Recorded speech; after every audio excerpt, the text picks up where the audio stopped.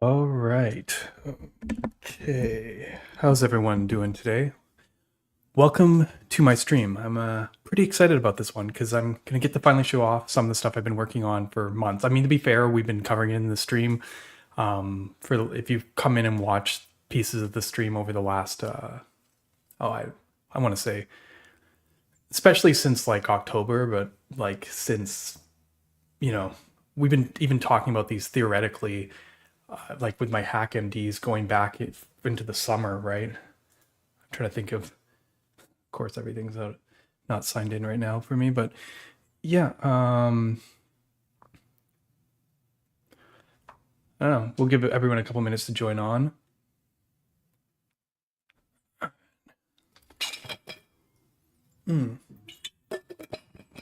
Probably also post on Blue Sky that we're live.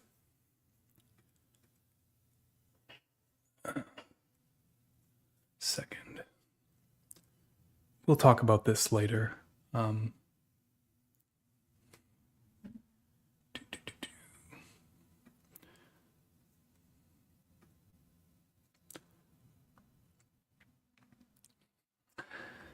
I just can't. I don't want to tear into React too much. We have too much important stuff, but maybe if we have some time at the end, we can talk about it.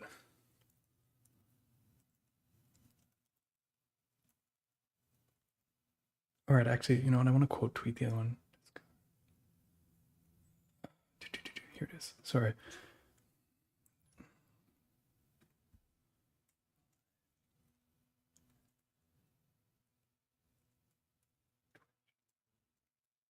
Should open that too. Sorry, I wanted to start this stream on time, so much so that I actually like just jumped right in, practically not even ready, just because as I said, very, very excited about this. All right. Good. All right. Cool. How's everyone doing? Everybody saying hi in the chat? Good. Hello.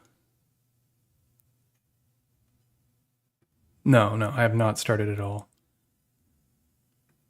I think I just said like an okay, all right, kind of talking to myself that might have come in before the stream talked. I was also adjusting the volume on my mic, so that might have been it.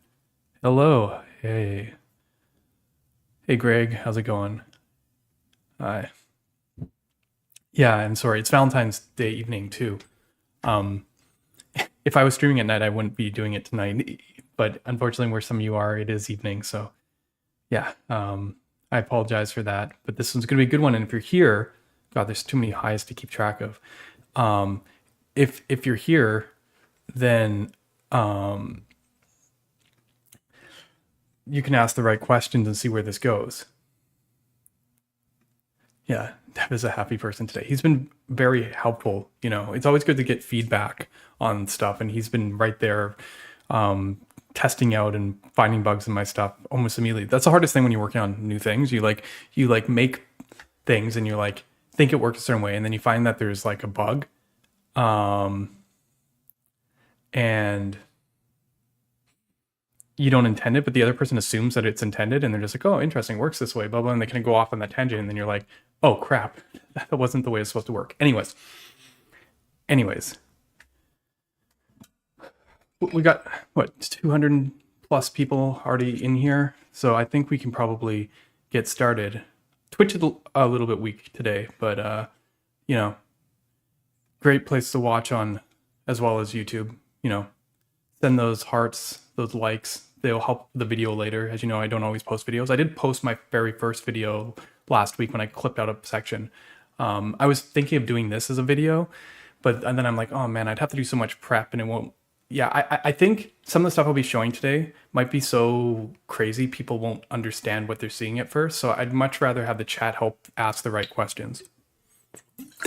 We're not at the like conference talk level, you know, raise the signal out of the component, local state, global state point of this demo yet. All right. So where should I start? Maybe I should just start here. This is funny. This example is the least interesting thing we're probably going to do today. This is like the easy part, the part I did like 5 months ago. But it's going to show something that I think will immediately put us in a different world, and then we're going to build up the solution from the beginning. I want to talk about several topics today. Async's the most obvious one, but I do want to talk about the idea of how push-pull can actually change your perception of how things execute. Like, I feel like a lot of frameworks have what I call granular pull, or sorry, coarse-grained pull, like React, and then people are just getting used to now about the push aspect of signals, where you're just like, oh, only this piece updates. But we can leverage the push-pull uniquely, and that's going to be a big part of these solutions. And then I also want to talk about some new types of reactivity.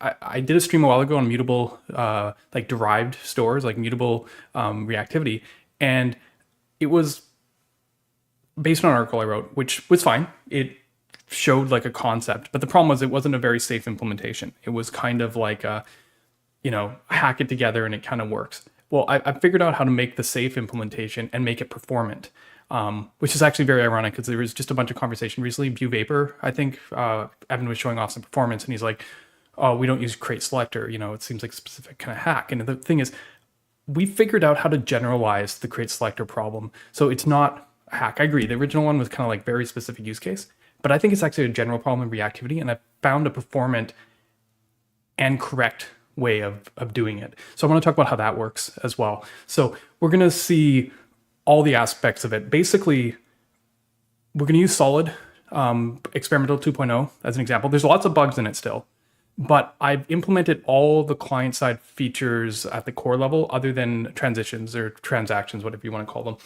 them, the new version of that.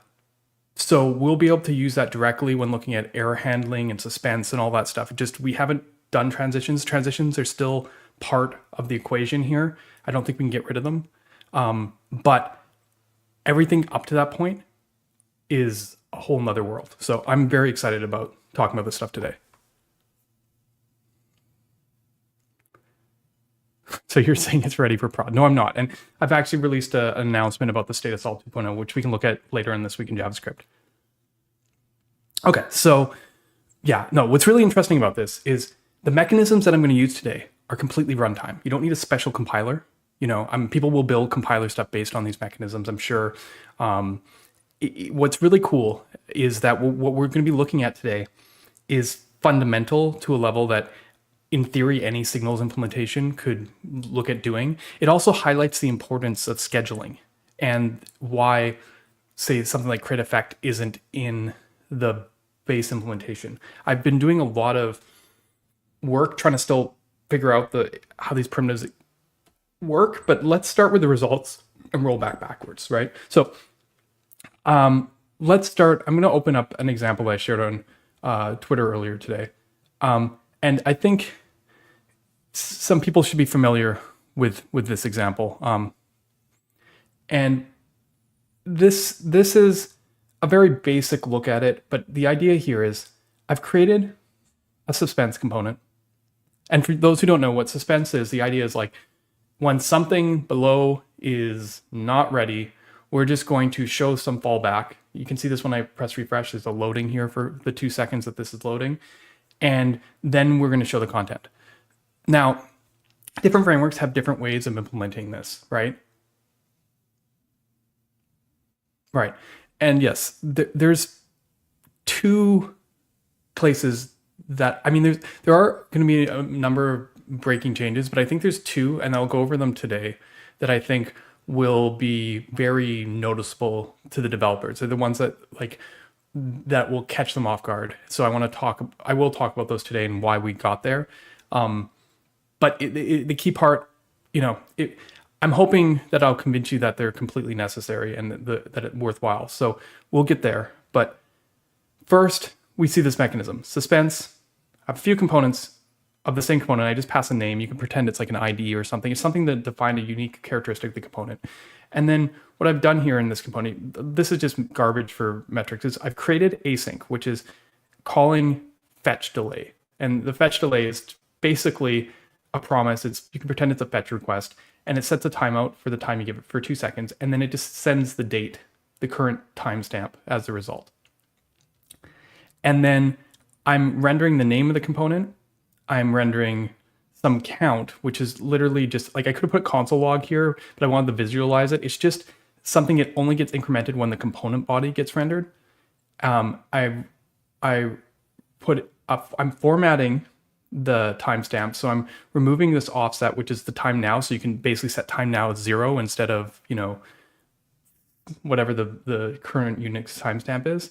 And I'm formatting both the time start that we get here and the time that we get resolved from A. And as you can imagine, what happens here is I'm going to refresh it. We're going to see loading while it's loading. And then what we're going to see is that each of A, B, or C rendered once, they started at time 0 or 0.0001. You can see it's basically at 0 seconds. And they all took 2 seconds to fetch because they all take 2 seconds to fetch. Basically, they all fetch in parallel. Right?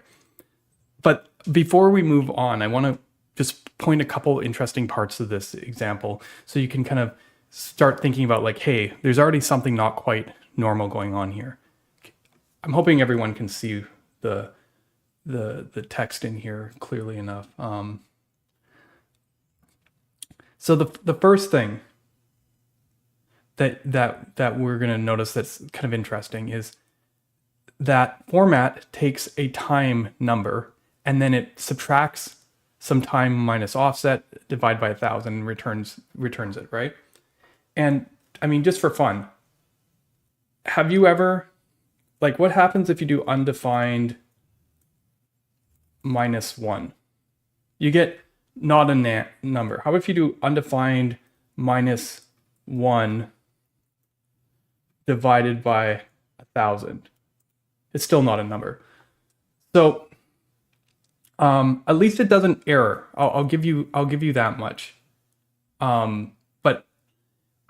So the fact that it doesn't error doesn't actually prove the point that I was thinking of showing here. But the question you might have here is, if we console log time, will it ever not be a number?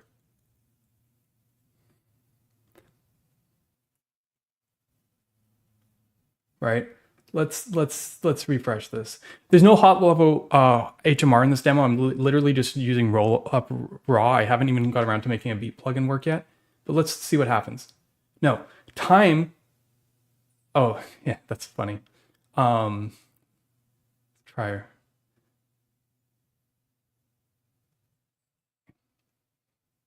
Yeah. It's because there's 6 calls. Each component calls it twice. So you saw the first 3 calls and then you saw the second 3 calls come in. If you notice, time is never undefined.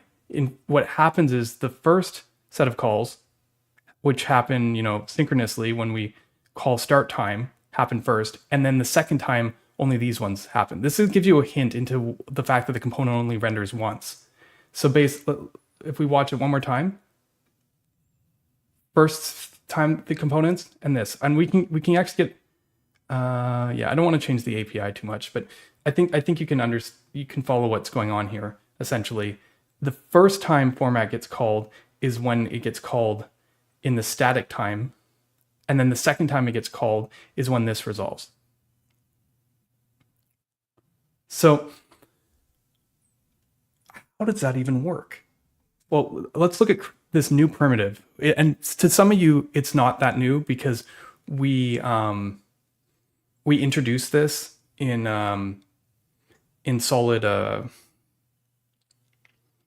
router in 1.0 time period, a very similar primitive. But this is now a core primitive coming directly from SolidJS called createAsync. And in this thing, if you look at the signature here, it expects it's a computation, sends in the previous value, and then expects a promise of a number, an async iterable of a number, or a number back. And what does it return?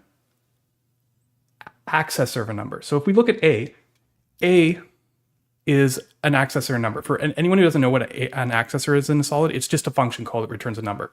This means that A never returns undefined, which is why we never saw undefined in here. That's why A will only ever return number. So all those like null checks, like, is it there? Is it ready? You know, and that kind of, is it ready is still a fair question, but the question of, is it there? Like, is no longer a question here. A promises that when you access it, it will give you the result async value. Oh, it will throw then. Exactly. See, people don't always get my subtweets. What you're gonna see is, and this is like the second time I've done this, you know, like categorically, is React having really good ideas, yet being very, very limited by their component model. Like basically, React has exceptionally good theoretical ideas in terms of being able to handle problems in a correct way. It's just that the thing you can do with React are so limited. So yes, we're throwing promises. I know. What does fetching have to do with signals? Well, you have to keep on watching this. See, signals have been synchronous so far, right? And I'm going to get back, we'll get to the basics and see what the tie-in. A is a signal, right? It is an async signal, but it is still a signal. If I turn this into just a signal, it's the same API where I read it.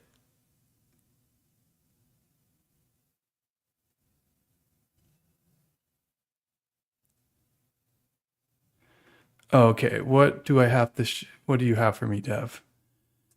All right. Yeah, we'll get there, Dev. It's a little bit early for that. I get where you're getting. I'll keep that one open in the background.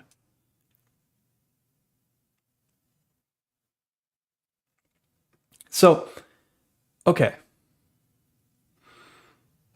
It is an async signal, and it's fetching in parallel because it doesn't throw where it fetches, it throws where it reads. This throws right here. When I accessed A, it threw, and it doesn't throw up the whole tree. I mean, I wonder if I can show the compiled output here. I probably can, can't I? You can see where it throws if I can just pull out the... This is obviously easier in Solid's Playground, but if I'm trying to remember where they put it in here in StackBlitz, it's been a while. It's got the weird name. It's like GitHub, actually dist, source, dist, main. Lovely, okay.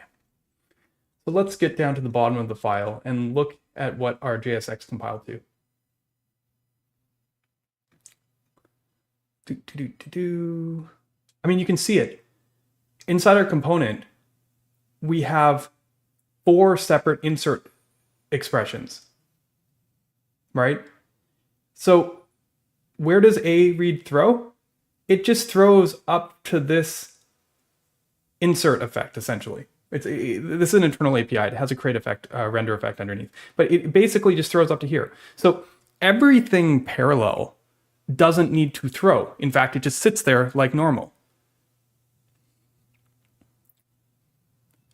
And then when it's done, we only need to rerun just this one thing. It's the exact same thing that we do when we show people how signals work in rendering in Solid. You know, there's the one effect. You know, you add all the components, you add all the things, and you update the signal, and you press the button on the counter, and just the one effect updates. Well, why can't that be the same for async, right? So we don't have to throw away our render tree just because we have something async, right? That would be silly. No, what we want to do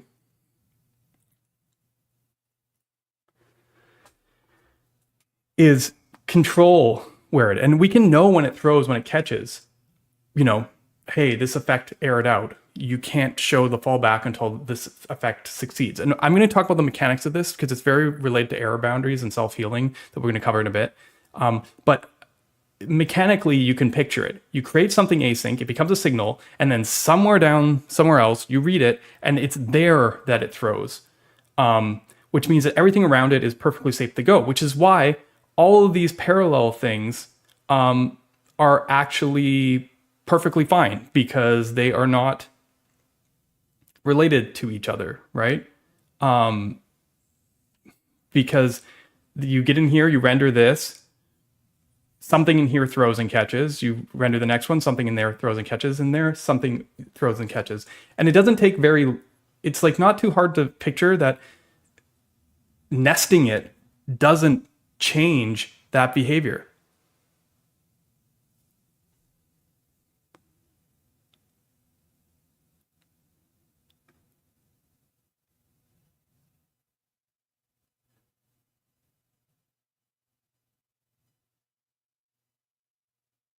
Yeah. The event handlers are a consideration, but we'll talk about that, because I've also considered this a bit, because there's some stuff here.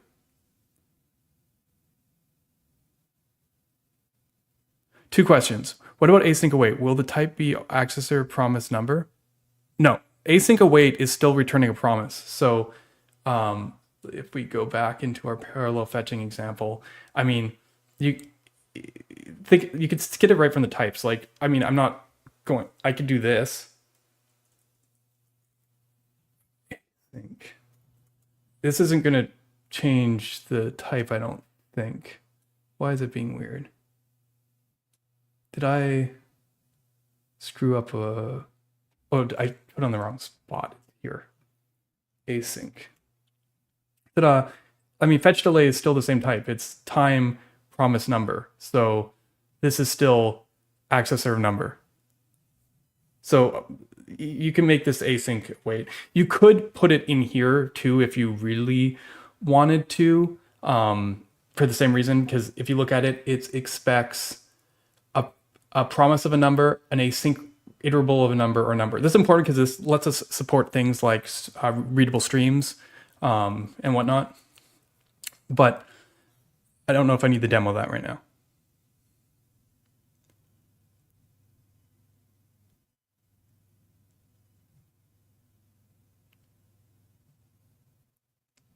I mean, this implementation is completely at the reactive level. So how much effort is for something like this installed? I mean, they could build the reactivity rendering system in a similar way. They could use a compiler to do some stuff. I don't know, like, it's definitely doable. That's why I'm talking about it here in a general sense. Maybe people won't like throwing, I don't know. Okay. Async starts when created. And we're gonna talk about that in a little bit. I'm gonna get to that. But the idea here is, if you wait till read, you can cause the diamond problem again. So generally, I'm on the position of that it should fetch eagerly or scheduled, and that it should basically maximize parallelism without causing overfetching. Which we'll do some nice scala draws in a bit to show what I mean by that. Okay, sorry, there was two questions there, right? What about async await and the types? Yeah, I think we covered that. Okay, let's continue.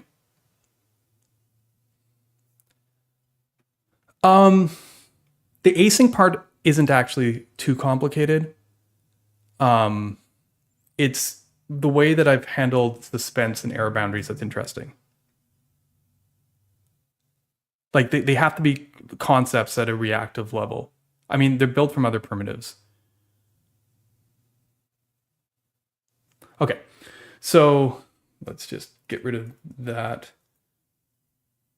All right, okay, let's go to our nested example, because our nested example is almost the same, except we have suspense, anchor, or so not anchor, it's funny, I'm so used to capital A being anchor. Suspense component A, and then each of these components, I kind of duplicated them, are basically the same as the old component, where we're still doing that count catcher, and then we're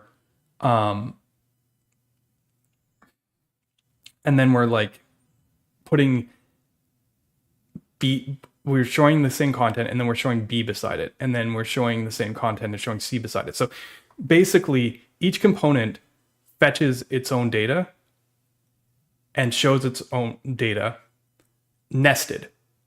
So like, as I said, A calls B, B calls C. So they're not parallel anymore. This one's doing, they're all fetching in their own component. Like A fetches for A, B fetches for B, and C fetches for C, and they're all direct descendants of each other.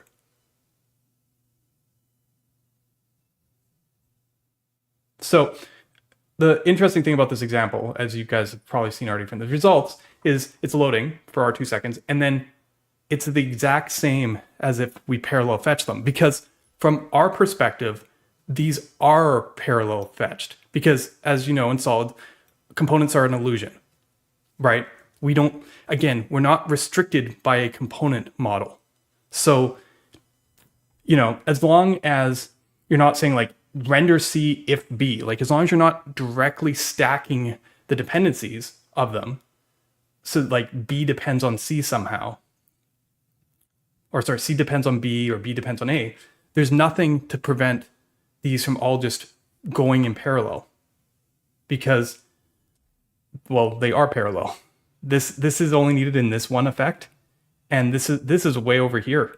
It has nothing to do with that. So now some people are like, oh, well, did we just do it? Did we solve waterfalls? Yeah, because components do not throw an out. So yeah. I mean, I've been trying to emphasize this forever.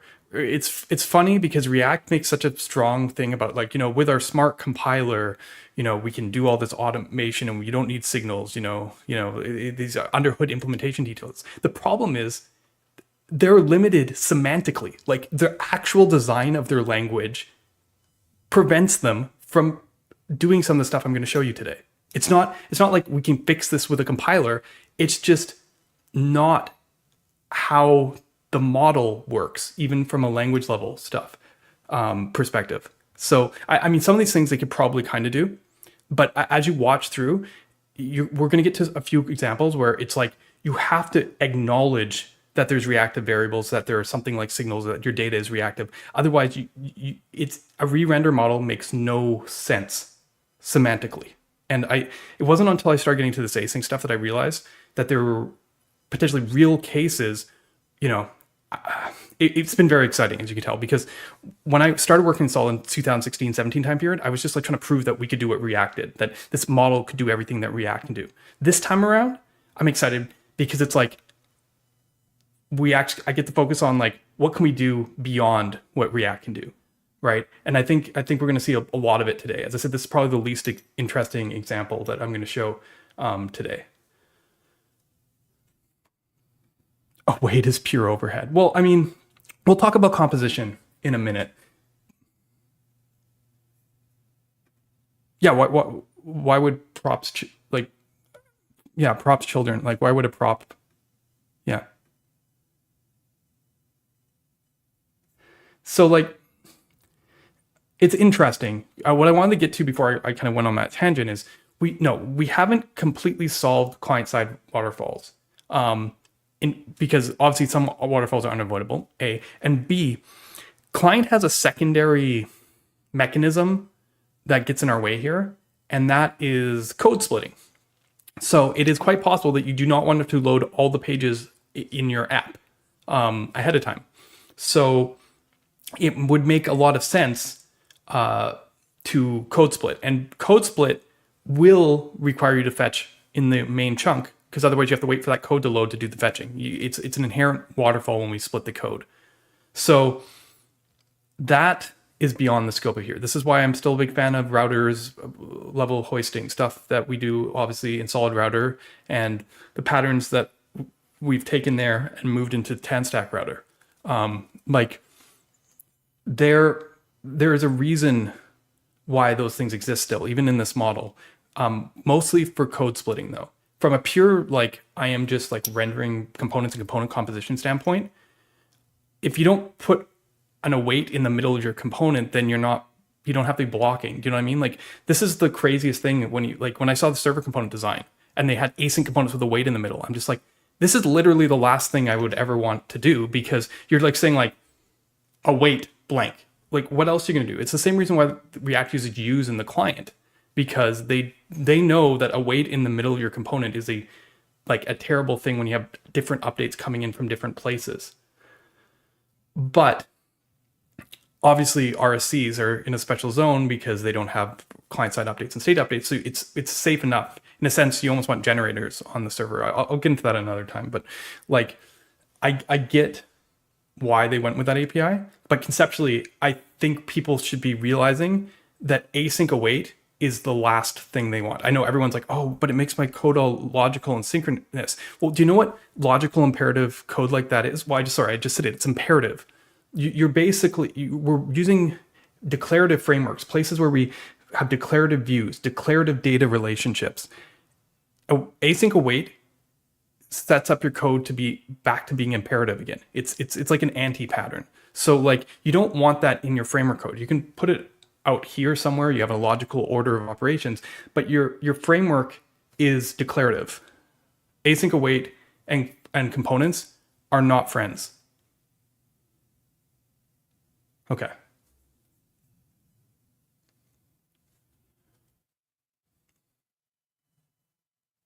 Make SolidJS or check out our native script and Tori streams that I did. Oh God, it's been a while. Was it? I feel like it wasn't just last fall. It was like a year ago fall, wasn't it? Anyway, there are native options. I am obviously, we don't have I forget how big the team is at Meta that works on React Native. It's huge. We don't have, several dozen people working on this problem. But I think solutions in the open source area are getting a lot better. Okay. Yeah. Okay. So this is like getting thrown in the deep end. I think we should step back a moment from these examples and kind of like get back to the fundamentals.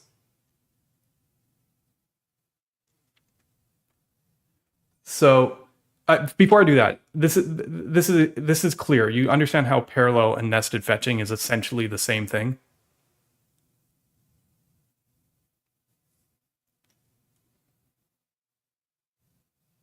So where do I put async fetch?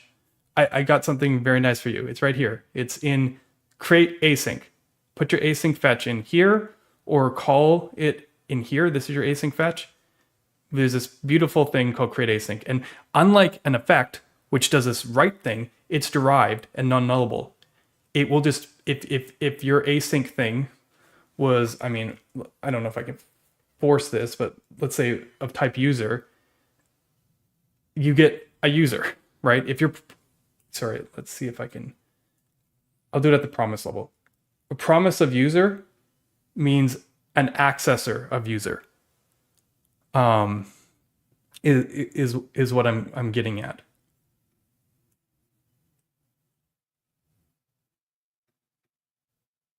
Okay. Yeah. I'm gonna have to mechanically show you that in a bit, but the gist of it is each of those effects are part of a queue that runs. The core scheduling here in a reactive system. Yeah, maybe it's a scala draw time a little bit before I even get into this. Is there's three pieces of the system, right? There's signals, which I will draw here like this.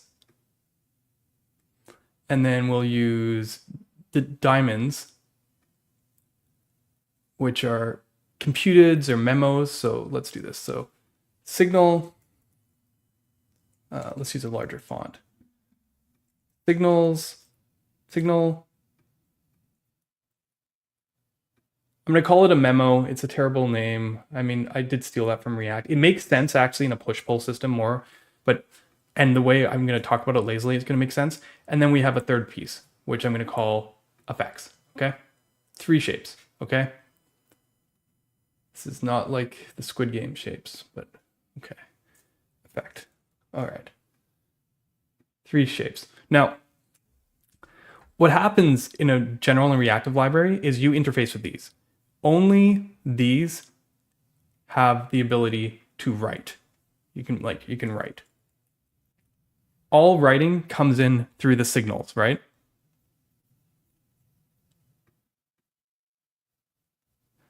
Don't worry, we'll talk about errors as well. So only writes come in through the signals. And then when signals get updated, they kind of, I'm going to use this as a dotted line here. They kind of tell the memos and any effect that I might have subscribed to the read. I mean, it can also be directly in the signal, but they kind of notify down. And then there's a smart heuristic of deciding what needs to rerun on the way up. I have a whole stream about this with Milo. You can check it out in the future. But the idea is then the effects, sorry, where's the dotted line? Bring it back. Then the effects end up going, oh, hey, have you updated? And it checks and it goes, oh, actually, I don't know. I need to check this one. Well, in this case, it knows the signal has updated. You know, it doesn't actually have to go up because the signal can tell it when it does the initial write that it's changed. But you can picture that it just kind of goes up the chain that asks this question. The point is, this notifies and puts these in a queue, and it puts them in like this stack that needs to know later to go pull them all down. So even though this notifies at first, this goes in a list, and this list you run through all the effects. So if an effect fails while it's running in that list, what I'm doing essentially is using context, more or less. I'm basically saying like every effect under this suspense boundary, because we have this concept of ownership in Solid, where this idea of like context is this idea of that any reactive thing built under another reactive thing is owned by the parent. So when the parent reruns, it disposes of the children. Our trees are actually just like almost like effects and effects and effects and effects. So what ends up happening here is we have this queue and it's owned by somewhere above in context is suspense boundary. If this fails, we're just like, okay, keep note of that. We'll need to run it later. And we just like tell that thing like, hey, look, more than one thing. I literally keep it in a set. It has failed.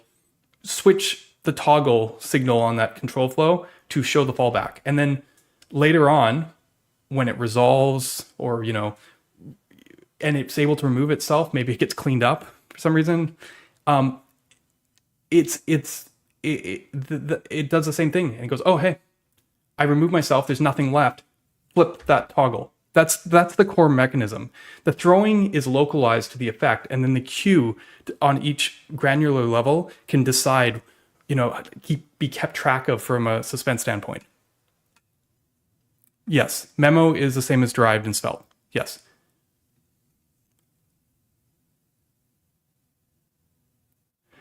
Again, errors, you could try catch inside your createAsync if you wanted to, but generally errors are handled where they're read, not where they're fetched, because we care about where in the UI we can't get it.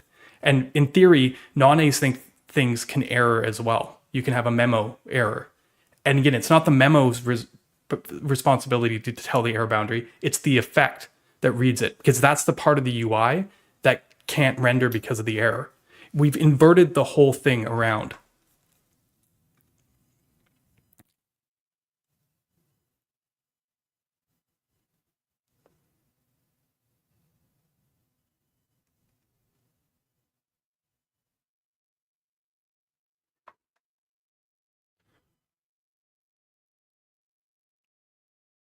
Okay, so I'm hoping.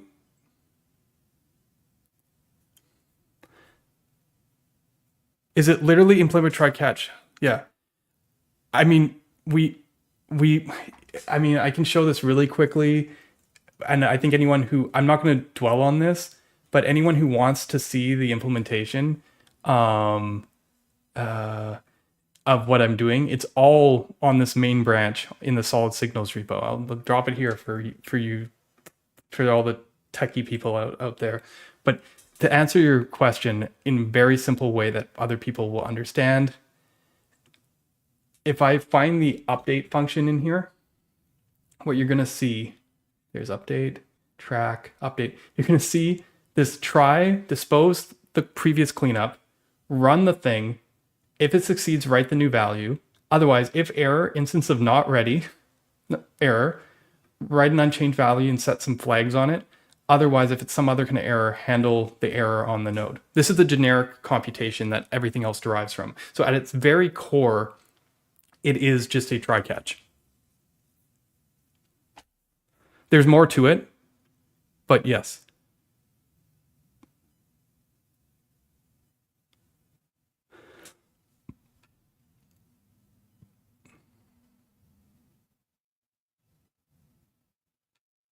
Right. Yeah, I'm hoping, yeah, so where was I? I was in Excalibur. Okay, so at the very base level, our mechanism is about pushing everything down to effects that get scheduled, essentially. Okay, so what I'm going to do here is I'm going to fork this parallel fetching one, and I'm just going to call it like playground. And we're going to build some basic stuff here. I forked the parallel one because it's simpler. We can get rid of multiple components. We can just have our one component. And now we can play. I'm going to get rid of most of this extra garbage. Count.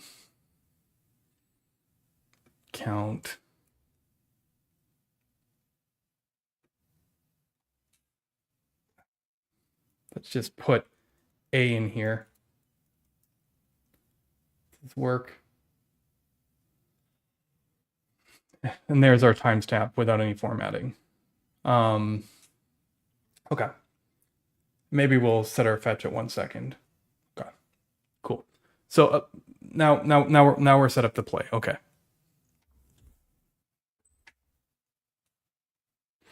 So yeah, I mean, I've kind of hinted at this already, and instead of time now, because I did the whole time thing because I was trying to like show the parallelness. Let's just do something silly where we just, whatever value we pass to this. So yeah, let's do value t, I guess. And then we will resolve value. This is just the most generic thing I can think of doing. And that way, when we say something like hello in 1 second, we should get hello in 1 second. And when we look at our types for createAsync, we get a accessor number. Why does it think we get accessor number? Because I told it was a number. Let's tell it it's a t. Okay. We get accessor string. Okay, there we go. Ta-da. Yes, the package is right here. You could technically use it today. It's changing still fairly rapidly, but it is a separate package. It's published on npm at @solidjs/signals. All right, so now let's talk about some characteristics here of our async here, because we'll just let's just leave there. Okay, let's talk about some characteristics of our async. So first of all, we can derive from it. So let's go upper. You know, this is always my favorite. Create memo a dot to uppercase. And we know this works. Hopefully upper. And we got capital thing. And again, if you think about it, this one I know for sure, but if we went into the console and said undefined to uppercase, we're going to get a type error. So this is non-nullable suddenly, which this is just a nice blessing. You know how much everyone gets annoyed at signals and ternary stuff? This reduces that narrowing problem significantly. But yeah, so here we go. It derives. But I think the part that might be more shocking to React developers is that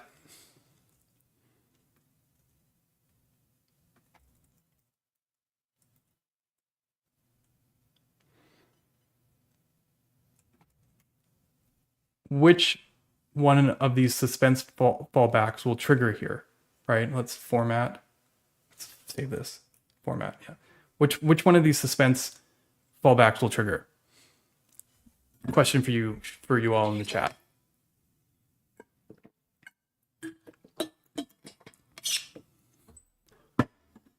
What would React do? Well, first of all, React can't do this because in React you can't. I mean, you can technically fetch above the suspense boundary, but then you're gonna have to use in here. So the suspense has to be in a separate component. You can't just like go, oh, I'm gonna fetch some stuff and then suspend it down here. Good. I think the chat knows what's up. Yeah, it's because everything happens on read. Loading 2. Yeah, so we don't need loading 1 anymore, okay? Solid 1 works like this too, except for Solid 1 has this terrible problem where upper actually triggers the suspense boundary because this is actually owned by here, and memos participate in part of this kind of boundary graph, whereas in 2.0, memos do not participate, only effects. So it's just this one effect in the div, and sure enough, this becomes our loading state. Okay, so, okay.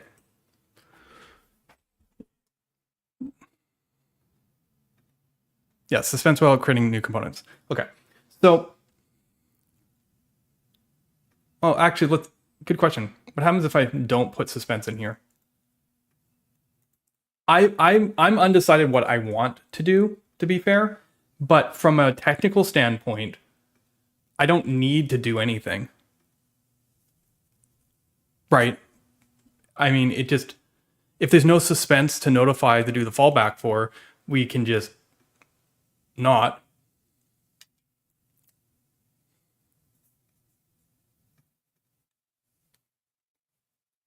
I like,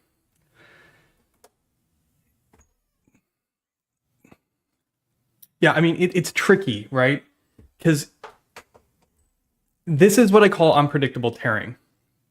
I have somewhat of a solve for unpredictable tearing, but the problem with unpredictable tearing is the intersection of async stuff with non-async stuff, right?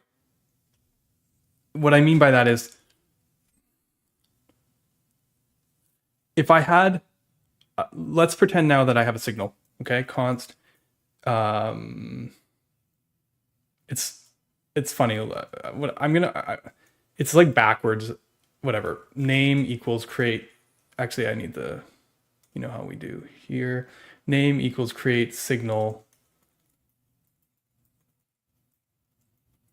Joe, whatever, right? And then if I was, I mean, obviously I can just stick it out here, right? And then when I refresh, you're going to see, hopefully, something work properly. What am I missing an import? Haha, create signal. Right, you see, this works kind of oddly, but it works. But if I do this, now they're entwined. So Joe doesn't show up until hello shows up. It's intuitive, but it's also like, it's, I don't think it's good. I'm going to do this. I don't think it's good that, I mean, this is initial showing, but what if name was 1, or was one name and then we change it to another name? Are we going to end up in a scenario? I mean, I can do it right now. I'll show you what I'm talking about. I can do it right now. We can add a button.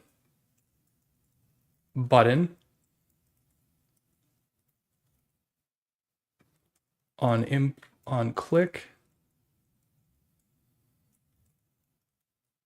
set name John. Set name. Right? Oh, sorry. Click.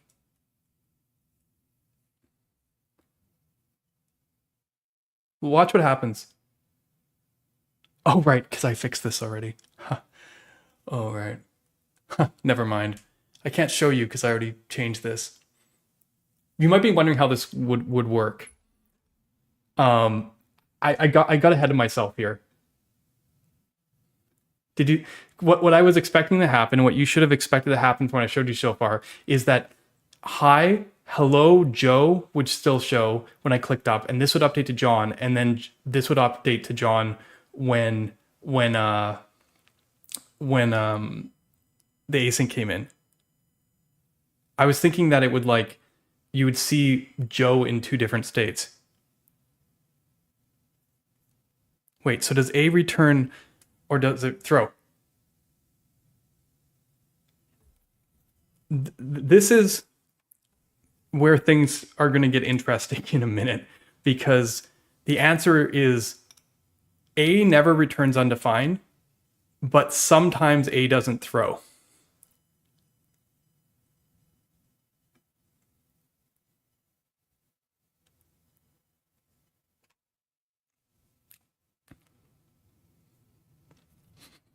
So yeah, I see the difference here is you, as I was trying to get at, is you kind of want suspense,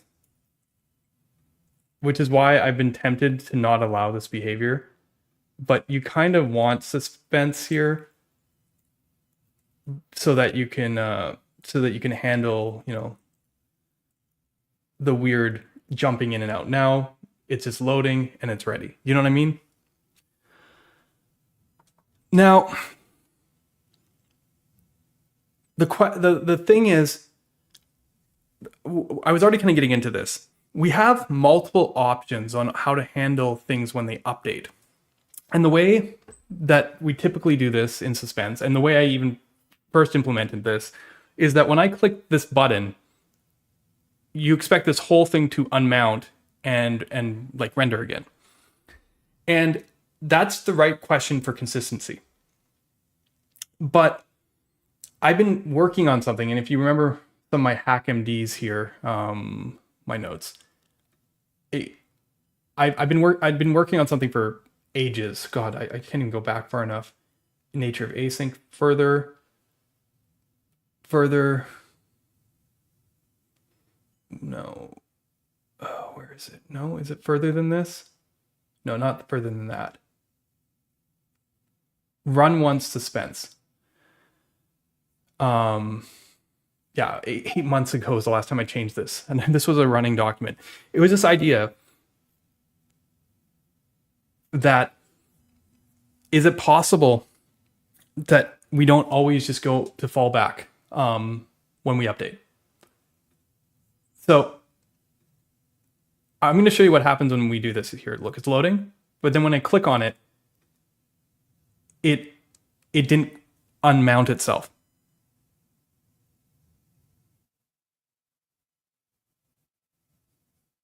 What happens if I console log in a component?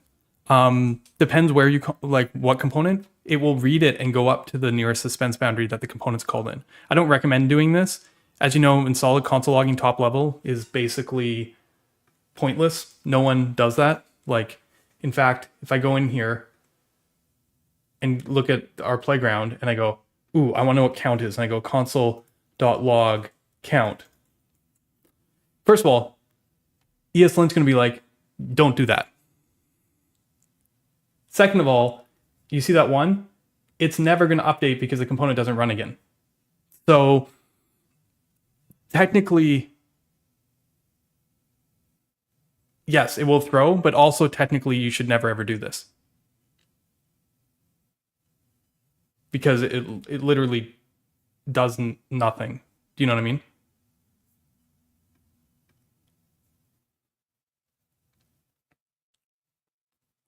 Okay.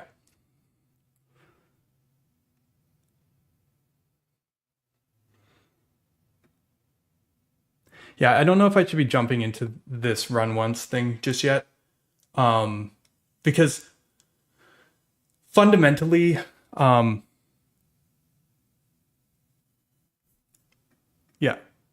no, I understand. But very quickly you will understand that it also doesn't work. So it's not so much a problem when the model literally doesn't work. The thing is, internally in the reactive system, I just showed you how this is opt-in tearing. And that's weird.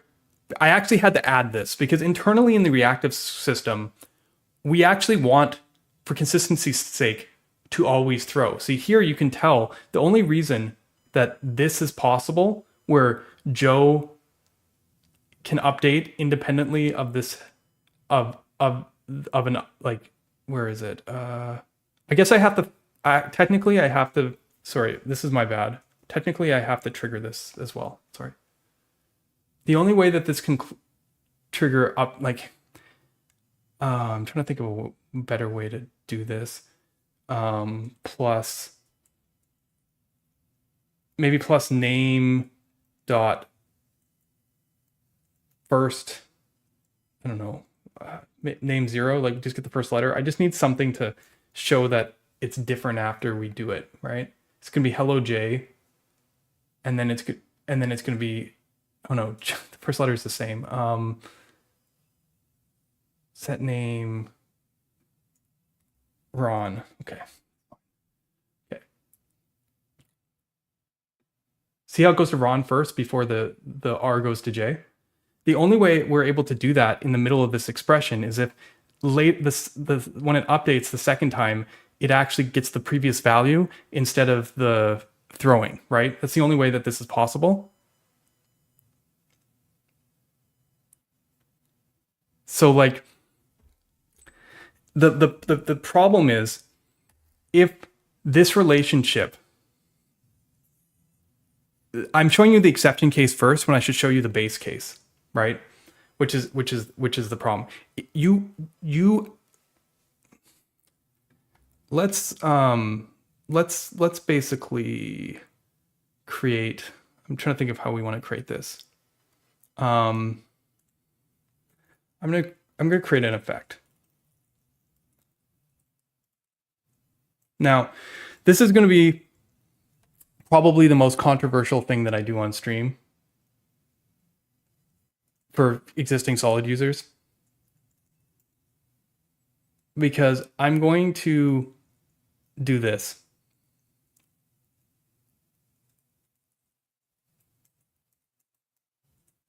And this is not a particularly happy thing for people, because I'm going to show you, because essentially you're like, why is there two functions? Right? Why is there two functions? And when I refresh the page, you're going to see hello J. And when I click it again, you're going to see hello R when it finishes. And it's because this effect separates the tracking part from the actual side effect. In a sense, this is like the dependency array. Yeah, the only reason I didn't do this is because it also passes the previous value in, so it's going to console log multiple things. I told you that there was 2 breaking changes that I foresee that would really get to people. This is one of them. React was right all along, got it. Yeah. And I'm going to show you why in a minute. It looks a bit like ViewWatch, yeah. And we had an on helper before. It's just any VDOM library already kind of knew this. There's a very important reason here. Well, first of all, I want to show you something interesting. I don't know if you guys picked up on it. But the first interesting thing is,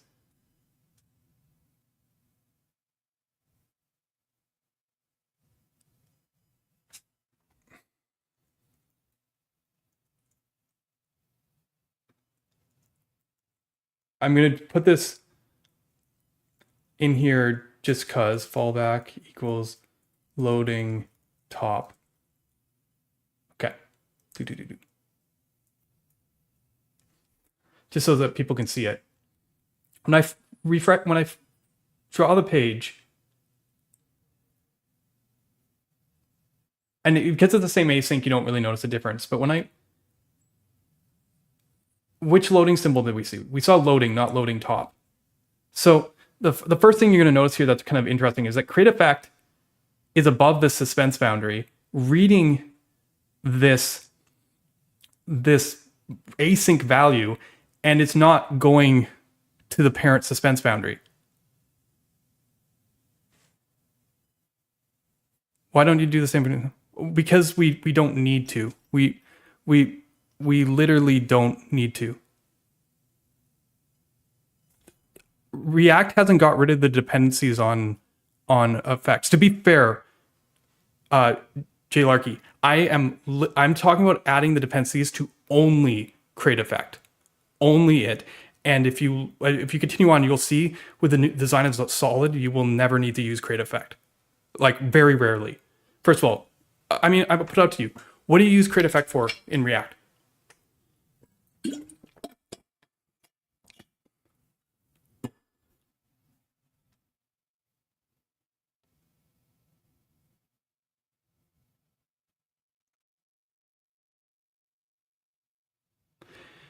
The funny thing is, if Felt wants to, they have two choices here.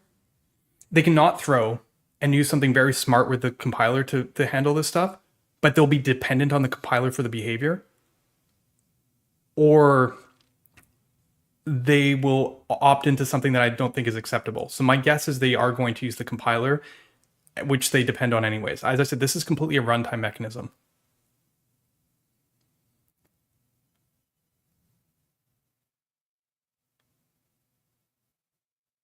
Yeah, but what do you use it for?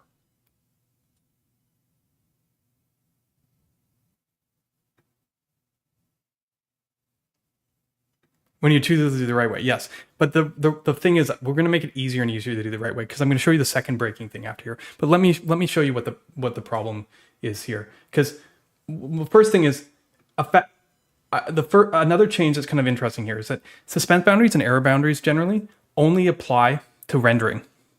We have create render effect that triggers it. This doesn't need to be part of it. Technically speaking, effects can handle their stuff. They can handle their own errors too, if you want to. You can make them go to an error boundary, but default wise, what I'm thinking is effects are like a mini app. They're like their own thing. So you can forget about suspense. You can forget about all of these different mechanisms and just play with signals, memo, and effect, and they will do what you expect. createEffect will wait for all the async to resolve, and then it'll run the effect as it's able to. Right? The problem with the classic effect design, I'm going to show you it. I don't know if I want to do it as a live code example, but I can show it to you as some dead code. I mean, I can show it to you live as well. Let's see if I can pull it out. But I think it's the thing. If I actually go into the next channel on the Solid Discord, we will see. I actually literally came up with an example this morning where I asked everyone a question, and I was like, "Here we go."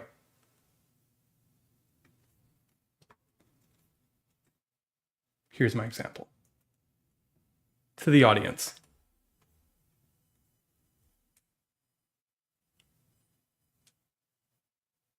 What,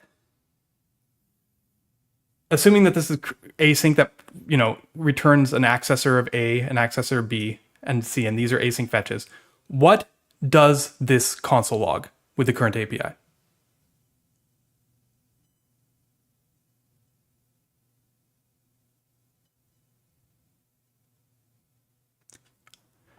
Right? Basically, fetch A returns A, fetch B returns B, fetch C returns C. Does anyone know what this console logs? ABC. Undefined. Nope. Maybe. The answer is I don't know. it can return all of, I think Dev actually wrote all the possibilities in here. It can return AAB, ABC. It can return ABC. It can return ABABC. It can return AABBC. It really depends on what order these things, because if A isn't ready, it's going to throw and then nothing else logs. But if A finishes and B is ready, then or isn't ready, then it's going to throw, and then it's going to rerun it again, and then it's going to run A and B again. My point is, I don't want my effects to be unpredictable like this. Yes, because async throws. Yes, it can't be undefined. Yeah, like I don't know, right? Whereas if I went in here and wrote this, which again isn't going to make me any friends, but if I wrote this, it will log ABC exactly once.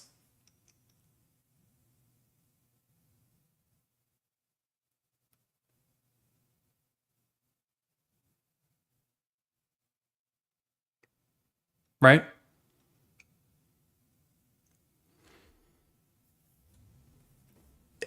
Like, this is not, I don't think, like, here's the thing you have to understand with async. There's only ever 3 possible options with async, okay? Teaching moment. 1, you bail. 2, you stay in the past. 3, what's the third one? I always forget this one. Bail, stay in the past, tear. There we go. There's only 3 options, and every decision that you make around async is going to follow these 3 options. Right, approximate, yeah. Approximate, yeah. But approximate is a version of stay in the past.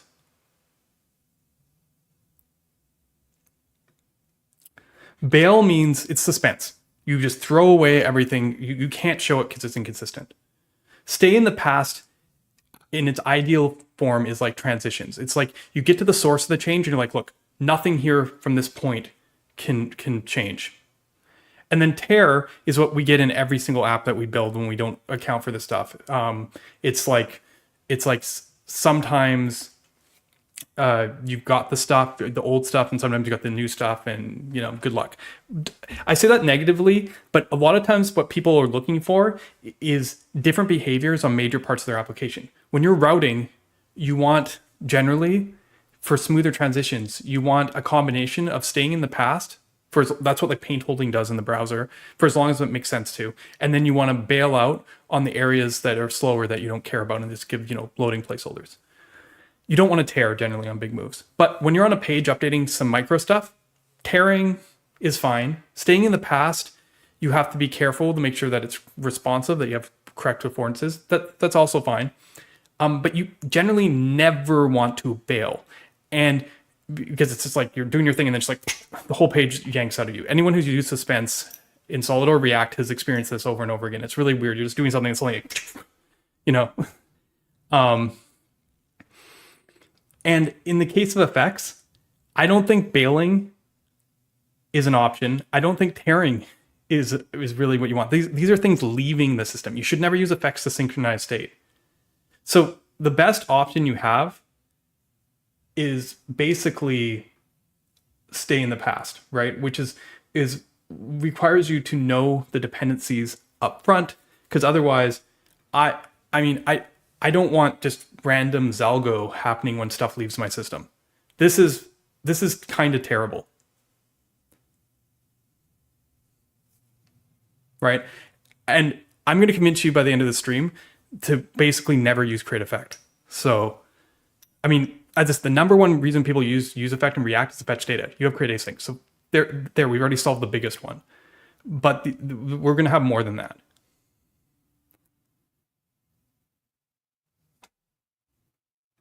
You could do that if you wanted these all to be wrappers. We had this debate all the time with the signals. The thing is, we use a lot of prop getters and like props. So there's another reason you want this predictable. And I think this is the most compelling. This is what sold me in the end. Do you want to know? Do you know why? Last shot at it, everyone. What does this log?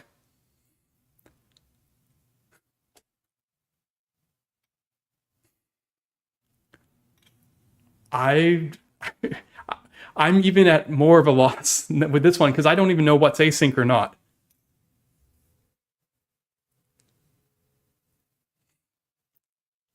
Right. In a world where no, it doesn't need to necessarily. As I said, this isn't to do with rendering.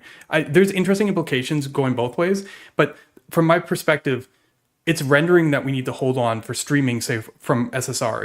It's rendering that we care about in terms of whether we can move to the next page. We can hold the paint, like basically we can hold the transition, the painting, and then have other stuff in the background. Like I think the problem is people are thinking like they're going to use createEffect, and they're really not.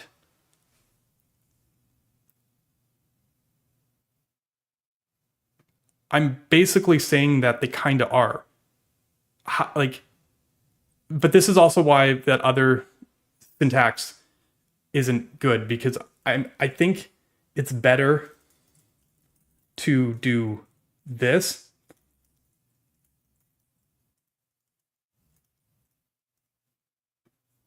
than do this.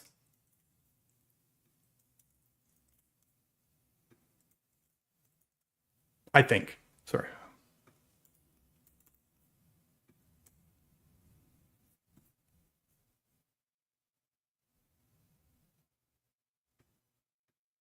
Well, it runs at the same time as it. You shouldn't be doing your side effects in it, but it does get scheduled. It does run after other stuff, but the other stuff is mostly lazy. So anyway.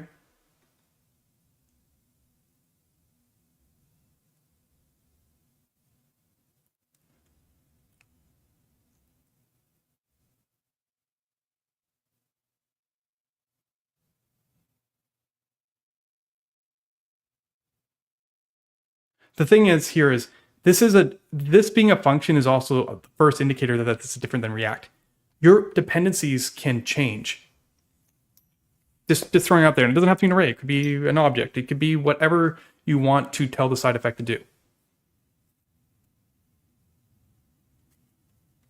Can I return props? Yes, exactly. Why not? Yeah. Why are we even doing this? This is even better. Bam. See? Win. No, you can actually you can't. You know why you can't return props? Because there's no reactive access here. No, but you could return props, right? You have to read. You could return props.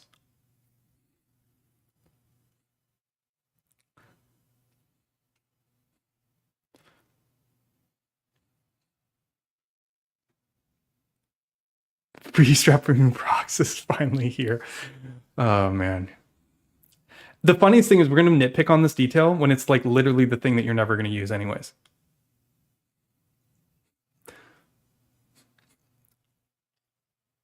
I knew this was going to be the point of contention that people are doing, but you understand why this is just craziness. Yeah, no, we can't do that because you need to actually read the properties. We don't know what's changed. Yep, definitely thought about this. There's lots of problems in terms of like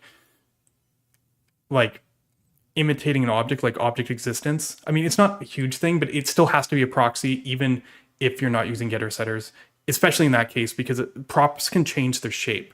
You can have different props be defined because of spreads. So like you have to be able to ask the question, is A in props? But in order for that to be true at some point in the future, you actually have to make it so that anytime you access any prop, it returns a function, even if it exists or doesn't exist. So in general, it's just not a good idea.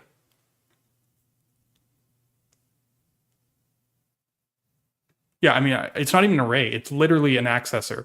You can return an array. You can do things. You literally just a tracking context and non-tracking. It's not even a dependency array. Everyone just sees it and they're like, oh, it's the dependency array.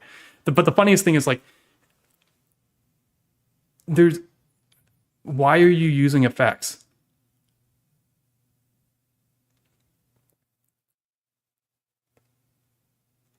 I don't know if they're dramatically better. Proxies are always a performance hit, but they're also what makes it a lot more ergonomic to do deep reactive stuff. And there's some superpowers in proxies that hopefully we'll get a chance to show later when we get into the mutable reactivity stuff. But what are you doing?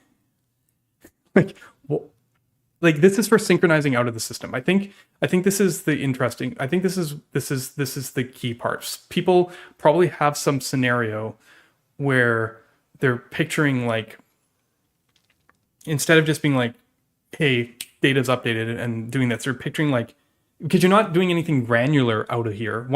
The more dependencies you add to this thing, the more convergence is happening.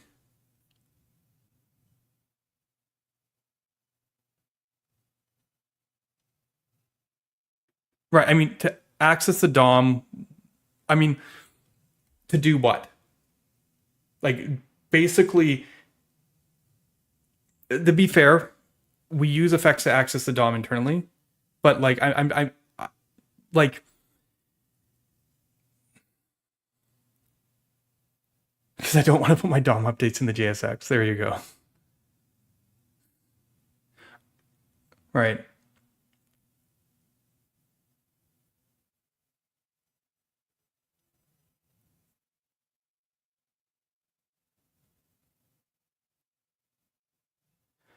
How do you do an action based on changing prop without an effect? I don't see what. Well, the question is, what type of action again?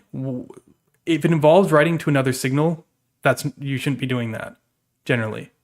So, or it should be avoidable. So again, if it's updating the DOM specifically, yes, you have a good point. You should probably create some kind of render effect, using refs. Yeah. These are all things where you're basically getting a bunch of signals essentially and telling it to render. Like, these side effects of the system make a ton of sense. Don't get me wrong. I'm just like, I'm still very interested effectively, like how big of a difference this is. Yeah, onMount is something we end up using a lot. Yeah, yeah. If you need to read from the DOM, these are the situations. It is all of those edge cases. Why not use a compiler? Okay. The same reason that Svelte 5 doesn't use a compiler. The way Svelte will use a compiler here is that they will have to introduce an explicit syntax. Because with a fine-grained runtime signals library, you no longer know that this is a signal. Like, it could be a function, it could be anything, right? So you can locally optimize, but for like async, you don't know if stuff's going to be async. The only way that I can think about doing it is if you introduce the await keyword and not actually await. Because in those kind of scenarios, await has this beautiful thing from an async stance that like the consumer has to await. So you know that it gets pushed all the way up to where you are. You don't have to worry about the pull progression. So you can make assumptions off that, but you need a definite syntax to make that thing. And I don't intend to use a compiler on your JavaScript. Compiling JSX is fine. We don't actually compile the JavaScript. This is a purely runtime mechanism. If the only casualty is createEffect requiring split execution, when it's literally the edge of the whole graph, I'm going to consider this like a huge win.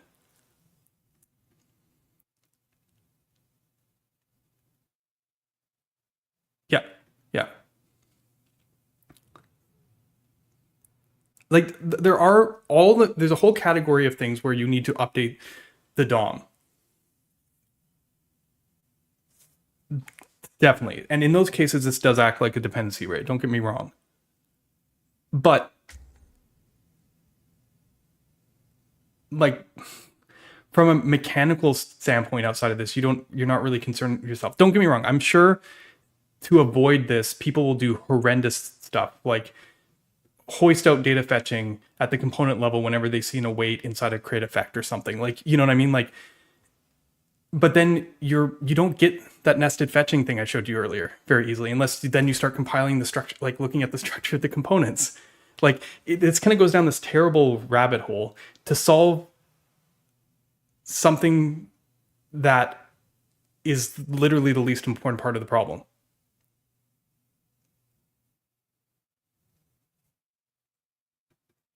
No, it's literally only createEffect and renderEffect under the hood. We don't, because everything until you get to effect is on the pure side. It's split. It's lazy. You know what I mean? So the whole chain from signals to memo to the front half of effect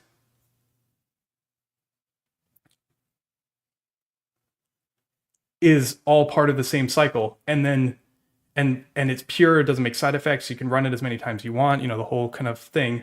And then all the real work happens on this side.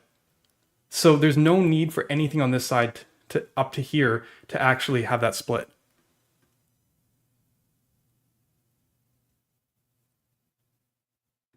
You want to return the value instead of access them again, because if you access them again, then they'll throw on the wrong side. I mean, technically they won't because they'll be caught. So you could get the latest, but there is a benefit. And this is a point of contention between me and some other people. What you're guaranteed at the point of getting here and getting these values out is something that is consistent from here. If you start reading this again, and people are writing to signals and effects, it's possible to get inconsistent state. You'll get the most up to date, but you'll get inconsistent state on the back half side. Whereas here, you know, if you're reading from here, you get a snapshot. Like the mental picture you should have for createEffect is, I am leaving the system. This is for things that are not part of my, you know, these are side effects, things that are not part of my rendering. Yeah, it only needs it because of what I've been talking about here. Nobody is able to answer me to what this console logs. It is impossible to answer this question, and it's scarier that it's impossible to answer this question even more so. Like, from a correctness standpoint, I don't even know if this is debatable.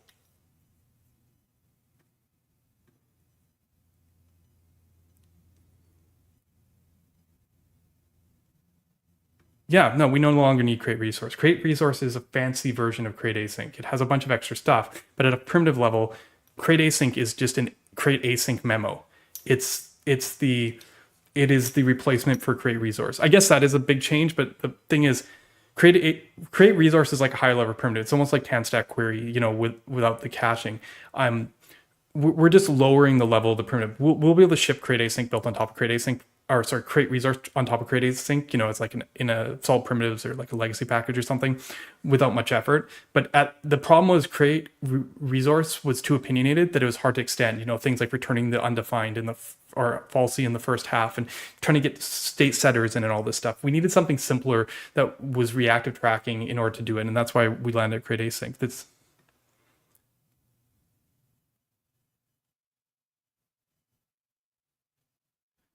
The thing is, and you've seen this so far with TAN-stack, TAN-stack just imitates the behavior of the base behavior in Solid. This is the beautiful thing. They don't have to worry about all these rules around async because we handle them.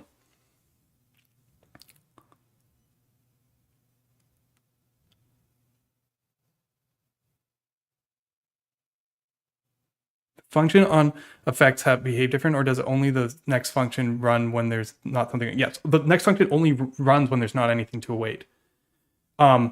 Now, as I said, at its core, we want this blocking async because I I'm going to show you a couple little quick graphs, and you can understand here. What we're going to do is we're going to color things that are async red and things that aren't async green, and then you can kind of get an idea here. And okay, so everything starts with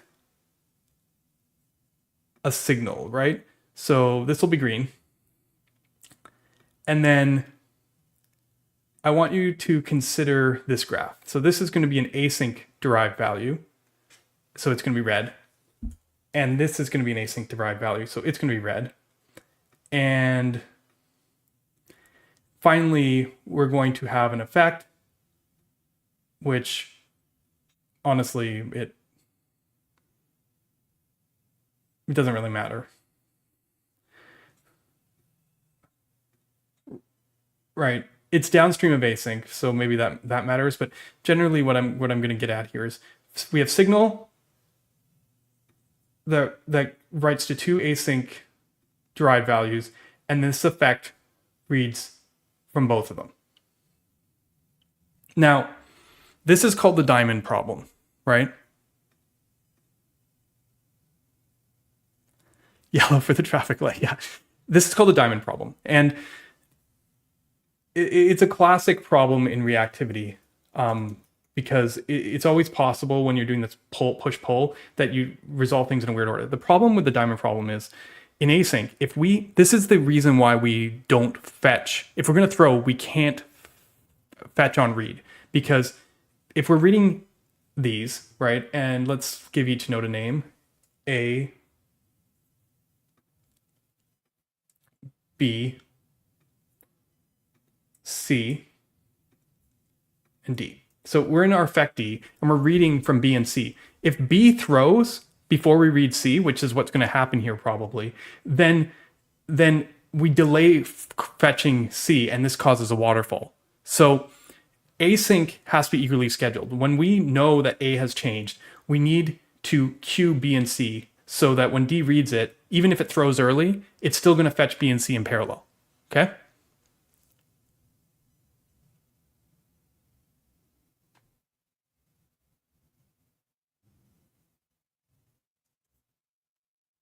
I mean, you can do this if you want to a certain degree, but I couldn't enforce that. So if you do that, you could just put it here, but there's no way to enforce that people would do exactly this. We could leave, sorry, going back to this conversation, we could say that, I mean, there is a way to make this predictable or solvable again, right? You just got to do this. Const A1 equals A, B1 equals B, C1 equals C, beautiful.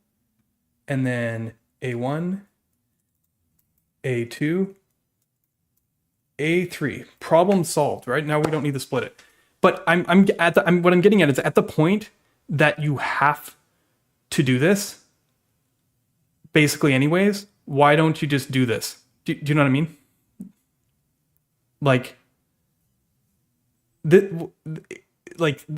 yeah.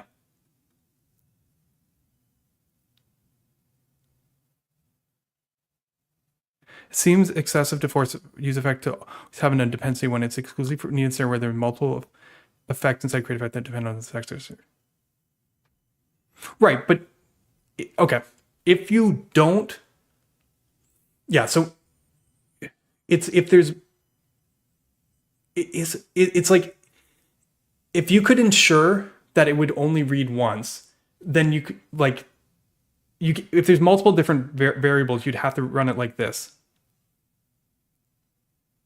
Like I want you to think about this for a second and realize that you're not right. You either if it's A, then the cost is basically nothing. And the second that it's more than one thing, then you know what I mean? Like it's not excessive. You're right. It could be, it's excessive if this is always a single console log. No, but I guess the argument is if this is always a single console log, then there isn't a problem. There's actually a different problem, which I haven't got into yet. There's the question of how you handle cleanup. I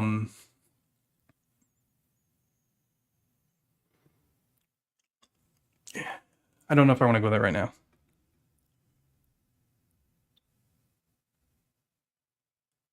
createEffect has always been bad.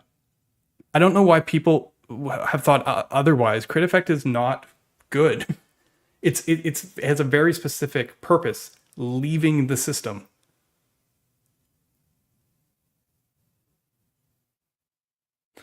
Yeah, I mean, it's the same problem with this. This is smart, returning the function internally, but again, you can't enforce this because people might not return the function. You know what I mean? Like they just like, oh, createEffect, same syntax as before. I'm not going to do anything differently.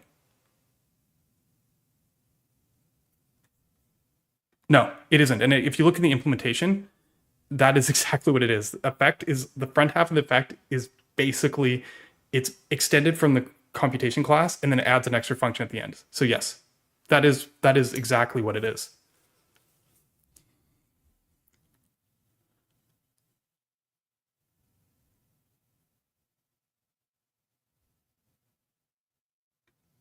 Right. But again, you're looking at it backwards. And I know this is so terrible because it's what the React team said, but like, why are you accessing random functions in the side effect part? This is going to, yeah, I mean, this is a big,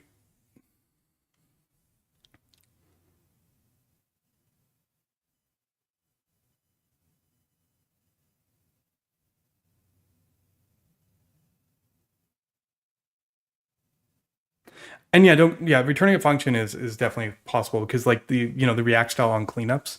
I haven't really talked about that, but one impact of the split is there's a difference between pure cleanups and effectful cleanups, which gets us in a zone where you want to do the React style return cleanup function on the effect side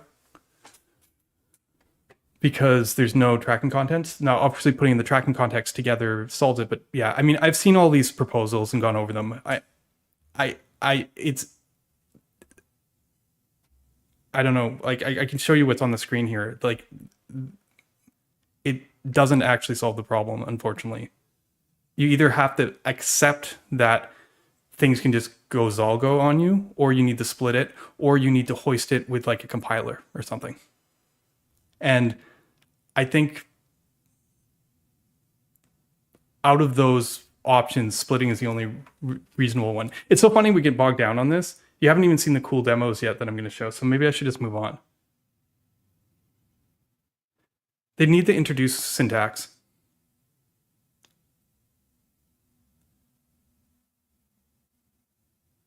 Yeah, I mean, no one's preventing you from doing a console log on the pure side. To be fair, okay. I just wanted to show some important things related to this because I've shown you the diamond problem. So this is why fetching has to be eager. But there's another similar problem that I want to show you, and that's what I call the flag problem. Okay, want to see the flag problem?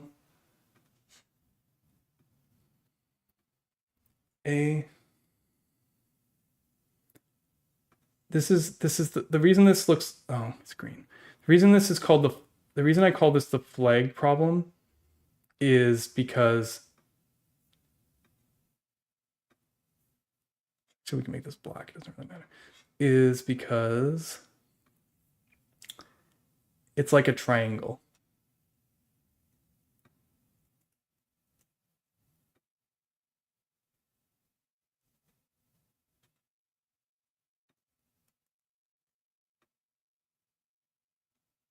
It's a slightly different shape.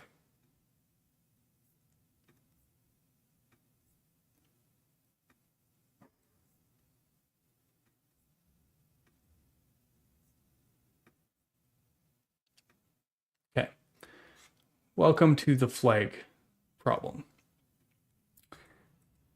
The only reason that the flag problem is even a piece of conversation here is because in this case, this is an unavoidable waterfall. But this is a very big argument for why you want to throw and not tear. And by tear is only accept the last value. It's as long as it's resolved once, right? Because like this with the diamond, we can eagerly try and fetch both of these. This one will start fetching. This one will try and read B and be like, oh crap, throw. Like it won't even be able to start fetching. That's expected. But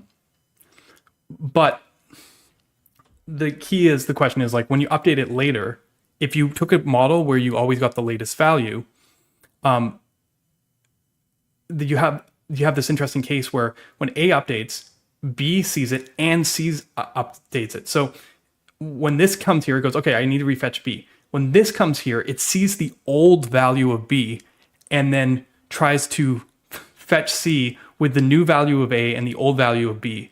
And then when it's done, it will try and refetch C again with the new value of B and the new value of A. So you fetched 2 times instead of 1 time. This is very, very, very not good from a data fetching standpoint. Throwing protects us from this async consistency problem. But if we were trying to read the previous value, we would have some problems here. So our async system throws completely internally in these scenarios.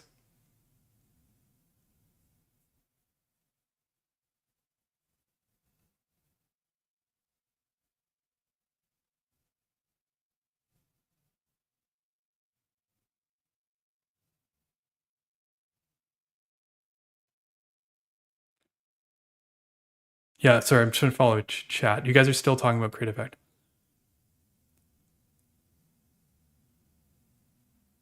I mean, this would. This is the. I mean, we could do that directly, but I mean, you've already seen it here in the stack blitz example. Upper is also accessor string, right? It's not going to be I don't think it's going to be async accessor string. So by the time we get down here, it's, you know what I mean? Async is transitive, just like normal reactivity with this model.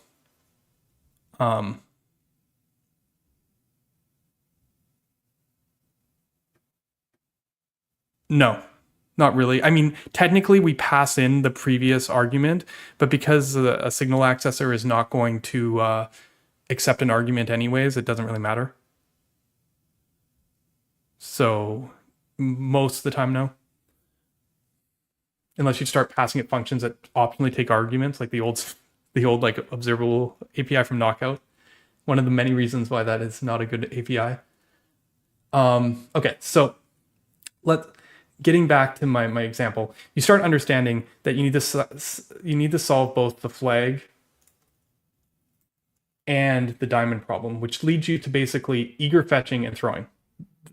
But I mentioned earlier that it would be cool, and we saw this in the demo here, where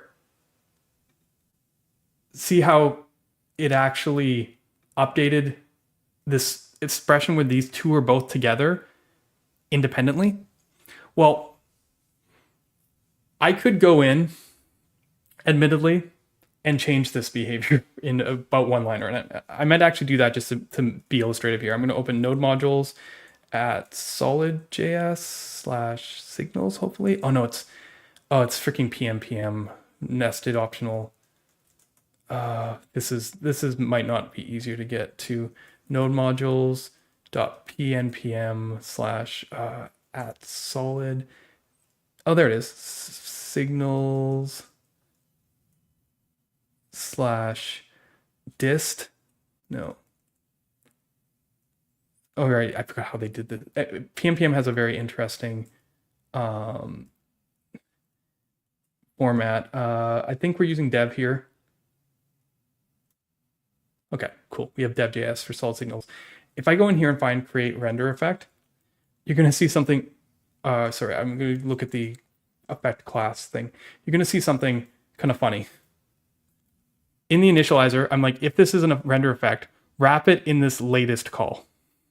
Otherwise, do it as normal. So if I just kind of comment out this line and then run our example again, we're going to basically have classic. No, okay, it's not in dev. It must be in prod. Okay, we can do this again.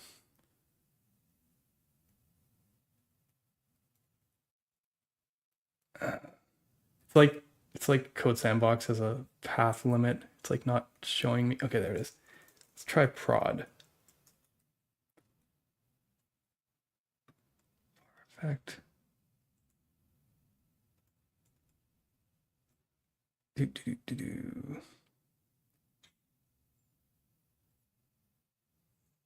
one's this? Effect, render effect. Try commenting this one out. Hopefully that this is not a result of something cached. Yeah, there we go. There we go. Classic React behavior. So when we click here, it goes back to fallback. So what I've done here is I've made normal effects run in this graph exactly the same way that, sorry, where's my Excel draw? Like that everything throws the way you would expect. But one of these things we were thinking of to make the experience less jarring, as I said, is this opt-in tearing ability. But the key is only the D has this latest wrapper. Latest is a helper that says, hey, it's okay. Like if there's no value, throw, suspend. And it's like .latest on create resource. But it applies to a whole expression. You can literally just say, like, for this whole function, access like 6 things, show me the latest value. And what we can do here with latest is we can essentially wrap this. So only the closest things are impacted. So if you have, if you're just reading C from here that's wrapped in latest, it doesn't change the way that this throwing behavior behaves. If you're wrapping B and C, yeah, the effect will run, when B finishes for C finishes run again, but it won't impact anything above it. So you have this ability to treat the graph consistently and just tear at the edges of rendering. Latest is a helper that essentially goes, look, I want to tear. We have in Solid 0.1, but now it is something that literally can wrap whole expressions, right? And the reason I'm showing this is we've made it so that, as I said, render effects essentially are latest by default, which brings me to my next example I want to show you.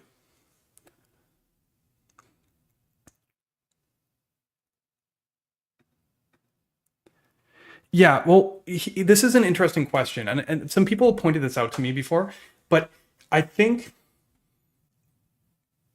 the way this works is, who's responsible for putting suspense in?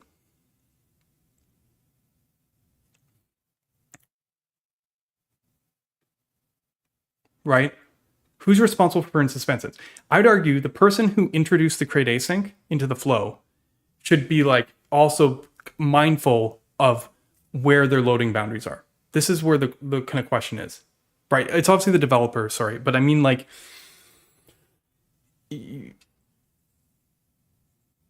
there's basically no way to know if something is async, but it also the where the source comes in is where the key to this is. So like, okay, let me pull up the next, because this is all building towards this next example. This is Stack Blitz.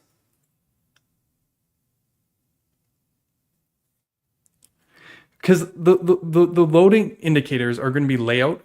The suspense is a layout consideration. And I think this whole run once will actually make it scale better with teams, because you don't have to worry about the thing ripping out under you. Because the problem with suspense right now with the ripping out is someone adds something async and then suddenly it's just like, you know what I mean? Like, so yeah, let me see here. Solid 2 experiments. This is the one I want to open. This example was originally created by Dev for his stream, and I'm going to comment this out, and I'm going to rerun this. Okay. So this example is a little bit more complicated, but it's going to show you a bunch of stuff in play. Okay, and we're going to get into error boundaries here in a second. Okay, so first of all, let's look at what this example does.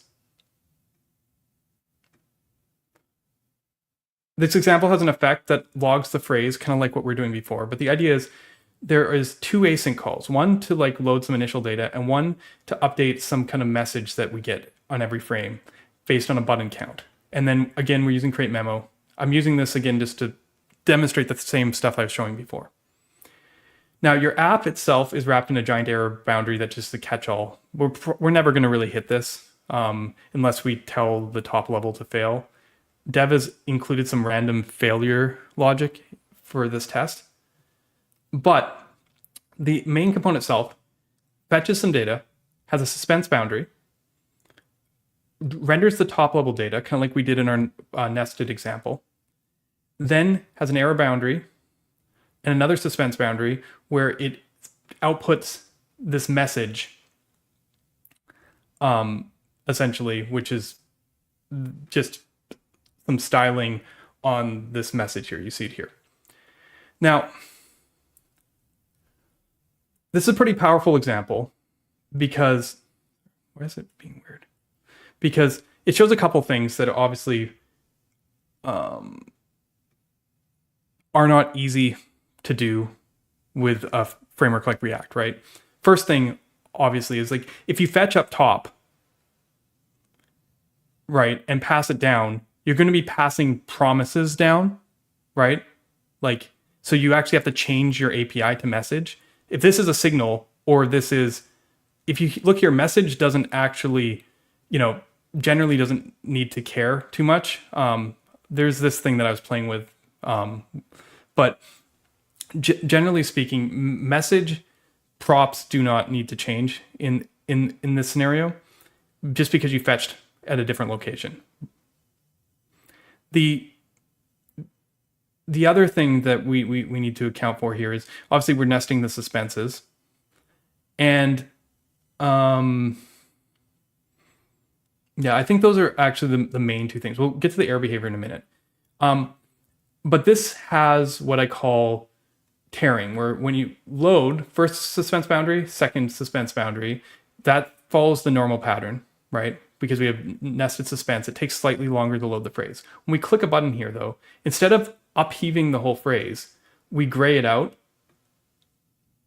by basically giving a different affordance. And the way we did that in this example is I use this isStale helper, which is interesting because isStale is kind of like the opposite of latest. You can ask any reactive phrase here, am I stale? It could be upper phrase, it could be upper phrase or user.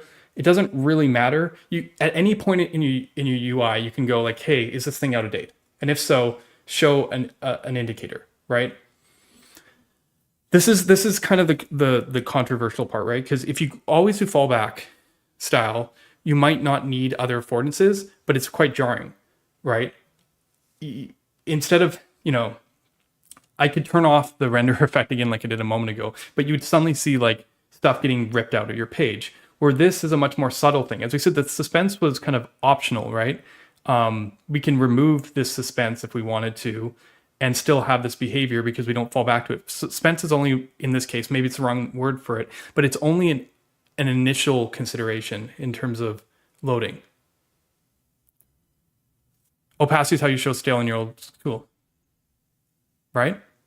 So yeah, so this is kind of like fairly straightforward, okay?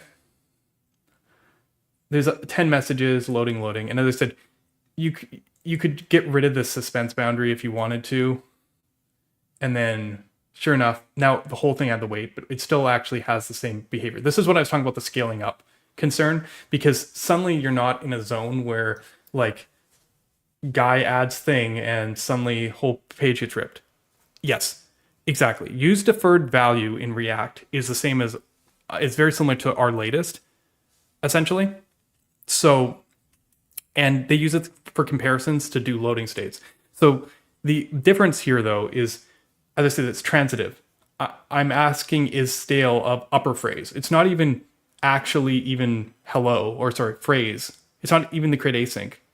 I'm actually asking it about the derived value. In fact, here, just for an example, I added is stale to the props.text, and I actually asked that the question, and it knew the answer, right?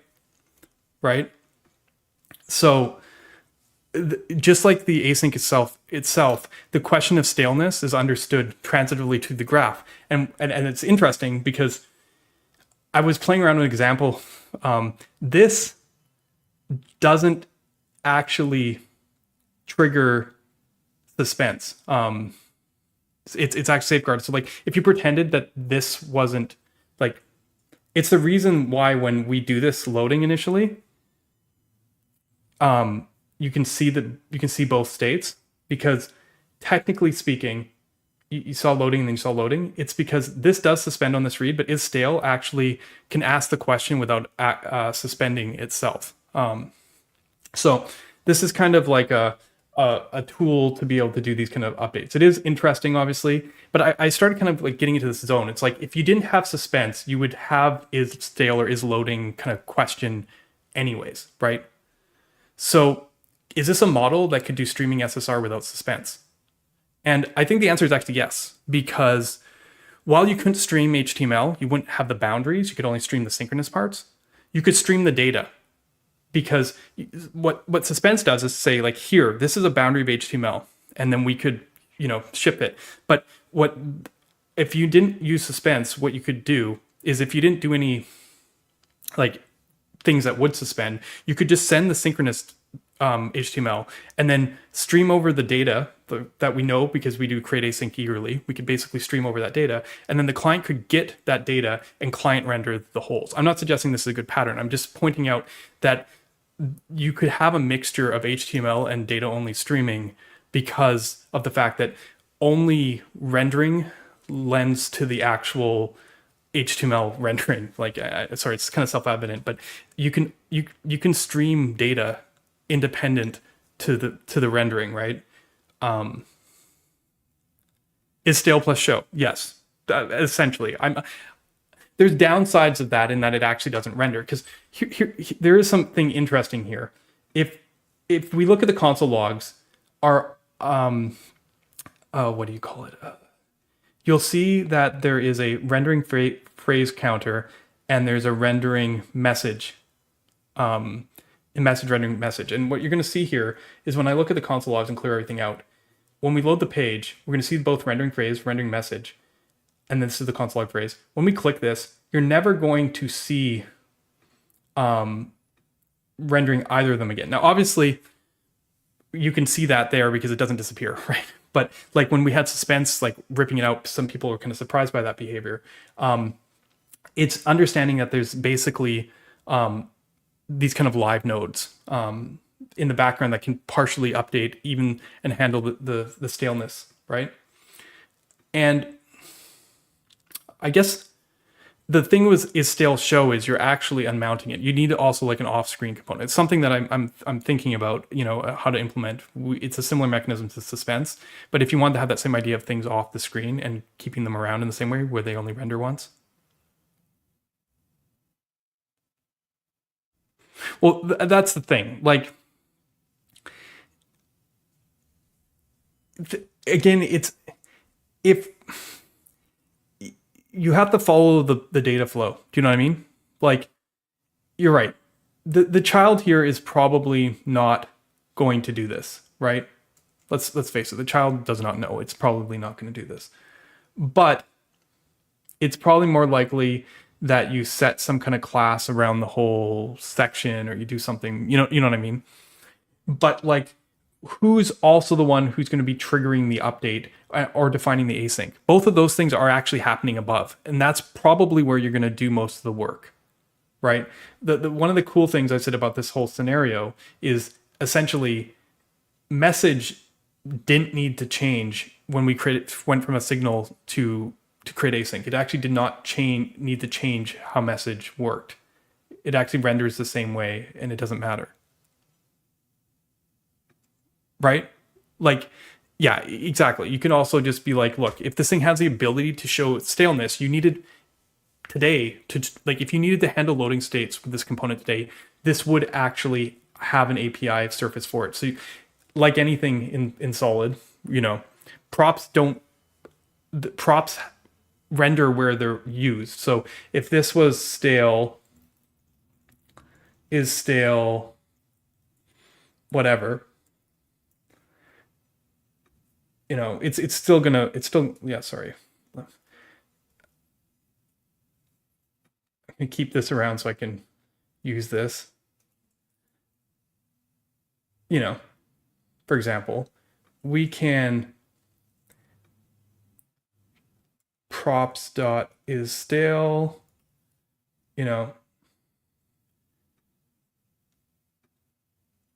and hopefully if I come on, save properly.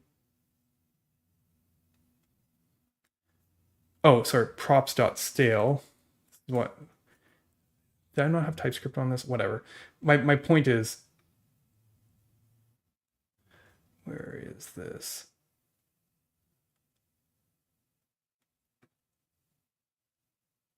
This should, maybe we've hit a bug, but yeah, okay, maybe we've hit a bug, okay. But this, like, you can conceptually see that this should do that, right? If your component had the ability to show a loading state or stale state, it had that anyways. Do you know what I mean? Like, this is something that you would have to do regardless. Oh, yeah, sorry, I'm being dumb. Thank you. Yeah, there we go. Yeah, it works. Yeah.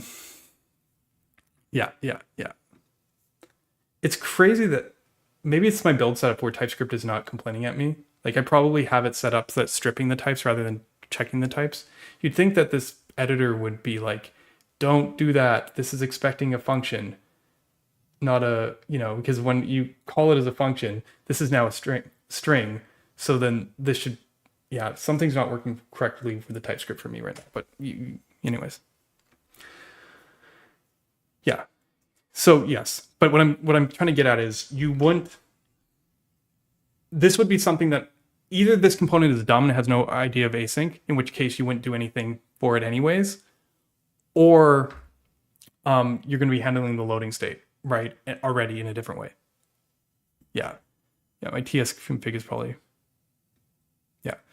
Okay, so kind of getting the gist of the mechanism here. Like as I said, it's a commenting out a line of code that could switch us back to React's behavior, but I think this is something worth exploring, right? So let's add error handling. Let's start adding error handling. So now when we do the phrase, it's gonna 50% of the time error on us, right? And this is gonna propagate it down. So when we load, we're gonna load the page, and that one worked. But let's click. Okay. Error message, random async error. So let's look at this code here, okay? Now, there's a retry button because we added a retry button to our error boundary that resets it. What do you think happens when I click this retry button? Hopefully you're still with me, chat. Sorry, it's taking me a while to get here.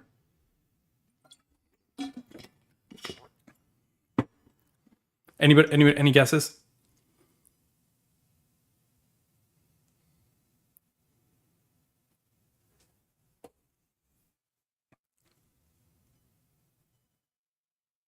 Time to like and subscribe. Yeah, good time to like and subscribe. It follows the chain to the latest async that failed, right? It pulls back down, right? We said, right? So let's do it.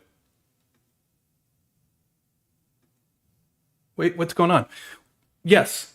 What if memos, derived values, and async values that fail outside of the current clock cycle said, okay, I'm in a failed state. I'm allowed to retry myself and try and, get my resolved thing. You don't want to cause an infinite loop, but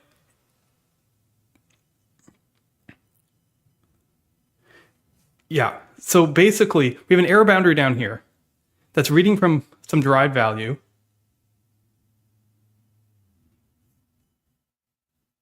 Yeah. I mean, it takes a while to get it right.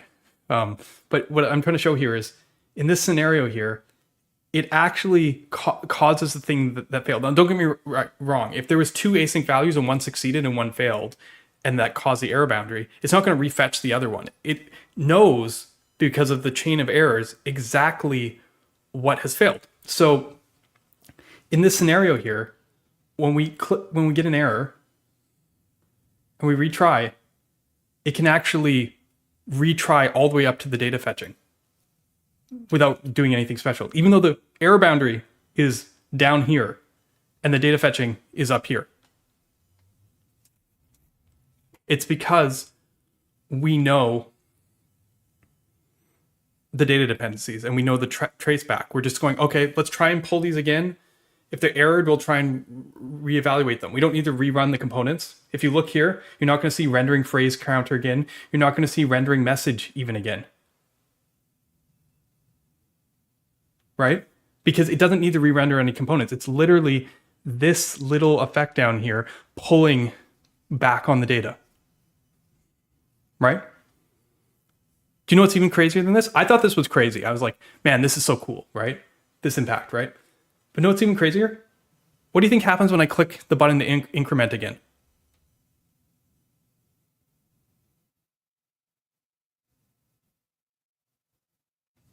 Give you all a chance to look at this.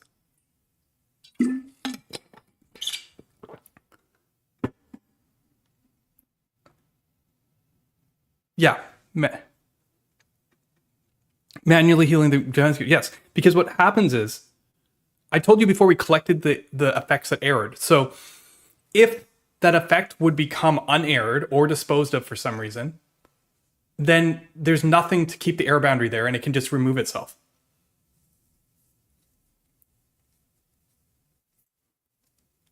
Right? So we have non-nullable waterfallless, safely consistent async that's self-healing. You guys still complaining about createEffect?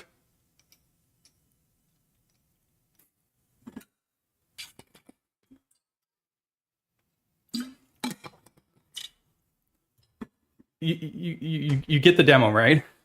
It's funny because like earlier when we were looking at this stuff, we were thinking about, oh, how can we do this with React, right? How can we, it's so funny, like, and I understand, like, going back to createEffect for people, you know, like, or with the, like, dependency arrays maybe, is pretty brutal. You know, like, I get it, it's a big shift, but it's like, React's already there, so, like, but this, how do you even express this concept with React and its compiler? That you could technically have something, you know, this isn't the same component, but this error boundary could be down in this component. You have something down here, retry, and be able to refetch along the reactive graph, or be able to clear itself based on something else. Now, don't get me wrong, in React, technically speaking, it could clear itself based on the click happening, because what you would do if you were React is re-render the whole component. And if you re-rendered the whole component, yeah, then it's going to reset itself like this, right? What's cool here is that it's not actually re-rendering the whole component. It's literally just doing a fine-grained update. You know, I mean, I have to get to an errored state. Yeah, it's literally just doing a fine-grained update. Now, you'll notice that the original suspense holder came in.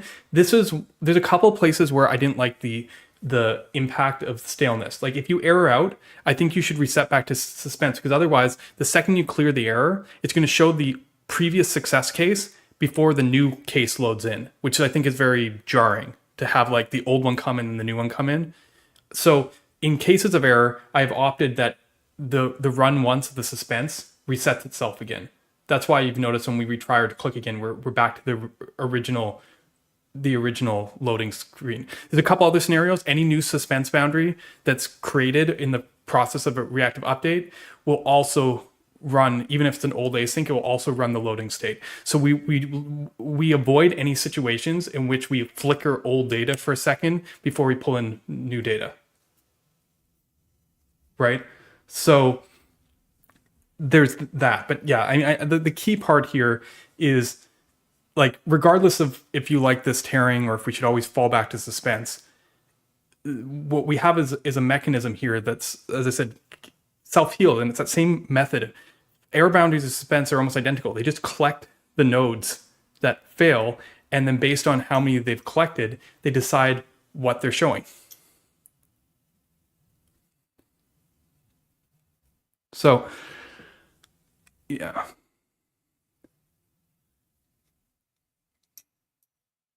Yeah. Set the heels up blows my brain. Yeah, sorry, maybe I should have led with this one. This demo, I thought, like, I got so excited when I managed to get this working yesterday that I like just stopped what I was doing and did a Discord stream for people to give me feedback on how to explain this.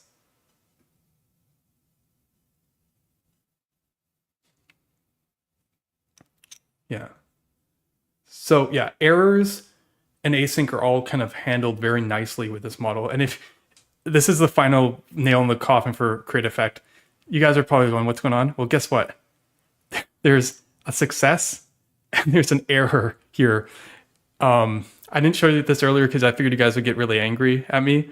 But there's not only the tracking context, there's the like if it succeeds or if it errors. Async isn't considered an error here, but if it randomly errors because async errored, we can control this because then we don't need an error boundary. Because what was happening before we did this, me and Dev, is that suddenly this error boundary out here shot, and we were just like, what the hell's going on? Our whole app just unmounted itself for an error boundary for something that's a side effect. Right? So again, render effects don't have this error handler because they're handled part of rendering. Right? So effects are like a micro app. They're like your own separate renderer. You can do whatever the hell you want. You have the control over the inputs async, you have the control over your side effect, and your control over your errors. And actually right now, I might change this. Both the success case and the error case return a cleanup function. So it's possible to like do something during the error state that you can clean up as well. And part of the reason for the split also helps with things like transitions, where the front half might run multiple times before you ever run the back half. Like suspense, the thing that I haven't showed here is suspense still holds effects. We aren't going to run this back half if this component has suspended. This is not going to cause suspense to happen, but if this component were to suspend, we're not going to like fire this stuff when it's not mounted. So it does participate in suspense. It just isn't the cause of it. So you don't have to you don't have to worry about that, right? These still fire on mount, so to speak. But the front half can fire ahead of time. So I don't know why you would do this, and because our async's eager, it doesn't matter. But this work gets done immediately. This work is what gets delayed if the whole component gets suspended.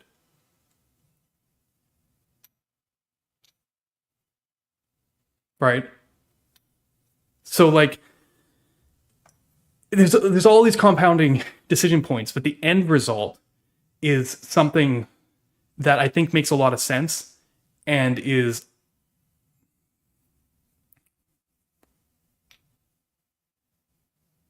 right. Yeah, I don't know what music store because we don't really have these kind of concepts, right? But yes, maybe this is thing because our effect is our exit out of the system. Yeah, sure. I will share this example, stack blitz. Was there anything here that I changed? Maybe I'll keep the is stale. I think that's more realistic. Yeah, I'll share this. Yeah, sure. Let's pop this in.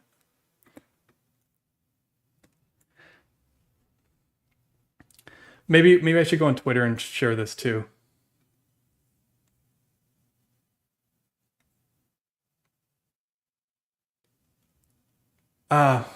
Maybe I'll do that.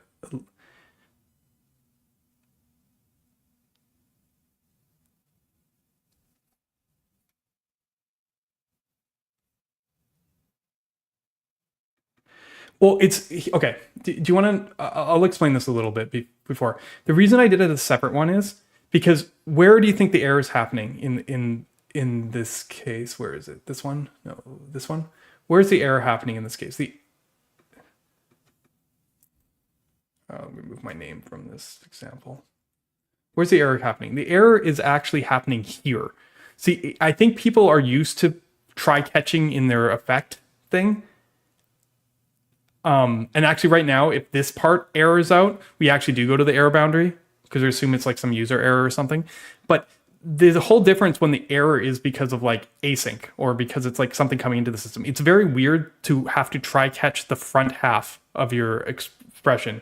This is, that's why, and it's because if you try catch, you will catch the async as well. And we didn't want you to worry about that. There is a catch error handler helper in Solid, which will let errors go through, but will basically it will let async go through, and then if it catches any other kind of error, it will return it to you. But like try catch technically works, and there's places where you can do this, but I think this is why it makes sense to be split, because I don't think people are going to try catch their dependency arrays specifically.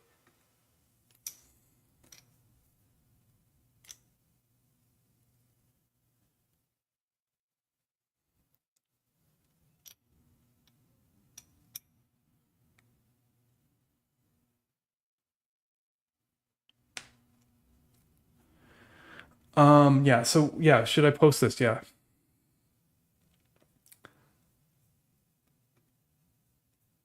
Let's do this.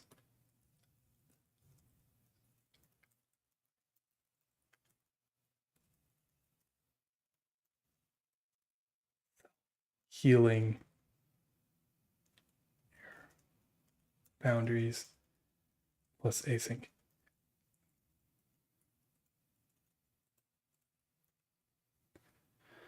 All right.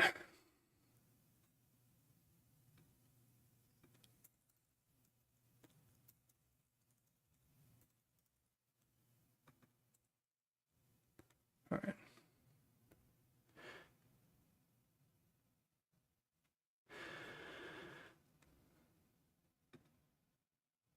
What would you rename createEffect to? What's a good name for that? Creating a side effect. What's a good name for it?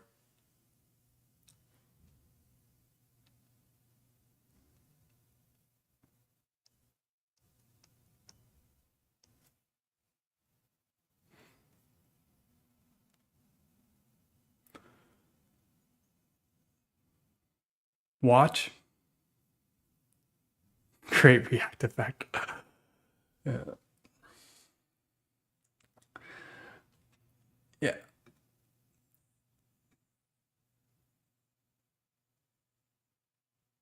We actually have a concept of reaction. There's already a create reaction, which is one that detaches the tracking from the side effect, which is funny what this does, but it does in a different way. The track is a return function. We actually have create render effect already too, which is also split. Create render effect actually has to be split because otherwise you can't do stuff like transitions. You can't like not update the DOM. You know, you have to be able to hold all the side effects for this async stuff. Well, I think this perfectly. I mean, once you get wrap around your heads around the fact that like React actually doesn't even have the semantics to pull this off because it literally is not the mental model there. They can't pull on threads like this is push and pull, right? Like in a sense, like React is this model where like, you know, I hate to reuse these shapes again, but they're all I have. React's this model where it's like, you know, I've got, you know, my component here, and then, you know, I have some UI down here, and then I do something from here, and it causes, you know, I kind of send it up, and then my component reruns here. And while you go in this kind of cycle in React, you know, you have my data out here, CVVV, you know, a bunch of these like data points out here maybe. And it's a pull-based system because as it re-renders, it pulls. It goes, get me that. Get me that.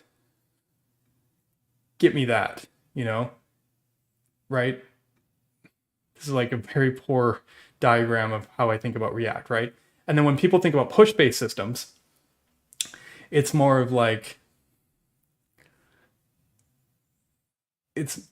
so what do we call this? Three-year-old drawing of React.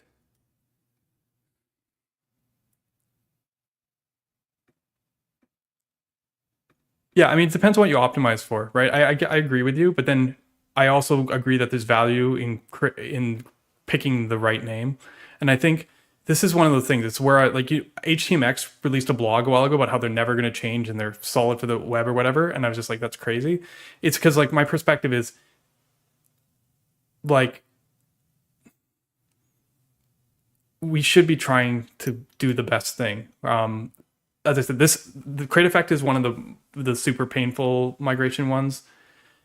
There's one other that I'm going to show in a second, but it ironically is also a way to get rid of createEffect, and it will be less painful for you, but will be painful for random libraries and solid ecosystem like solid refresh and whatnot. Not painful, it's like a quick fix, but it's easy to miss them.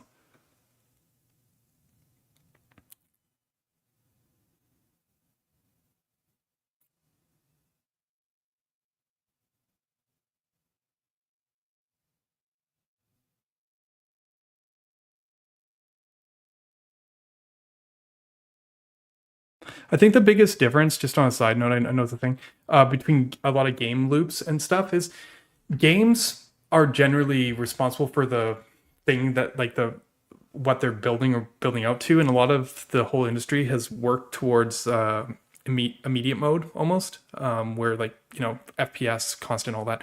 The thing is, on the web side, we have the DOM. The DOM is retain mode.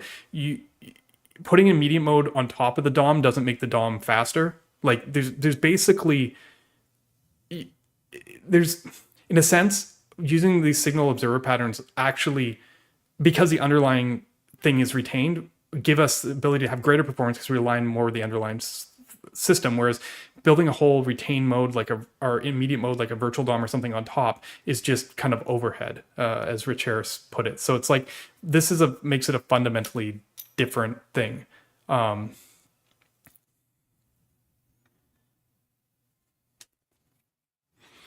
Yeah, so whereas like when people think about push, it's kind of more like this. They're like, I have this, this, this, all our things randomly here. And then they're like, haha, yeah, I should have colored this arrow differently because this was the instigator. There, you know,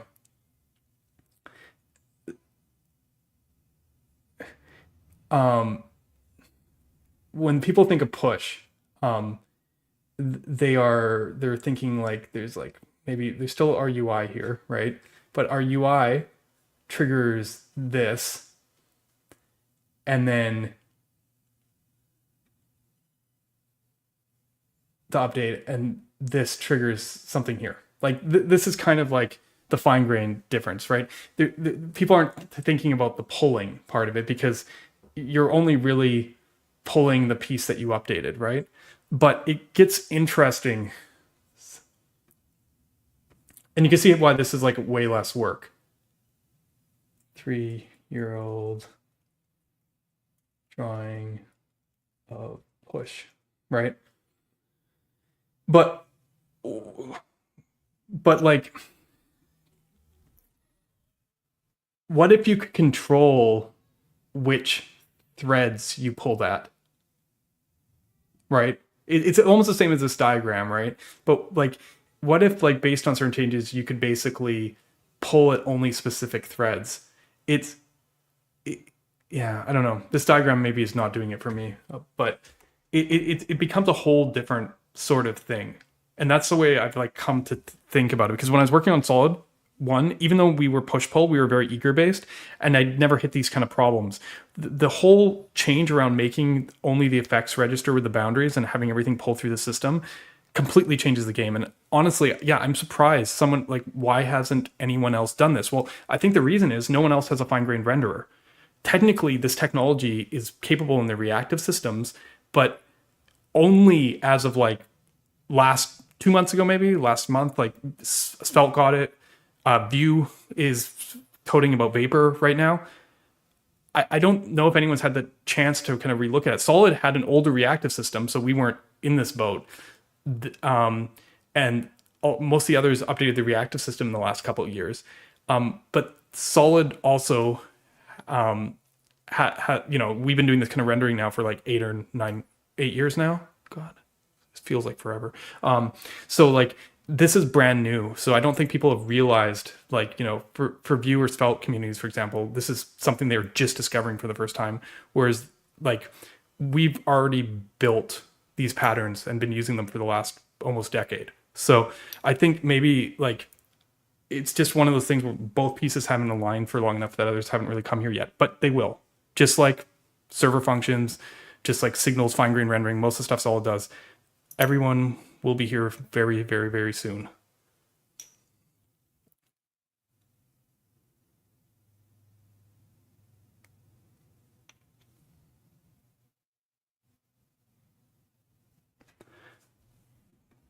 We could do it from definitely from a TypeScript, but we could. I think it actually does throw right now. Yeah, so yeah. Right. It just this is like this model is like if you took React and like React, it's funny because they split them up into these fibers that they manage. This is like if you took React itself as a fiber, right? That chain from the front half of the effect through your memos and your signals is like a React render tree. And then the side effect is like the React patch. We get that whole world in the bubble of two primitives, right? Like when we had that very simple playground example here that we were playing around with, this is like this whole thing. This whole thing here is like React. Like it's the whole cycle, right? This is the patch. This is the pole that pulls the thing. But instead of having one tree, we have hundreds of them all woven around each other, independently updating, independent of UI. Yet being able to be authored in a way that's consistent with the same kind of modularity you find with a component model. Anyway.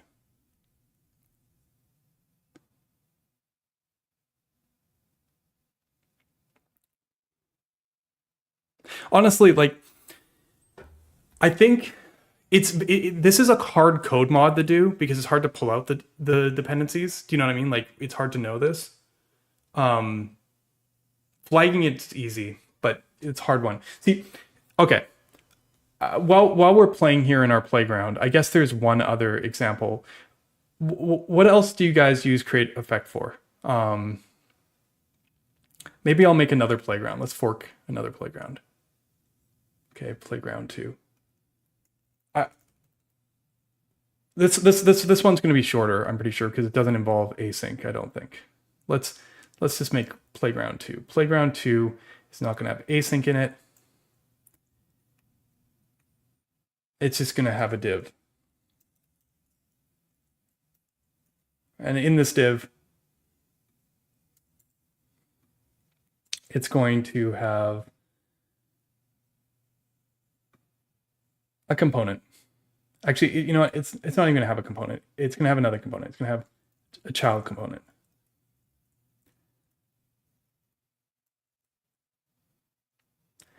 And the child component is also going to take name.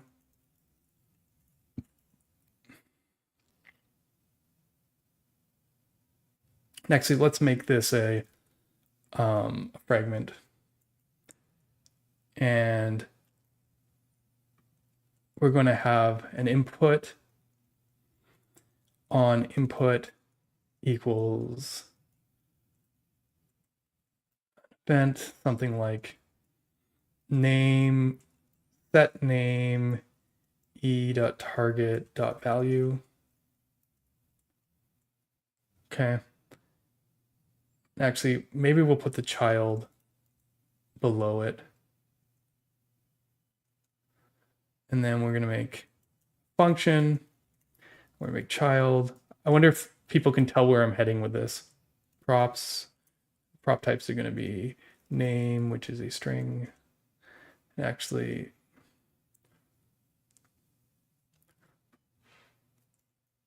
we probably should also value bind it. Whatever. Doesn't really matter for this example. And then in our child component, we are going to return a fragment. And in our fragment, we're going to say h1 child just so that we can see where the hell we are. And then we're going to show for now, let's do props.name and see if this builds. What am I doing?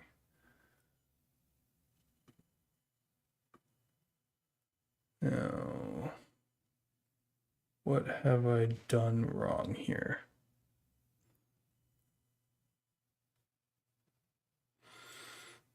I haven't actually tested this demo, what I'm trying right now. It is odd to me though that what am I not seeing right now?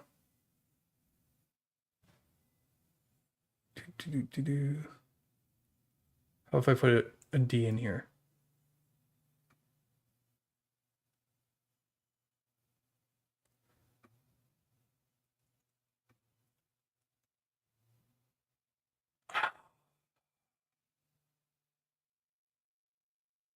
Okay. This is a compiler error. Okay, that's fine. The stuff's still very new. What's happening here is we have an effect. Well, we have an effect that's returning something other than a function as a cleanup function, right? Which is unfortunate because, as I said, this is still very, very new. What I wanted to show you was that if we added another input here, it's fine. We can do this without, let's do this without inputs. Let's do this with, input would have been better, but we can do this with buttons, okay? I can still demonstrate this with buttons. It's a bug that I haven't addressed in the compiler yet, clearly. Okay, so let's set name to Jake. All right.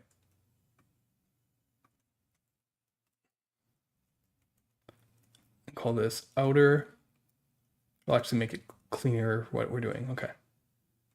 Okay. Ta-da. Okay. Yeah, sorry. The stuff's still raw. The split effect compiler stuff's still not 100% perfect. Okay. And then what I'm going to do here is make another button. And on click, well, what am I going to do on click? Well, set name to Joe. Okay. Okay. So what are we doing in here? Now you'd be like, well, there's no set name here. Now, how many of you have had this scenario before? Create signal. You want something that you can edit locally, but you also kind of want to initialize it from the props, right? Right? So we already know outer works.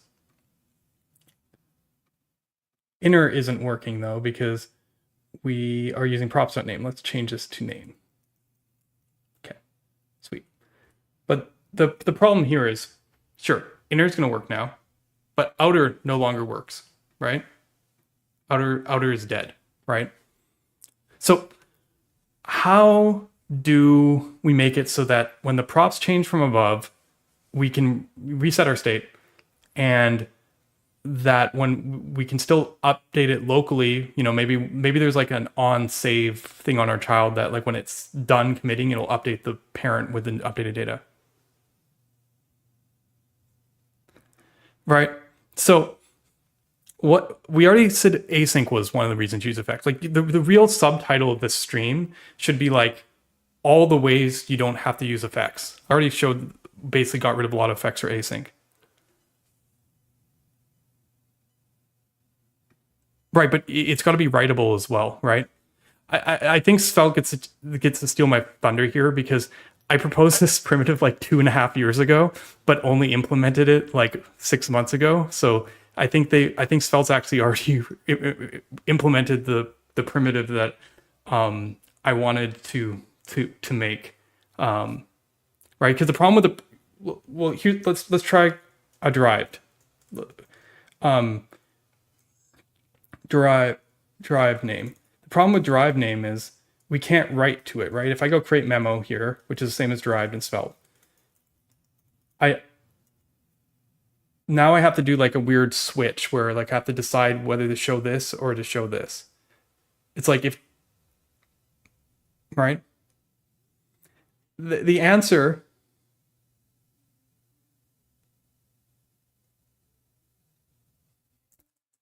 the answer, now we've all seen this, which I don't know if I need to explain why this is bad, because if we could do this, set name props.name, right? So this will work, sort of. I guess it only sets it once because it's the same state again. So if it was input, this would be easier to show. So this works, but the problem with this is there's going to be a time. It's not such a big problem with us, but if we put props.name here as well, there's going to be a time where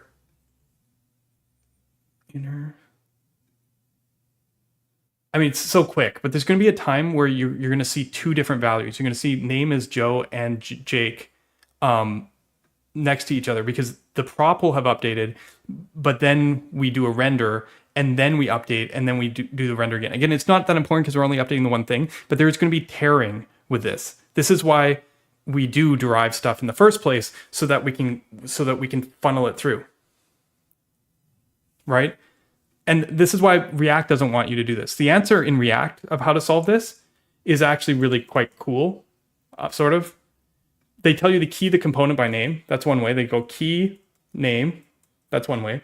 The other way they do it is that you basically can check something. You can be like, if basically the answer is do this. Set name props.name. They actually don't want you to use an effect. If you look at the docs, they essentially want you to do this, which what it will do in React, it'll cause it to render the front half of the component, realize the state has changed, and then re-render the front half of the component. But it will do that before it runs the actual, like, don't get me wrong, it runs the whole JSX, but it won't do any DOM stuff. It actually interrupts it before it actually does the heavy lifting, like the back half of the effect, so to speak. So it just knows that it has to run it twice.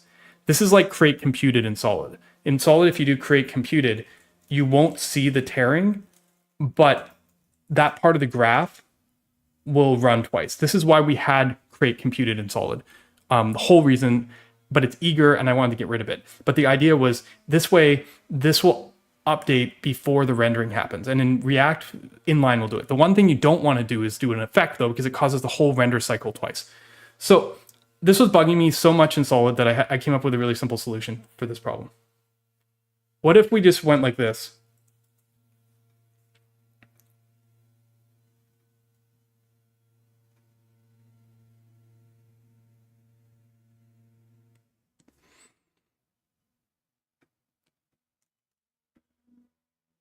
Do it again in the original context.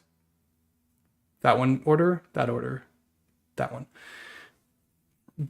Basically, in Solid, if you store a signal or a function in a signal, you actually have this unfortunate downside that you actually have to call the setter with the function form because we can't tell the difference between the function form and the setter. If you know in Solid, we have like set x plus 1, so we can't tell the difference. So if you have a function that you're storing, you actually have to use the setter version. You basically have to do this. You can't just go set function because it'll think it's a setter function. You can't just do set function. So this technically is a pretty breaking change, that if you want to store a function after this change, you actually have to do set function. But we are smart enough that if there's no reactivity found inside this expression, we recycle the memo that would have been created and throw it out. Internally, someone's already suggested this in chat a few times. What we're actually doing is creating a signal inside of a memo, which from a correctness standpoint means that when you read name, you're actually reading from both the memo and the signal. And this keeps order correctness properly, which means that it's right. It's not the same as writing in a computed.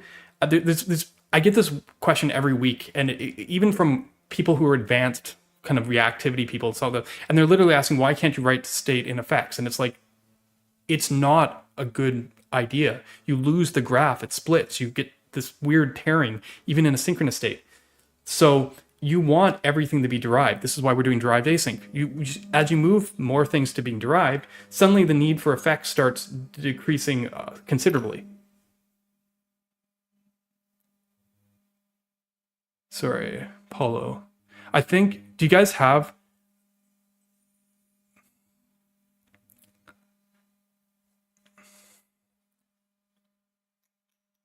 Do you guys have these? I think Angular's calling them linked signals or something. I originally called this create writable, but then at some certain point I was just like, why don't we just accept, this? So there we go. You don't need effects for async, and you don't need effects for state synchronization.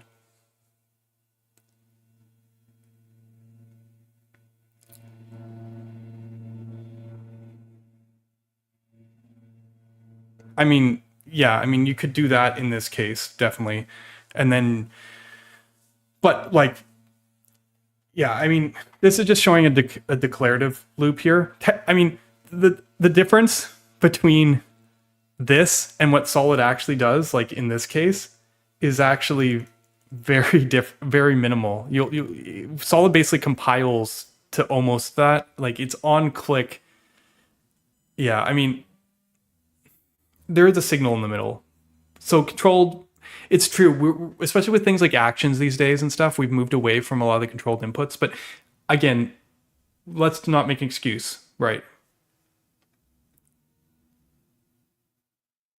What are systems other system WebSockets? Well, it depends on how you want to get it in, right? That's being at the edge of the graph.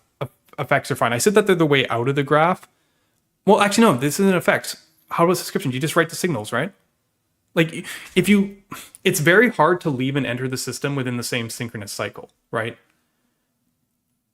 Technically, if you have WebSockets, they can write to signals. So they're allowed to be at the end of the chain. Trying to synchronously feed out to the other system and have it feed back in again and be consistent is difficult. So, closing the loop. But generally speaking, WebSockets are going to be on this side. WebSockets events write to signals. Does this also work with stores? All right. Thanks for setting me up for the next topic here. Because I identified that there was basically 3 reasons why why people would want to use effects. And those 3 reasons are async. I mean, unnecessary reasons. There's reasons like interfacing the DOMs, reading from the DOM and doing animations to write to state. There are cases where you need effects, don't get me wrong. But it's like, generally speaking, it's async. It's state synchronization, which both of those are just the same problem. They should be solved by deriving. If you actually look at the internals of createAsync, it's actually almost identical to this memoized signal implementation. It's the same higher order signal wrapper mentality. We didn't have to do it for createAsync because it's at the edge. The one thing that's interesting is if something is happening on a different cycle, like outside of the system, you're pretty safe to write to signals. You don't have to worry about it. But now the problem comes in is I think one of the most common places people do state synchronization is with stores. Now, stores, for those who aren't familiar, are these crazy proxy objects that are super nested, reactive. Every property can be reactive. They can fine-grain update. The power of stores, I haven't built a TWiJS with this version of Solid, and I don't want to waste your time doing that. You can watch my front-end master's course when I do that. But I did build the JS framework benchmark, which I don't have a version of with a new one right here, but it's almost identical in code to the old one. If I go to the JS framework benchmark and we look at this, the API I have changed slightly for stores, so I guess that's another breaking change. Although this one will at least be an easier migration, is to do solid store. Okay. The reason I'm showing the JS framework benchmark is because essentially a store can have, data and objects and all of these things in, and you can do stuff like all this crazy stuff to it, which sets it deeply. But I guess in order for us to show what we want to show today, we probably do have to do a little bit of store manipulation. So let's start again with a store here. Actually, you know what?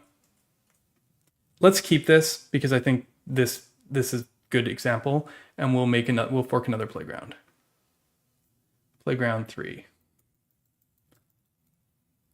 Okay.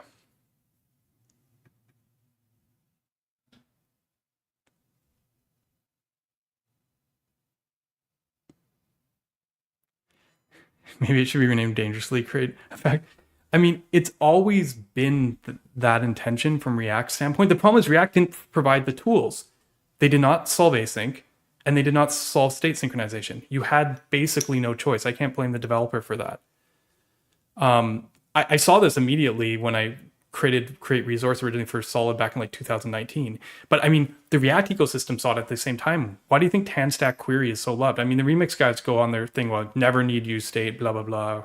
That's the thing. But the truth of the matter is that started much earlier when basically when Tanner introduced TanStack, I mean, even GraphQL to a certain degree, you saw this, where the whole state solution could be inside like Apollo or whatever, and have nothing to do with like the typical React use state. So much of our state is driven from the server, which means so much of our state is kind of derived, which means that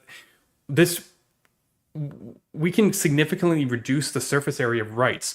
And if you do that, the predictability of your system goes up incredibly, because then there's only a few places that can actually cause mutation. Now, this is all like theoretical, whatever, garbage, ivory tower, whatever. But there is some strong principles in this.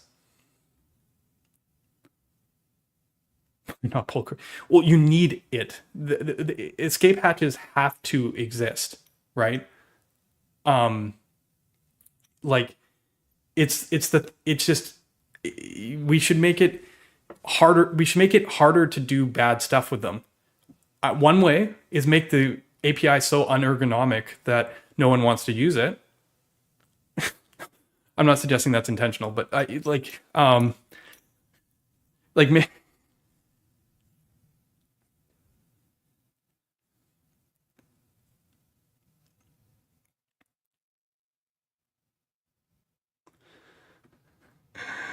but yeah, okay. Let's move on here. We might make a child component again, but let's I mean, I can almost port. You know what? Maybe I can port an existing TodoMVC example, right? Like we have one, don't we? To do, like if I go GitHub, not GitHub. If I just go like SolidJS.com, I don't want the whole to-dos. If I go to the tutorial, I made a to-do somewhere like years and years ago, right? I just go here. There's like a to-do somewhere.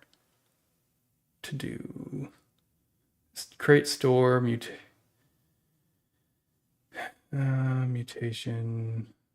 It's mutation. Is this it? Then if I solve it, big props. Oh yeah. Oh god, these guys are so ahead of me. They're already using. Someone updated these examples to use produce as the default. That's lovely. I didn't even realize that had happened.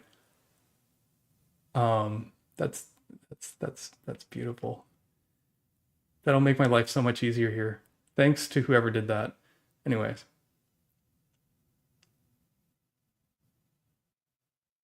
Okay.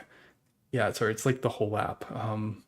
Let's just go here, we make that app, and then we don't need this one. We don't need this one, because these are all now just from SolidJS. I don't separate them, and then we can just delete produce.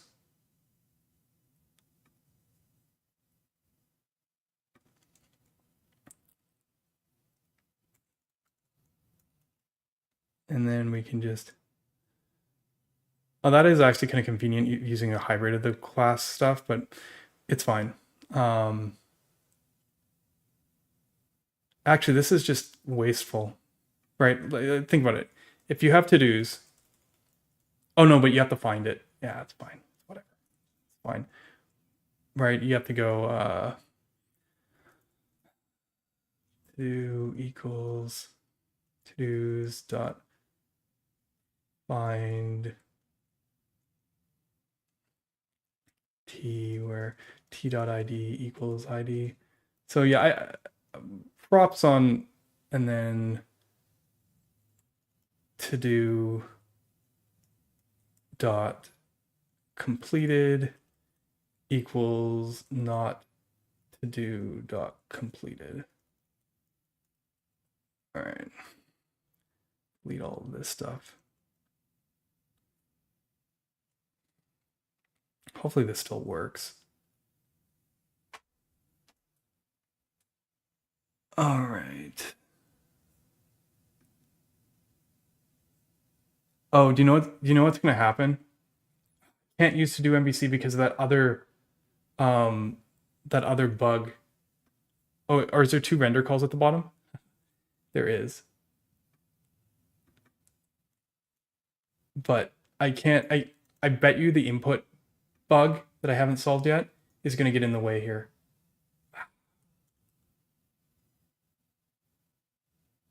Yeah, damn it. I'm a little bit ahead of my time on showing this. Okay, that's fine. That's fine. We'll do something a little bit different. Yeah,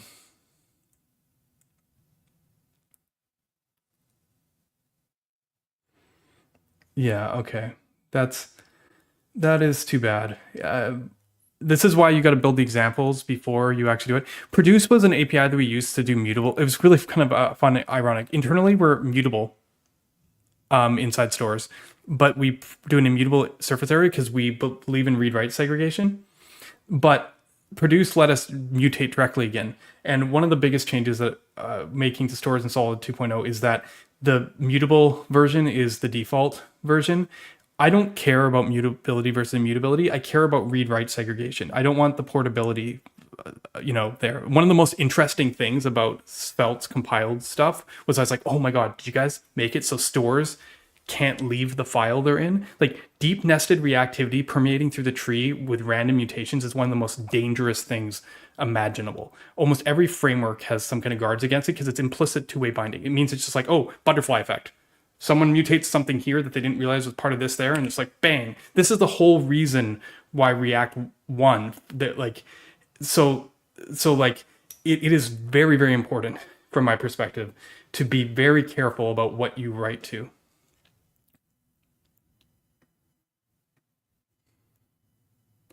But yeah, unfortunately for my examples here, it looks like that I still have some holes on this. It's funny because a few months back, I actually made a stream where I created TodoMVC without the JSX compiler completely by hand using DOM updates in the new Reactive system just because I could. I don't feel like putting you guys through that right now. Like, I could definitely build this from scratch, basically just writing the compiled output, but that would take me a while.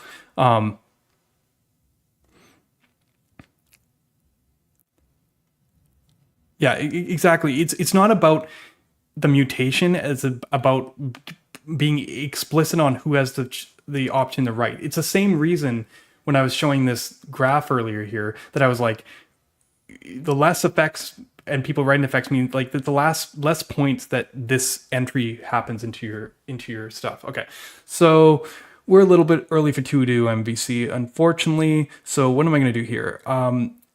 We're going to just do something a lot simpler. Let's get rid of, I mean, the checkbox should be fine. That was weird on change. What I'm trying to, it's weird to try and guess what, it's funny because this input seems to render fine. It's the second that we add something that things get messy, which means that there's something in the row. Oh, I know what's wrong. I wonder if this is what it is.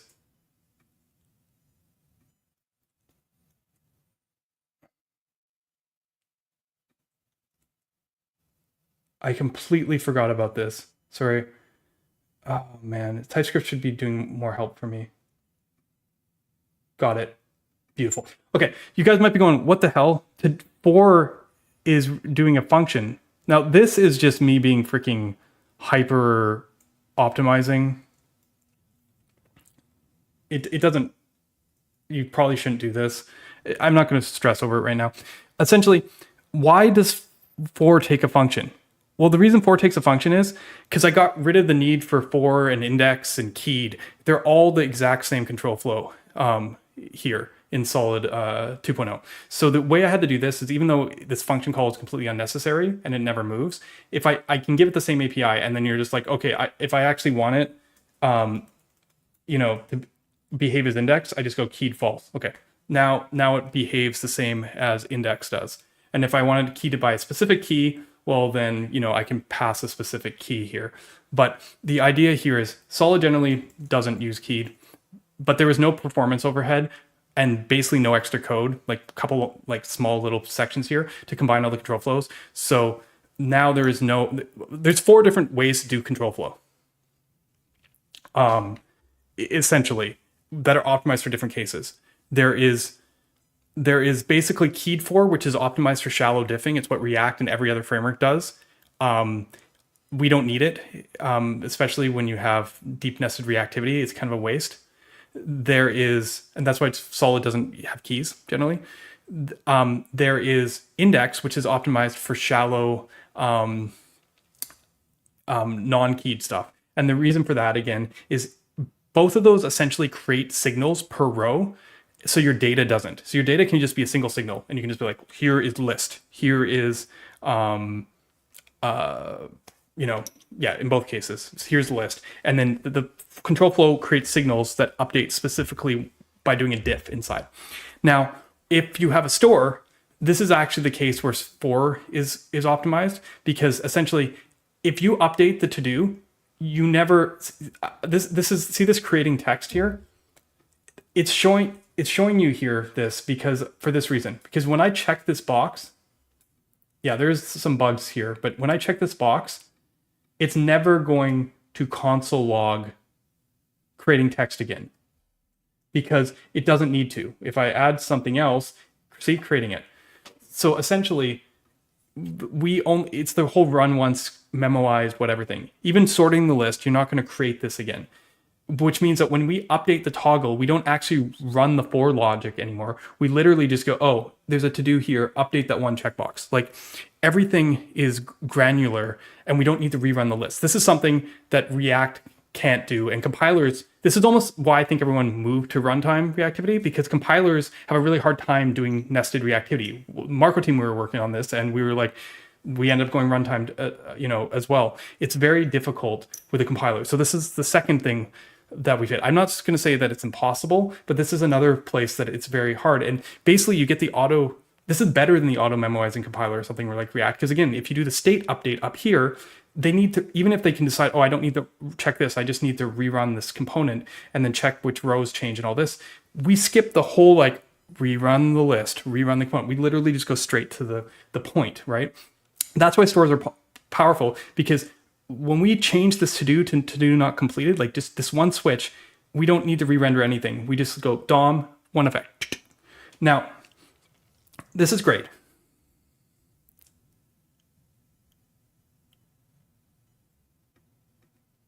if you insert an element, does it insert a new signal in the middle and doesn't update the others, or it updates every one? No, it doesn't. If you use a key, like a non-keyed, it would impact down the row. But when you're keyed, which is our default here, it does not. It just updates the one place in the middle. It does not impact any of the other rows. It only impacts. Now, I said there's 4 cases. The 4th case, there's actually a new control flow in Solid for it called repeat.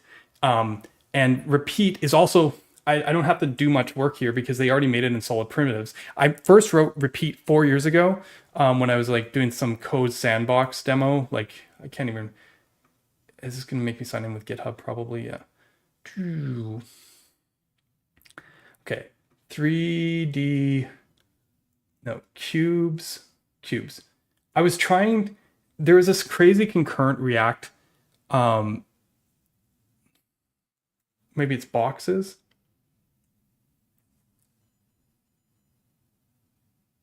Yeah, 2-year anniversary. This version doesn't use it, sorry. Yeah, this version doesn't use it. Sorry.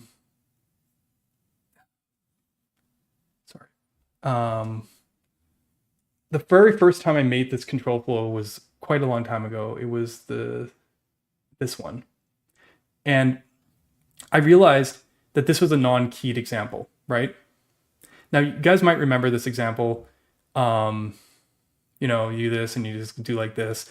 And every framework made a version. Solids was obviously way faster than everyone else's. But the key to this was that as you scaled up, we didn't want to recreate the ones that were already created. And we didn't really care that. So I created this repeat control flow essentially. And the way repeat works is repeats a count. So it does a number of times. So if any new rows are added, it will do it. But otherwise, the trick with repeat, and it doesn't matter as much here because boxes is like a signal and not like a store, but it'd be more in a store, is it only needs to change when you never pass the list to it.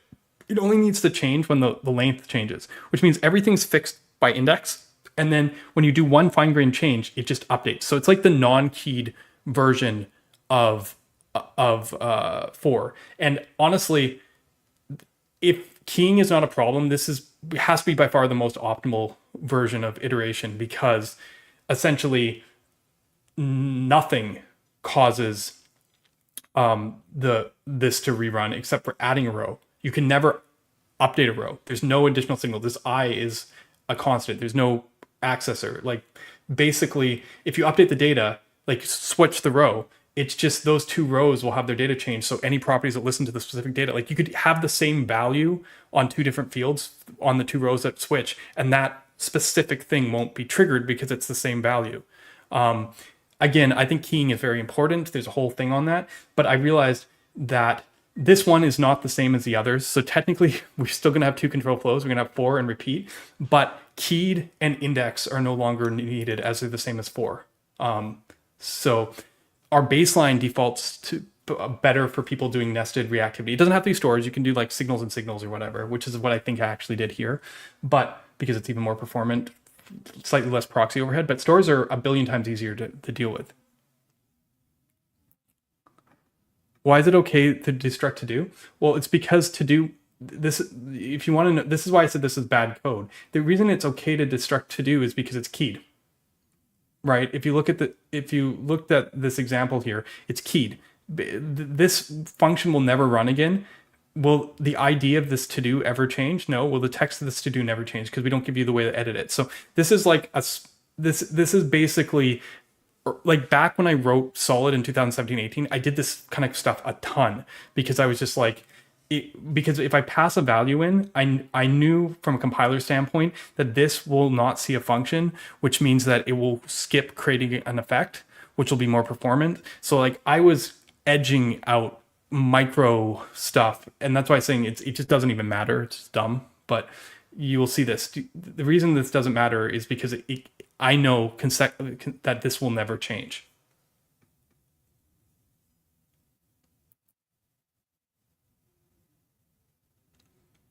Use keys.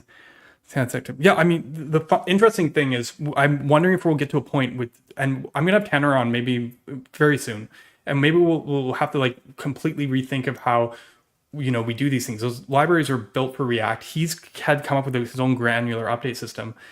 I'm wondering how these things kind of jive together, because one of the things that I'm kind of going to get to here, which is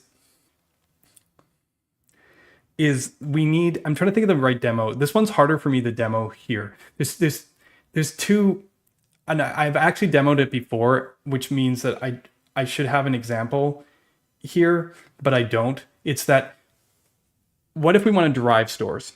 And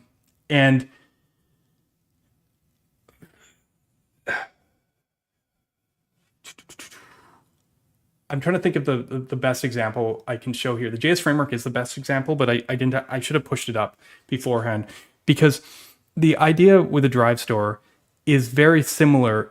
I noticed that a memo is just the setter function for a signal, right? You get the previous value in shape. So I noticed that a drive store is just the setter function from a store. So we call the new primitive is called createProjection, which is like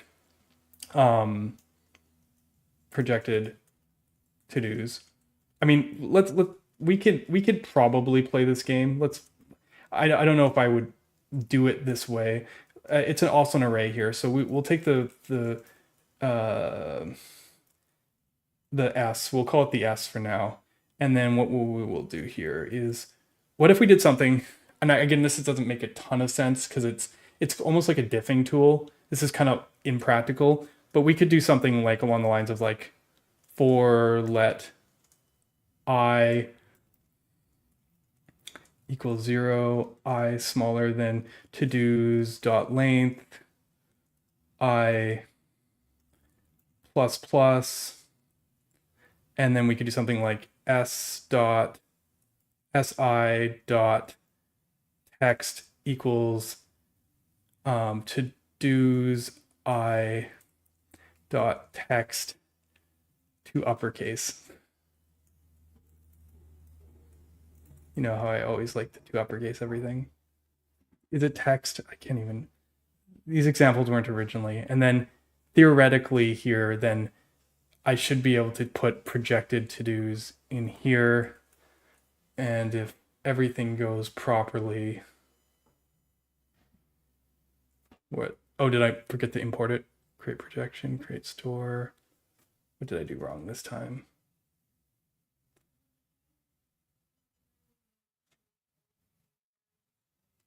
Oh, is it? Yeah, okay, lovely. This is why I probably...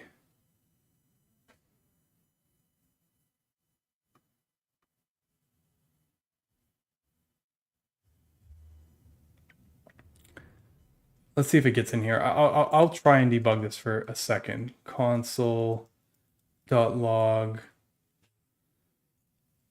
to-dos.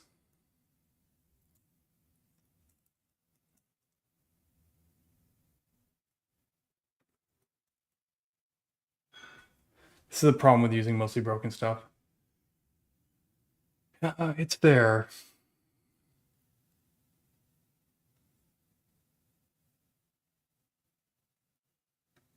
Linked signal is the same as what I was showing earlier, where I was showing that you could just pass a function to the signal. Line 10. No, the store doesn't have isn't a function call. This is just not. Am I missing like a closing bracket or something? Like, why are these all red?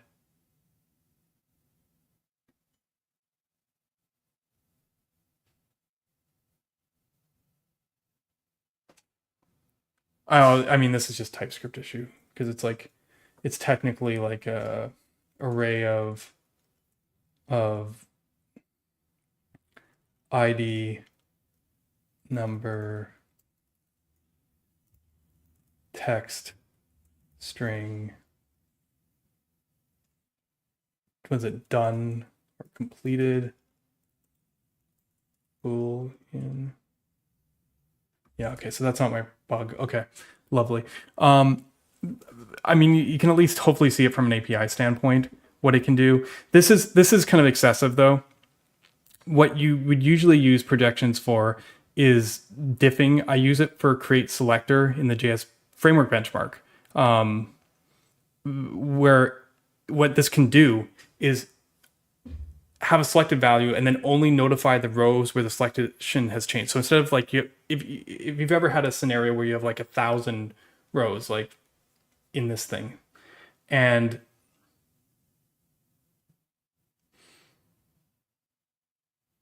well, you know what? I know this example works because I've been benchmarking it. So why don't I just pull this into the browser? Like there's no real reason not to, right? Sorry, you should go to raw. This code isn't updated, but someone really hyper optimized this. Looking at this, this wasn't me. Like this is as compact as I've ever seen it.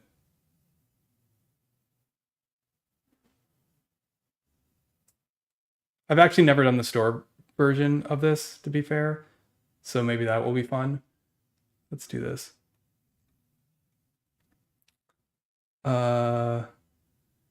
So it's root. Okay. Root.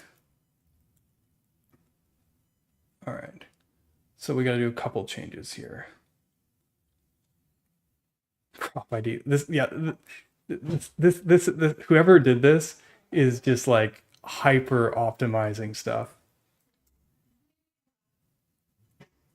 We need create projection from SolidJS, and then this is at SolidJS web.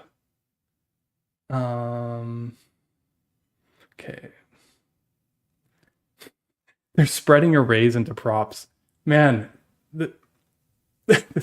I said I was about hyper optimization. Okay. This is crazy. Okay. One thing we're going to have to do first is that for is now a function. So we need to update every location that row is specifically. Okay.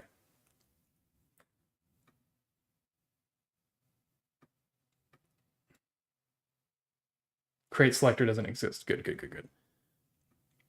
Okay. Perfect. Okay.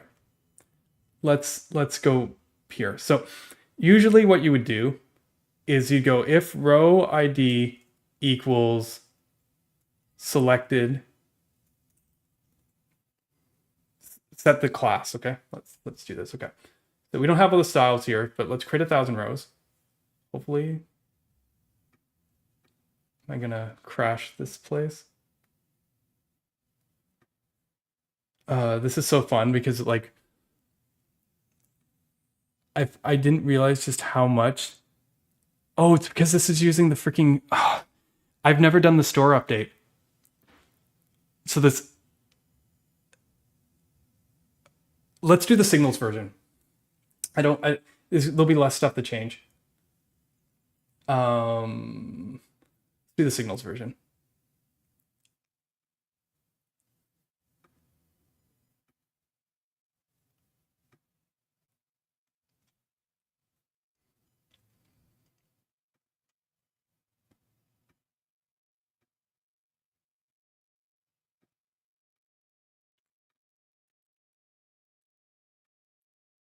That's still firing away in the background. All right, let's try this. So it's root for, okay, this is SolidJS web. Sure, let's get rid of batch. Don't need that. Let's get rid of create signal. Let's put create projection in here. So we will need that. And then what else do we want? We want for to be a function. There's one other place for it. All right.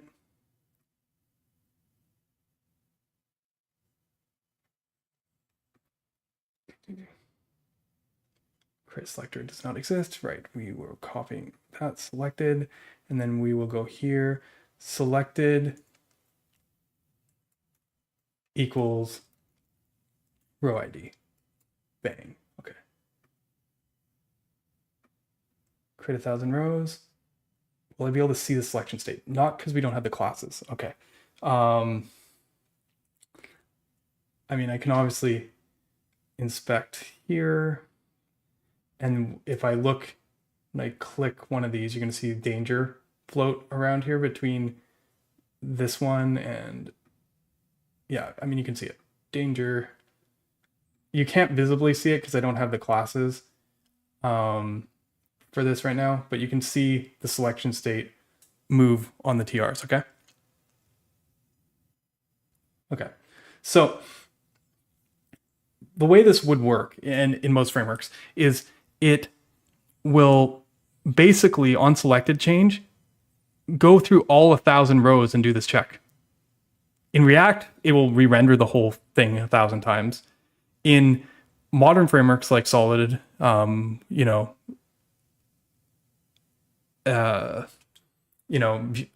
5, Vue, the default is it's going to just trigger this one like effect on all 1,000 rows.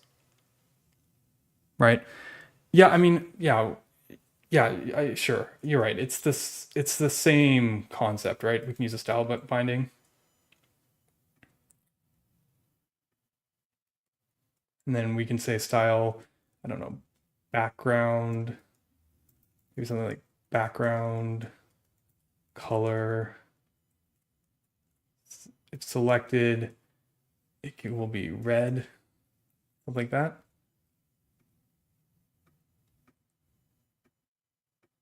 Lovely. Haha. All right, good enough for our purposes, right? Okay. Now, I created this problem was pretty common because there's basically different ways you can solve this, right?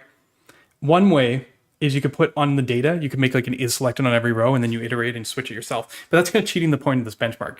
The idea is the data is coming from the outside. You're not going to like change the shape and now add is selected. It's very common that this is an ephemeral state on top of like a database state. You have a database state which actually has, it doesn't have a selected field. It's something that where this is different. And now we could pull this into a separate component. And technically, if we create local state and switch it, it's the same difference. Like if we set a prop and synchronized it, you kind of get the idea. Like it's going to be driven off this on a per row basis. So I was like, what if we didn't? So I created this thing called createSelector, which is really, really special case for this case. But what I realized is that it is a part of a general problem because what you really want is you have a projection, right? And this projection, someone was asking where the S comes from. It's just an initialized empty object for a store. So we're going to give it like that. And then what we're going to do here is we're going to say that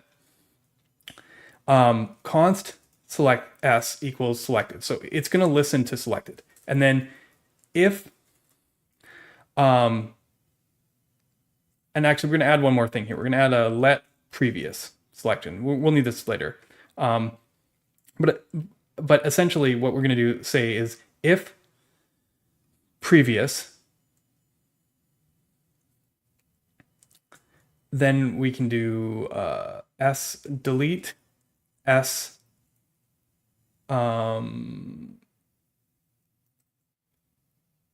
sorry, I'm reusing this thing. Let's call this row, or what are we going to call this? This is what are these? I guess they're just rows. Okay, rows. It's not even rows. This is like, I don't know. We're going to call it P for now. I don't have a good name for it. But essentially, P, we're going to delete, because this is basically the ID. So we're making an object map, essentially. And then we're going to say P.S equals true.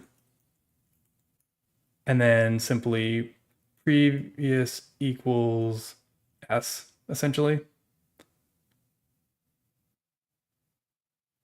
We could probably make this more optimal than that, but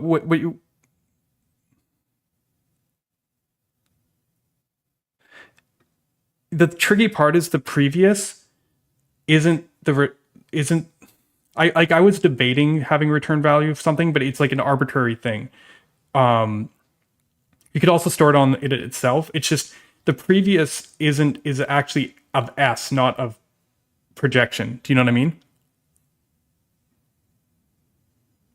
So, okay, so now this is selected, and then we can go in here and we go, now it's an array. So we can go is selected row ID. And if this still works, this should still work. Okay, not quite. So what didn't we do right?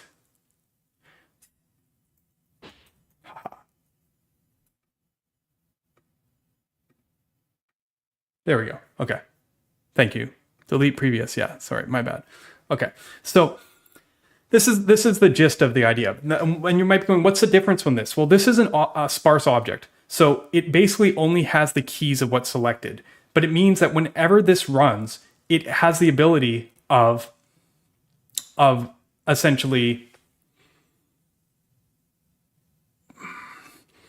deleting up to one field and setting one field. So instead of triggering 1,000 rows, it's going to only trigger the one row or two rows that changed, because this that it's projecting onto is a store. This is a store object. So each property is reactive, right? So instead of running 1,000 rows, and I actually did the JS framework benchmark, it is slower than createSelector, but if you've actually been like watching, like Evan Yu did like posted view vapor results and felt, and they were like, everyone was like, open in browser, what's going on here, right? Because they both view vapor and svelte were slower here. Well, yeah, solid is createSelector hacks slow, but createProjection is actually decent. It's actually faster than this vanilla implementation here. So it's basically the same kind of thing, but this is now a generalizable tool. So you might be wondering how to make this work. Yeah, well, it's mutable. I have a whole article on this. It's mutable derivation, which is mental. But I can, the problem is, if you return something, there's only one thing that you're forced to diff. You have to do the diffing afterwards because you're returning the one thing. And if you put everything in a single function, like a memo, like there's a reason they have that API. It returns something. You can't say, I want this specific thing to update.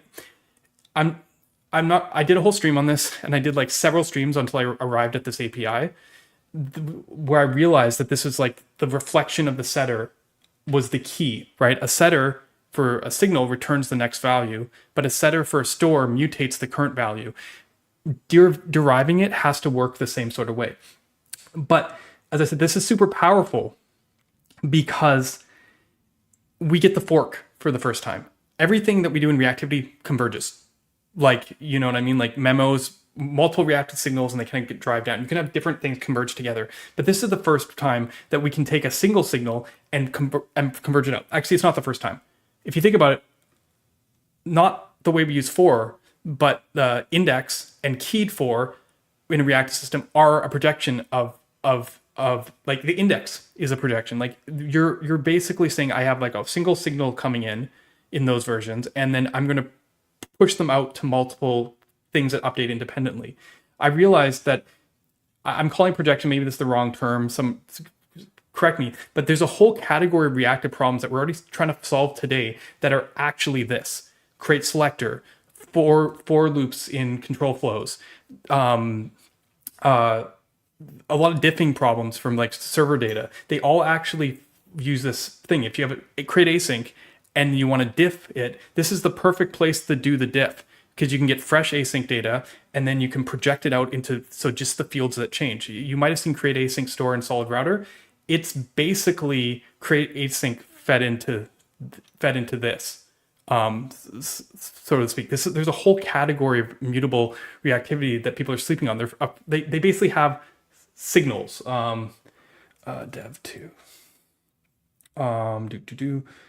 I think the best, I'm not going to spend too much more time on this because as I said, I did a whole article on this, but it looks like this.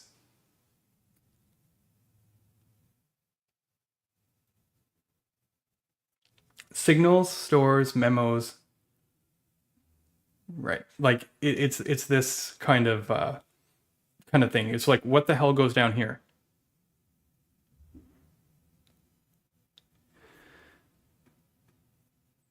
I'm not sure. This is not for aggregates. It's the opposite. Aggregates, you haven't. It's hard to do aggregates, and I did a whole stream about this topic because it could depend on order. It could depend on this, and you're still converging values. You're reducing.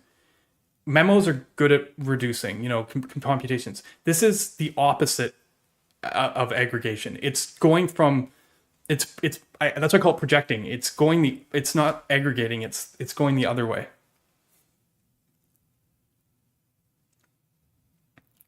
Right? But basically what I said is, look, from the source side, on the mutable side, you have signals and memos. That's why, like in React, this is the only thing that exists. Stores, on the mutable side, you have stores on the source, but no one's conquered this area. Well, I think we have, and I'm going to show you how this is possible because there's some problems, but I've actually solved them now. Okay, so from an API standpoint, I'm hoping you guys get it. It's basically like, it's almost like a diff in a can. Like, this is a great place to put Solid's reconcile function. And in fact, in Solid 2.0, reconcile and our store implementations actually, they actually do under the hood object swaps of proxies, which means you can do immutable diffs. You can pull in something like Redux and just diff it, and it won't mutate the original objects underneath. Sure, if you go and do this, like mutate, it will mutate, but we have immutable diffs on mutable stores, which is going to be a huge boon for a lot of libraries because this way stores don't actually modify the underlying, and as I said, interfacing with stuff like xdatum, and that will just work like this.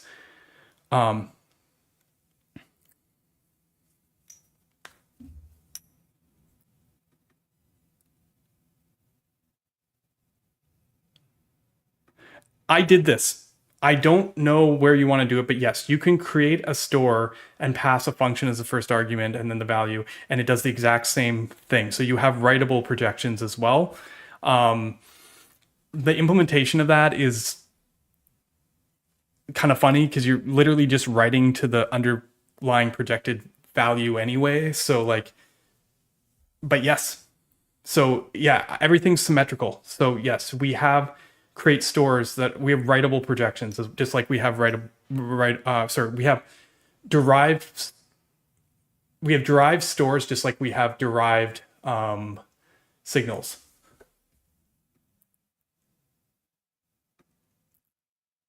Yeah, well, what this is this is an object, or yeah, this is an object, a sparse map. So when you set something to true or delete it, you're just changing two keys on a store. You're saying S1 delete, or sorry, P1 delete, and set P2 to true. So like here it's 4, so I'm going to delete 4 and set 2 to true.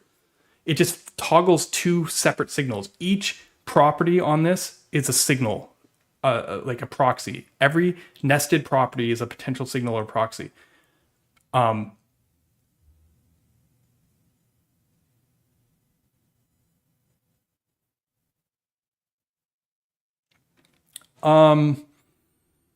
don't know if it matters that, I mean, stores are always good on made for like tree-like data, so I'm not sure it actually changes anything. I mean, the biggest trick people have with tree-like data is the fact that we keep this, we control the mutations from the set function side. I think the way that we now use setters in the same form will help it, but I don't think it changes much. I did do a bunch of diffing. There's a UI bench. I did a whole bunch of performance testing with the new swapping, which is really cool because stuff that's never listened to never gets signals created for. And this includes, that means also when we do diffs with this immutable diffing, things that aren't listened to, we don't actually have to diff. We just swap. So it makes our store diffing way faster. So it's something like double the speed of what it is in Solid 1.0. I'm not I'll go more into the store details, I guess, on that in a minute, or maybe, nah, I'm not going to bother today because the diffing is cool and it's one of its superpowers, which lets us interface with the immutable world. But I really want to focus on projections because the problem with projections are, if anyone saw my initial implementation, it was literally like createEffect, write to store. You know, the thing I told you not to do, or create computed. Like it was slightly better, but we didn't have create computed in Solid 2.0. So it's actually like create render effect, right to store. So it was like happening before the other effects, but it was like, it was not good. It was like using like that. Yeah, it was just, it wasn't good. Because you have this tearing problem because here's the, right. Now, this is where the question is, how do we make this work? Yes, stores are recursive. And that's why if you've ever seen any SolidStart demos around server actions and stuff like a to-do or notes app, it's incredible because you literally are doing TAN-stack style revalidation writing with single flight mutation with optimistic updates. And we're actually, I haven't talked about this, projections are amazing for optimistic updates because you can take an existing server state, you can take a future optimistic state and you can merge them in the projection. And then when the server state updates and like goes, yeah, it's committed, you can diff against the projected state rather than diffing against the reconstructing this, like the state again, which means that the diff can actually only change the things that changed between the updated state and the projected state, which means if the optimistic updates were correct, no work happens, no components rerun. So essentially you get these like with a combination of a couple other things we're doing with projections where we're doing kind of like collecting the mutations from the optimistic updates and applying them one at a time onto the projection. This way, instead of resetting the whole thing, we're just applying them one at a time. We didn't need to reconstruct the state and copy it and clone it over and over again. It was like fine grained, like, oh, update the text on this thing optimistically. Well, we're just updating this one state thing, update the one place, updates the one place in the DOM. But then when the server revalidated and sent the data through, because the diffs matched, we also did no work. It was basically the same overhead of having purely client-side rendering in an auto invalidating system. Yeah, I mean, that demo is crazy. And we basically were faking projections. Projections were the primitive that we wanted for that Strello demo. If you haven't seen it, it's absolutely nuts. No framework has no framework has version comes close. I'm kind of sad Ryan Florence didn't even look at it because I don't know what you say. It's probably, yeah, like nothing has touched this.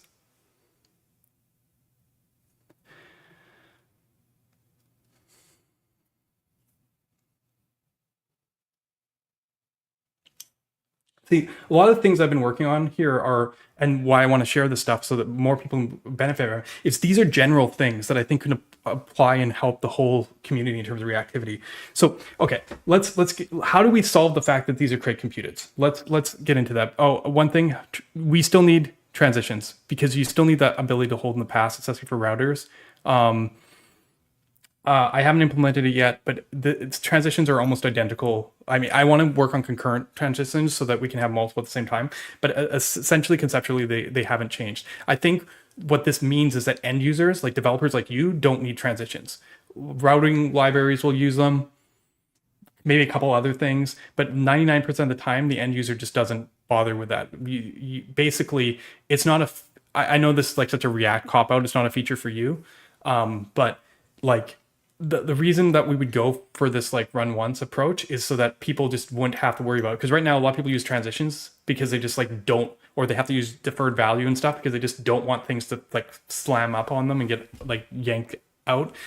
I think transition is still important, but now you just won't need them. So, okay, how do we make this work? Well, obviously a computed writing reaction writing to a store is super performant. In fact, it's more performant than we have today. But there's problems because if someone before I render, maybe an event or something asks like is selected or something, it's gonna get the old value. In the reactivity tree, when we're like processing the effects, by that point, we can queue these on first, the pure queue. We can like run them before we run, some of the other things in the pure queue. We can make sure that they run before, say, the effects and stuff. But if someone wanted to like set state and read it right afterwards, it doesn't work. Now, with memos, it does, right? If you go, it's like my old diagram where I show that like the three timings of signal, memo, effect right to the DOM, and how there's like different consistency. Solid has followed where Vue is, and Svelte has followed as well, where basically pure reactivity is in sync and effects are delayed, right? Solid could force effects to be in sync, but I think this is one of the other changes, that probably won't affect most people, but it is something to be aware of. But the problem here is projections, if they're scheduled, like they're basically effects, you can't see past them. You're breaking the graph. It's like the createEffect right to signal. So, and then so one way that I thought of solving this, as I said before, is ordering, because you can get to this problem. Let me pull up at ScalaDraw. But you can get to this problem where projections can depend on other projections. So what are they? Projections are derived. So let's use these, right? So, and actually, you know what? I might not even have to draw it. It's a lot like this problem, where depending on the order of which one updates first, you might see the old value. It's actually the flag problem again. This is, yeah. See, I don't know what the technical term is for here. Morphism. Then, yeah, maybe some mathematician can tell me what's up. It's funny, the React team, I saw this now. React team basically themselves said that they didn't really want to do transitions. But I mean, I think they're great if you can use them. They just have this unergonomic aspect that you have to control the right point. So maybe everyone will use them and it'll be happy days. I don't know. But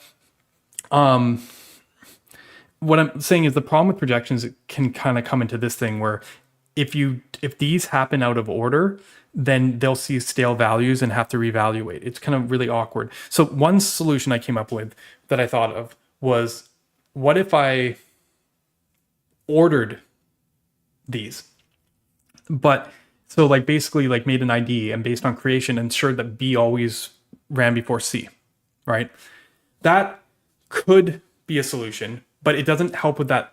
It means that when we process a graph, pull from D, it'll always be right, but it doesn't help the person just randomly getting the value, when they're like, hey, what's the value of this projection, after the set state. It doesn't work like a memo, essentially. So I was like, okay, let's go back to the drawing board a bit. So first thing I tried was, what if we just notified everything, right? Like pretend this is our scenario. What if when the projection updated, we just basically notified everything? So, and this is kind of close to where I got to. The idea is inside the projection, it's a proxy. So we could take the actual memo, right? Let me pull up the code again. You see how there's like, this thing is like a memo in a sense, like this is a reactive computation. There's something reactive running here. This is a tracking state. What if we took the memo and we returned it inside of the store? So every time you accessed a property on the store, every single property read from this signal, like this memo that we're using here. And if we did that, then since they're all subscribed to that signal, whenever we update anything here, every single thing that listens to it would be notified. And then if someone asked for that value, it would be able, even if it's not part of the graph and not scheduled, they'd be able to pull the latest value because it'll be like, oh yeah, I might be dirty, check me out.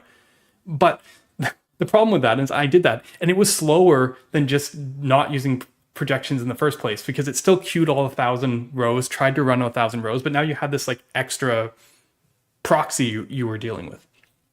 So I was like, okay, I have a really performant solution that's incorrect, and this correct solution that is really unperformant, right? Because like the whole point is you don't want to do all the work, right? Otherwise you wouldn't be doing it.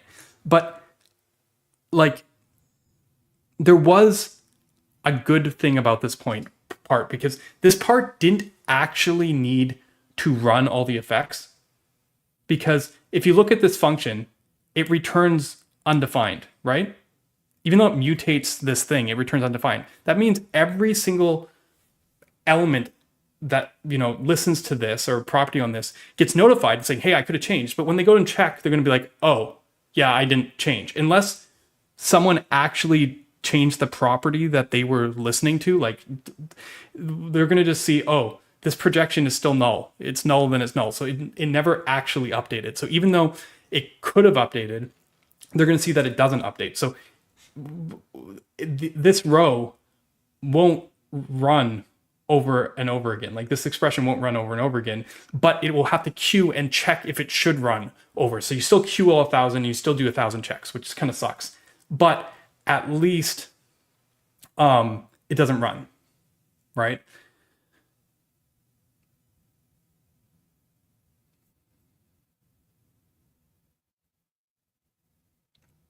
So my solution actually is kind of interesting. What I ended up doing is kind of go somewhere in the middle. What if we notified everyone, but we don't queue anything? We basically say, hey, you guys, you all could be dirty, but we're not going to queue you. Which is a kind of an interesting thing, because if you don't queue them, then how are they going to do any work? Well, they're not. But everyone knows that they could be dirty. So the benefit of knowing that you could be dirty is if someone specifically asks, hey, am I dirty? Like, get me the latest value. They'll go like, oh, you might be. And they'll check all the way up. And then they'll get to the memo. And then the memo will be like, oh, yeah, I have to rerun again. It won't change. So it won't, tell everybody to run. But at least you can ask the question lazily. We don't even have to run the projection immediately, because if someone asks for it, they'll get the value. But what's interesting about this is we still schedule it. So it still runs. And if it runs, it will see that it was notified with a flag that's like, hey, this was notified on a no queue run. So it'll go, okay, well, I'm notifying it for real this time. It will bypass that. So anything that's actually changed will then, it'll run. It'll go, oh, actually delete this thing, update this thing. The things related to those two will then queue themselves on for real and actually run.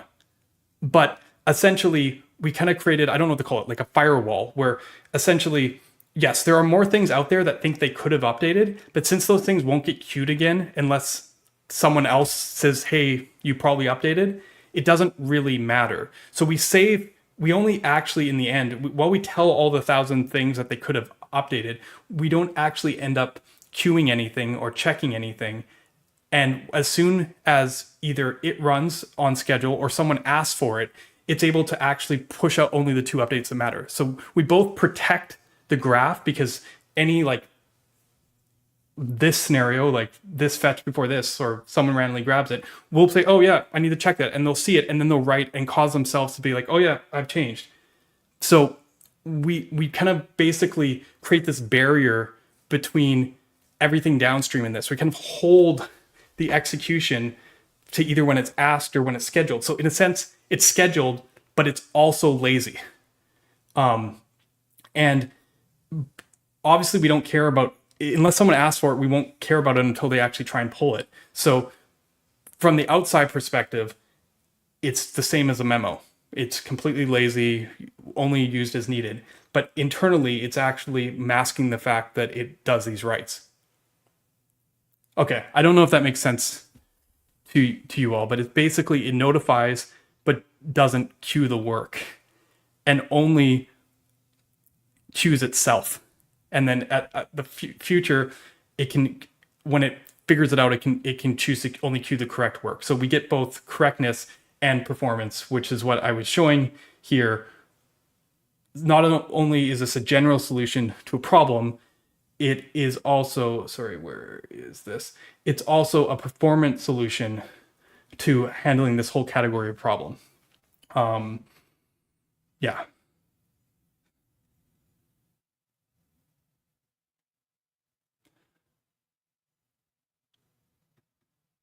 No, I mean, generally speaking, I I don't think, yeah, yeah.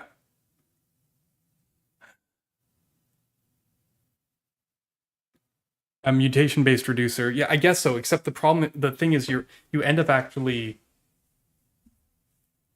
spread because of the granularity of the store, the underlying mutator. You actually get the ability to fork from like one signal back out to multiple signals. It's super powerful.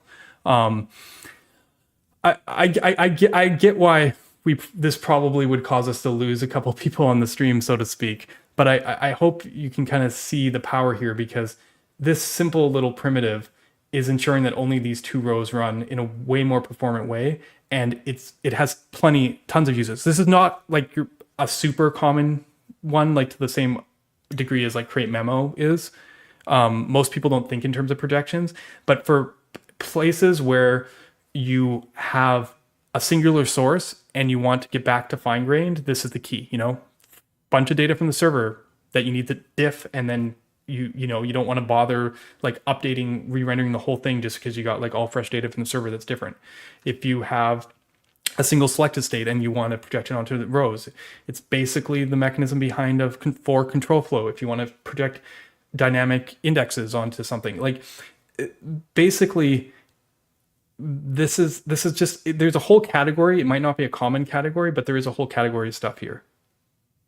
It's funny that, oh, it's because I haven't done update every 10th row. I'm like, it's funny the batch is here. We don't need batch anymore.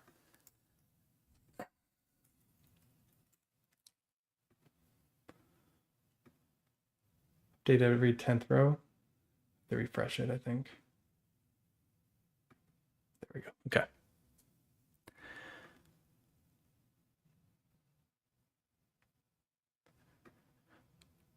Yeah. I mean, and the fun part about this is we can create Selector for this scenario, right? Like that's kind of fun. The fact that maybe someone won't actually do this, and instead what'll happen is someone will use this to create another primitive. Like, what if they wanted a selector?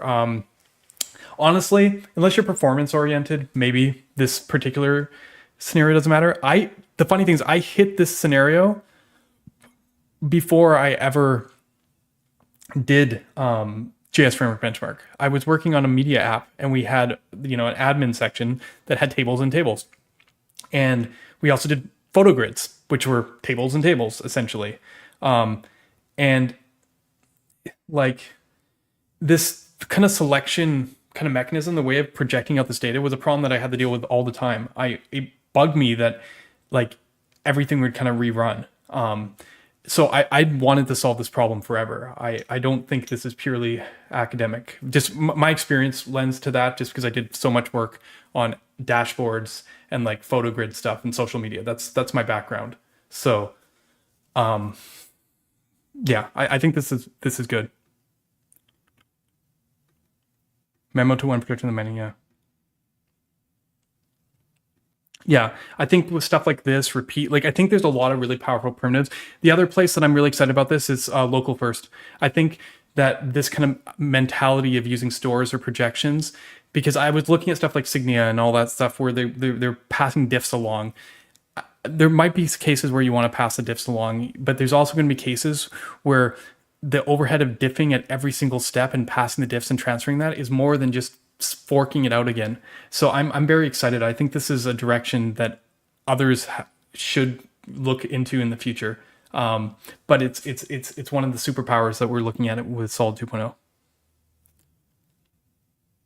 I mean, you definitely do, because React can only handle component. But the thing is, like, the problem with React, the same problem with async, you need use, like use Jotai Atom. This is why there's no comparison between external storage plus React and something like Solid. Like it's just not, it doesn't make any sense from the model. Like that self-healing pull the thing down. Like you can't do that in React. Like it just doesn't make sense. You absorb the state where it enters the component tree, and then everything below it is impacted. Whereas here we push everything right down to the last possible place, the closest we can get to the DOM, the closest we can get to the user, and then we pinpoint push where things could update, and we pull through. So it's like, yeah, I mean, it's just, there's basically no equivalent. Make maps with accepting case before. Yeah. Okay, cool. So we did the JS framework benchmark. Projections, healing, async. I think that's the core of what I wanted to do on this part of the stream. I don't know if it's time. It's probably time we should switch modes, maybe talk this week in JavaScript. I don't know. Does anyone have any questions? Did people enjoy those demos? I mean, there's more stuff in here, but like I didn't show it, but class list becoming just class helper, generically handling CLX type stuff. There's so many little improvements that we're looking at here, yeah, I'm going to talk about Solid 2.0 more generally after this when I get into this week in JavaScript. But in terms of the 3 topics today, I think we're good. What about onMount? I still have it right now. It's onMount is fun because technically it still works, but it's only the back half of effects. So use it. But if you put something async and you read it in there and it throws on you because it's not read in any other reactive thing that would cause it to suspend, well, it is what it is. Maybe we can give you a good error. Like if maybe if we get a not ready error in the back half of an effect or an onMount, we're like, hey, you probably need to add this. You probably need to use an effect, or you need to add it. Like that React, like you need to add to the dependency array kind of thing. Like I kept onMount because people love onMount so much. One of the interesting things that I haven't really shown here, and it's only take a second. Let me go back to my other examples. Maybe Playground 2. Is this the one I want? It doesn't really matter. The one where I was really looking at effects. No, this one is the nested, maybe Playground.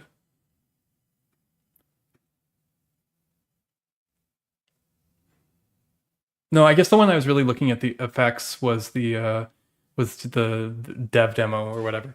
But what I wanted to kind of call out is that effects here have it's the onCleanup thing. Basically, because they're split in half, right? Because createEffect has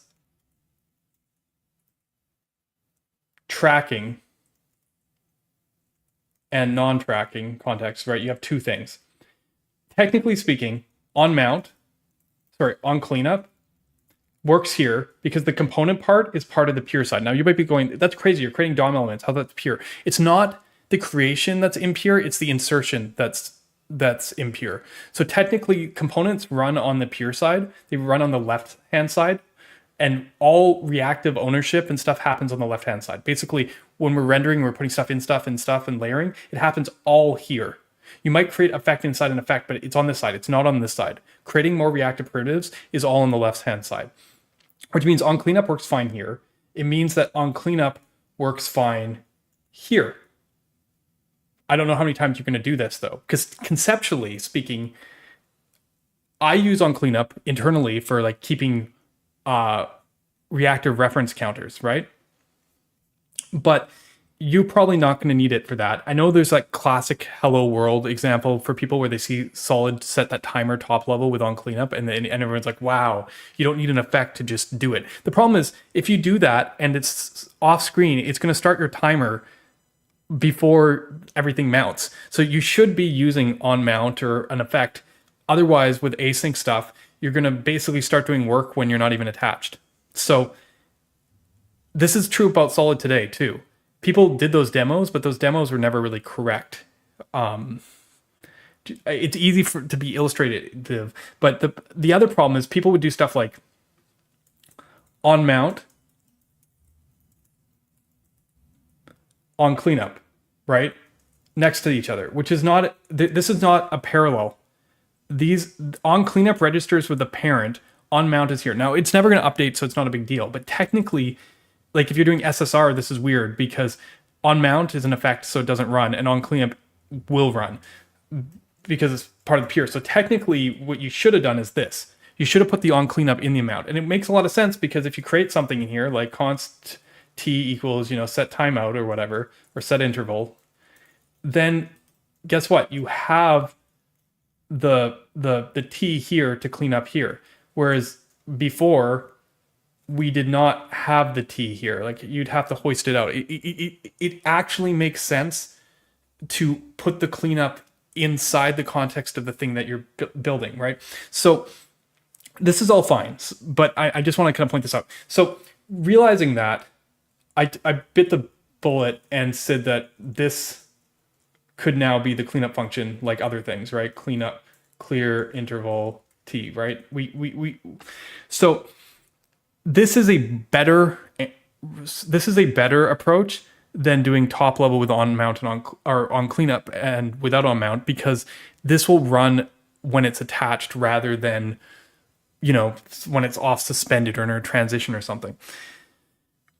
But it also means from this perspective, this is also true because without the reactive context, like there's a difference between these two. This can run multiple times and you should clean up each time here for that, but you don't want this side cleanup to clean when this cleans up because there's this separation because like again, transitions could run or suspense could run the front half more than the back half. So technically speaking with the split, it doesn't make sense to move this here because it's not tracking, it can't look it up, and it's not the same thing. It's a different cleanup from this cleanup, which means that speaking, I mean, we could try and like look it up and do something smart, like, oh, we're in effect mode, add it here instead. But the gist of it is, how often do you actually need to do a cleanup here or up here?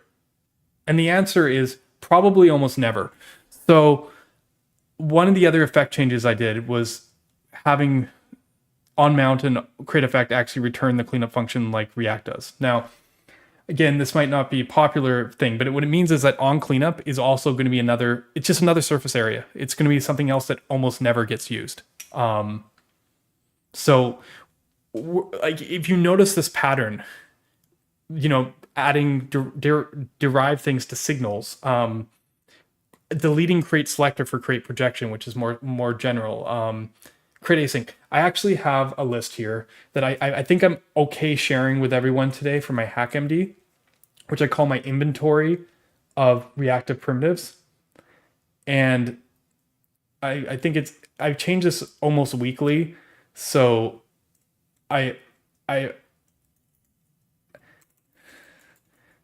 it's probably a little bit out of date, but I'm going to share this now for the first time. I think what you're going to find here is that, where's the copy share link? Is that the total surface area of helpers in Solid is actually significantly shrunken. But if I use it like a camera stream, I want to use it on cleanup. Yeah, you use it in an effect or onMount is what I'm saying.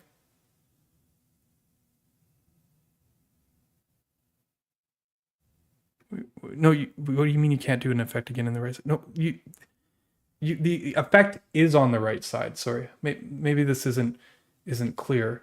This is where the effect is. Like do effect. It's on this side. This side is like track these. track these, do effect, return cleanup. So this grouping makes sense too. You probably aren't going to do cleaning up like the cleanup here. It has a potential with scheduling to run more often than the back half. So your camera stuff, things like a camera stream, I want to close the stream, might just be like this example here, which is like set up camera, return the cleanup for the camera. Like it's this. onMount createAsync. Why? And no, this won't work because you're trying to create a reactive primitive on the right-hand side. You should create it on the left-hand side. Because onMount, this function is this function. It's the right-hand side.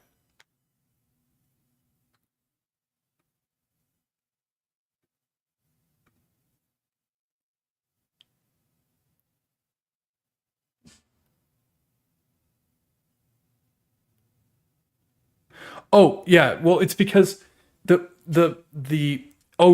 talking about nesting. Like in Solid, you can nest reactivity inside reactivity and inside reactivity, but it's under the kind of presumed ownership context, which is basically the way. I don't know if this helps people at all, but this memo, this front half of the effect, even this component which is getting rendered that this is in, are all the same. The things that are not the same are the back half of the effect, the function in the onMount, and this click handler. Those three things are same. There's two different zones. There's basically the zones that are what I call the pure side, which are basically every single thing top level in the component, everything in a function in the memo, and everything on the left side of the effect. So that's one zone. And then there's a second zone, which is the right-hand side of the effect, the function in the onMount, and the click handler, which is the non-zone. So there's like, I don't know, like there's two separate contexts that we're dealing with. There's the in the system, outside of the system.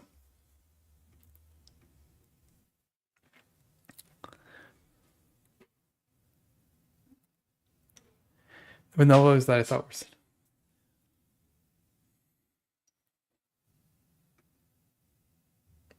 I haven't had to change anything. I think one thing that's sneaking in is a bunch of people. All the code seems to have like optional chaining. People like writing it so much. In Solid, I was very careful not to do optional chaining. You'll see a lot of ands. So maybe it's possible that we will need. I haven't made a final call on this, like transpile. Like I'd rather Solid not transpile. Like I might just remove all the optional chaining. A lot of our newer libraries have it too. People just really like using the newer syntax. But yeah, otherwise, like we're ES16 still.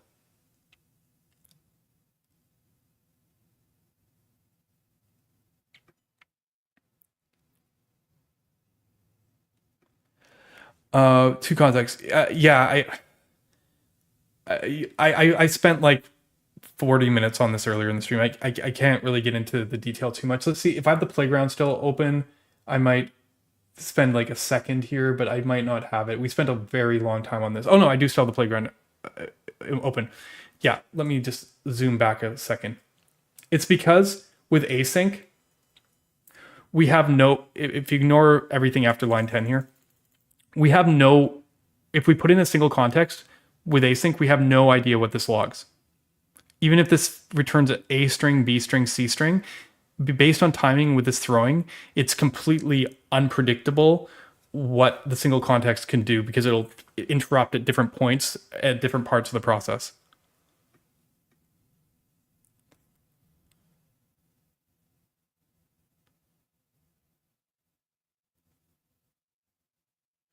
Yeah, I mean, almost everyone supports this stuff, but you have to understand when you're building for something like Solid, you have to consider like people who use Skypack or no build or like there's so many criteria, you know. I mean, there's even people who use web components. So like it's just like there's a lot of craziness out there, and I have to kind of account that not everyone will just be using the tools that I prescribe. It's part of the choice and part of the power of having a solution like we do.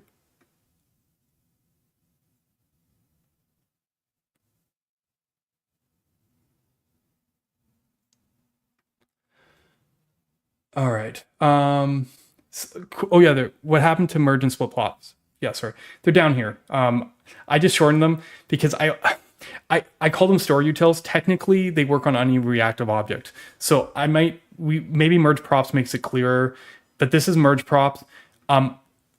Split is omit. We'll talk about this. It'll be RSC. So right now I'm sitting on this because the problem is the first argument that you get back from split props, or the front half of it, probably is unnecessary, and it's an extra proxy wrapper. You should just use the source object through rather than that, because it causes unnecessary like layers. So this is an example. I talked to the guys all building like the component libraries like Cobalt and whatever to get their feedback on this. And this is an example of where we can change the API to encourage better performance patterns. So omit is basically split and merge is merge props. We could call it omit props or merge props, but really it works on props, but it also works on stores and projections. So I thought that the name was too specific. I mean, I can go over this list really quickly so you understand. It's the source state, which is create signal, create store. Makes sense. These can also have derived forms of them. There's derived, create memo, create projection, create async, which we've shown today. There's effects like createEffect, create render effect, which I haven't shown, but it's almost the same as createEffect, and create reaction. This is useful for some weird third-party stuff where you return a tracking function. So instead of it running together, you can basically pass around the trackability for it, and then as soon as whatever's in it updates, it runs once. So every time you call track, it can react up to once. This is really useful for integrating with things like React. Like I made React solid state this way. It's not useful outside of that.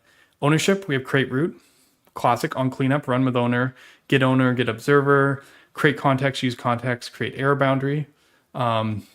Utilities, untrack. Flatten is like the parent, is like children. It's the core of children. We're still gonna have the children helper in solid. It just uses flatten. So it's just, this is more core talking about like what's in the signals implementation. Flush sync, which is replacement for batch.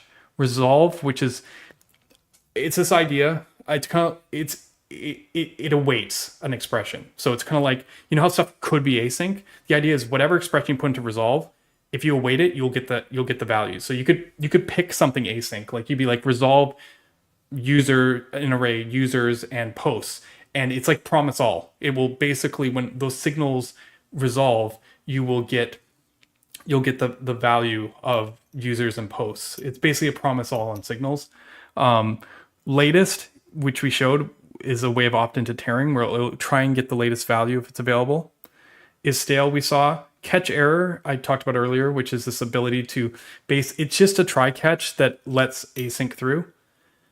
Has updated is we haven't talked about this one today, but I've talked in other streams. It's this idea that inside of any reactive computation, you can go, hey, has this updated since the last time the parent ran? So you can tell which signals triggered the computation to rerun. It's useful for stuff like in projections for diffing states. Like you can go like, am I running this because we added a new optimistic update, or am I running this because the data from the server updated? And that can change the flow. You can go like, I'm going to diff in this case, otherwise I'm going to partially update.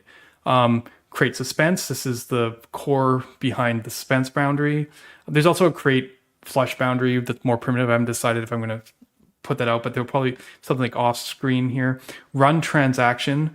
This is use transaction or start transaction. I haven't developed that out yet, so it's still there. Reconcile is how you diff stores. Unwrap is how you pull out the core object out of stores without all the proxies. Omit is like pull out, basically give me the props without these things. So it's like the back half of the split props. Merge is the merge, and then map array and repeat, which are two operate. This maps over an array, and this is our repeat control flow as a basic function helper.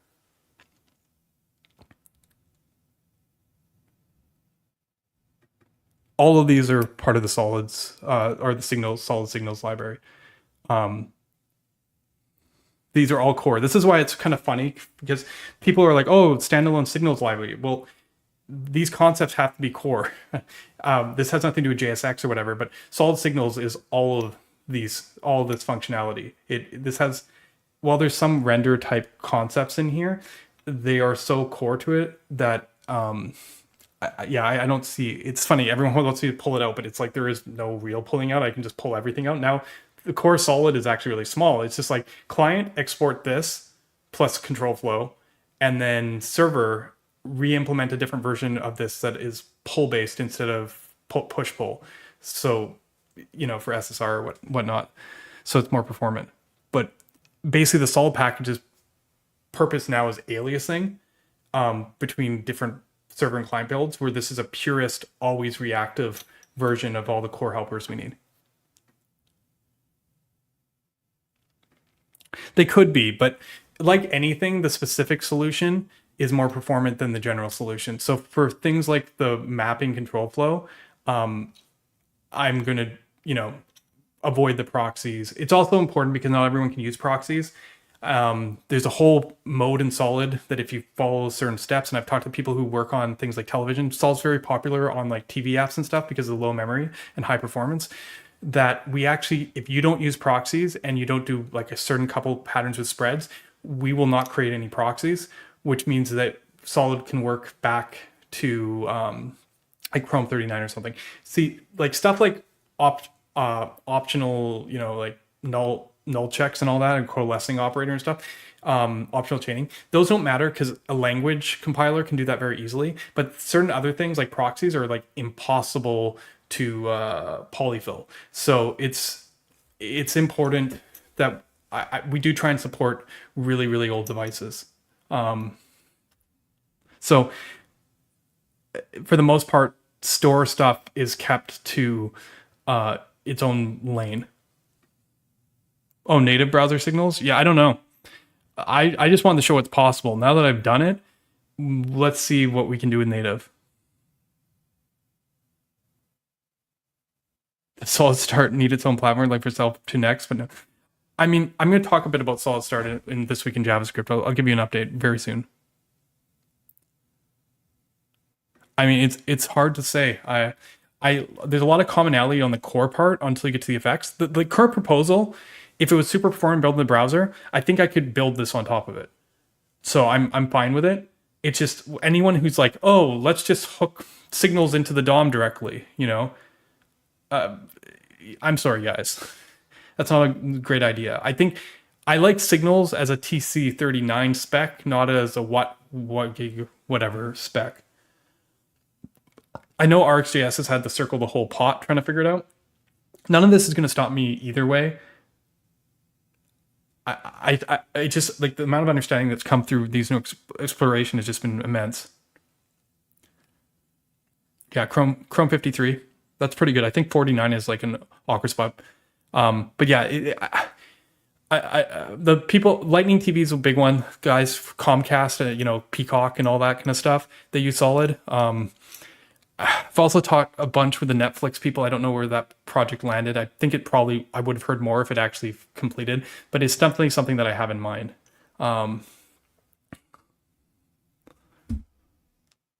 Could be profitable. Yeah, I mean, sure. I don't know about businesses. I just make cool shit. Yes, definitely. onCleanup still exists and it's in this list. I'm just saying that again, this is an example where I think the average developer who uses Solid will probably it's going to be easier and easier to literally just use these and not use and pretend most of these other ones don't exist. I mean, there's a few of them. Istale might be useful. Untrack's obviously useful. Flush sync. Reconcile. These are wrapped. Yeah, it just like, even though this list has about 30 things on it, I think a lot less. I think we've streamlined it a lot.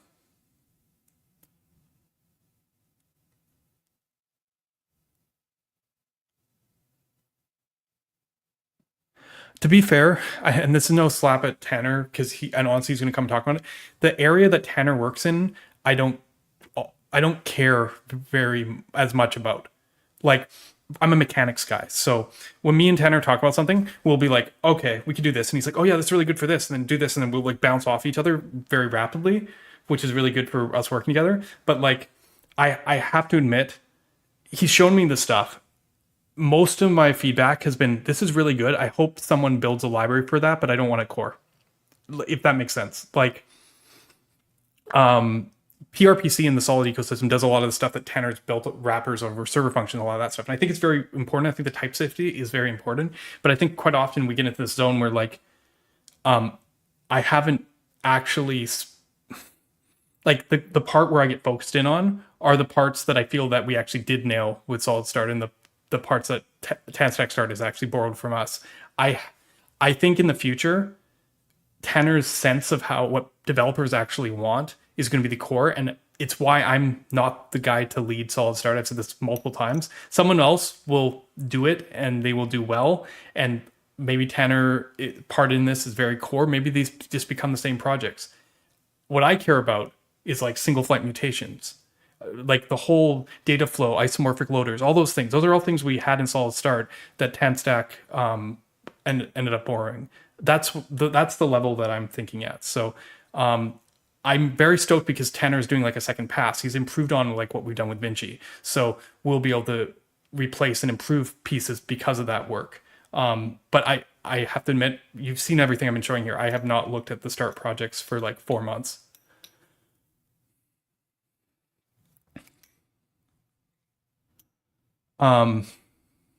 Okay, let's switch modes 2 seconds. I'm going to full screen, and then we're going to go this week in JavaScript, which I think is going to be pretty fun because we got some hot React action coming up. Actually, it's been like 3 weeks, so I need to pull some together. Yeah.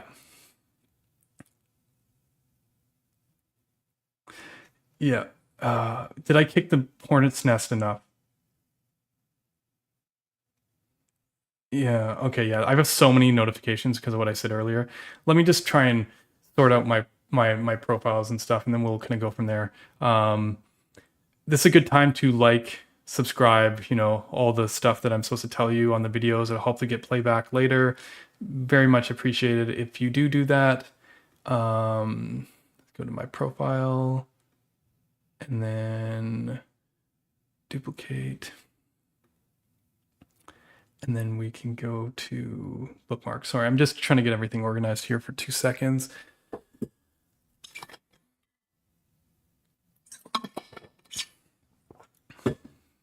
All right. When was the last time I streamed? I think that's the first question. I think it was January 24th.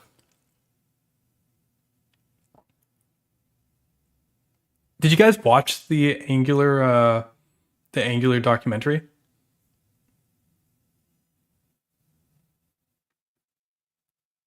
It's all started to 2015. Yes, Tanner is moving on to yeah. This was a coordinated effort. So yeah, I mean, I'm gonna talk about it. SolidStart is still on Vinci. TanStack is still on Vinci. We had a meeting in the January when I was just like, we were kind of like, enough is enough, and I got all the people working on SolidStart to kind of officially make a SolidStart team. They were already doing the work, but just make sure they could automate it and I wasn't the blocker. Tanner was sitting there in the meeting, and we just basically just laid out a plan long term where we continue to merge or converge the projects. Right. We'd already kind of decided that Vinci wasn't able to be sustained by one person, and it basically enabled what was possible before. Like, we wouldn't have been able to release SolidStart back when we did without Vinci. It would have been impossible. But now it is possible. Tools are catching up. There's still work to do. So yeah.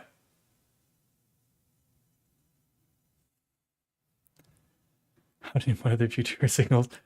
I've got some really cool demos, but I've literally spent 4 hours on them, so I can't go back there, Dax. But all I can say is I've got like self-healing, async, granular. It's really cool stuff. Yeah, there's like a bit of a lull in the minute where everyone complains about createEffect, but if you get past that, there's a there's a really good demo in the middle. It'll have timestamps eventually, but yeah. But okay, so January 24th. So let's scroll back the time to January 24th and talk about.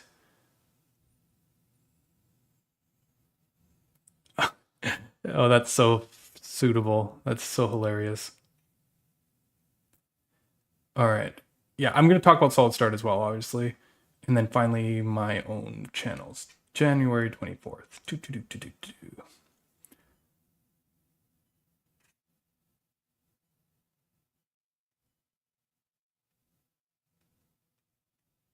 Oh, right. I remember the last stream now. All right. Let's kick this off and get started on This Week in JavaScript, okay? Let's do it. All right. Not like that. More like this. Okay. So, yeah, I that tier list I think went over pretty well. I'm glad there's some awakening for some people to understand the scenario. I'm not going to focus too much on that, but the actual very first post is so thing. Yeah, I mean, I put on my own profile, January 27th. What do we got here? Yeah, 10 stack, solid. Never bet against Vite. And for anyone, we're going to go into this topic in a few minutes, but this is completely a subtweet about the React team in the create React apps situation. I wasn't sure how they're going to resolve it because let's face it, this has been like 3 weeks, but I saw the conversation and I'm like, you guys are crazy. That simple. Like, Vite is a force that you can't just kind of like push under a rug. It's the most positive force in the JS ecosystem, probably in years. Like React was like that at one point, but Vite has been consistently the thing that people are most happy with for years and years in a row. So, yeah, I mean, we're going to keep that in mind as we continue through the rest of This Week in JavaScript. But I didn't know the CRA thing was still going on because the truth of the matter is Theo brought up that issue like 2 years ago or something, or like 3 years ago, and they were like, "Oh, we're going to do this, blah blah blah," and they did the recommendations. I had no clue that it was still like this big dragging issue. It's like most people are like, couldn't they just switch to create Vite already? You know? And the answer to that is complicated, and we can talk about that in a bit. But what I'm getting at is whatever answer they chose clearly was not to choose Vite, and I think it's an interesting decision. What's Vite? Says this no bundler joke. Oh man, Astro is king. Astro is awesome. But yeah, I mean, we'll look at the new React intro stuff and see if Astro's mentioned in there. Hashtag no build. Yeah, yeah, yeah. The only thing more detached than web components. Although this not betting on Vite thing from a React perspective might even be more crazy. But let's kind of go into it in a minute. Okay, if you guys didn't check it out, I got the chance to be in my second Honeypot documentary, which the Angular documentary. Cool story. I don't know enough about the internals of Angular. I honestly didn't pay attention to it until Pavel reached out to me about signals, so I can't really speak too much to it. People were trying to teach me stuff, like back when I was like a writer on an Angular blog site writing about Solid. I mean, the community's always been great, but I don't. Some people complain that this was like a little bit one-sided, but I think the important part isn't where Angular was, but where Angular's been heading. There was a switch that happened 2018, 19, 20 kind of time period, and it's been paying off the last couple of years. And I think that part of the story is really interesting, really compelling. So yeah. If you haven't seen it, it's worth checking out.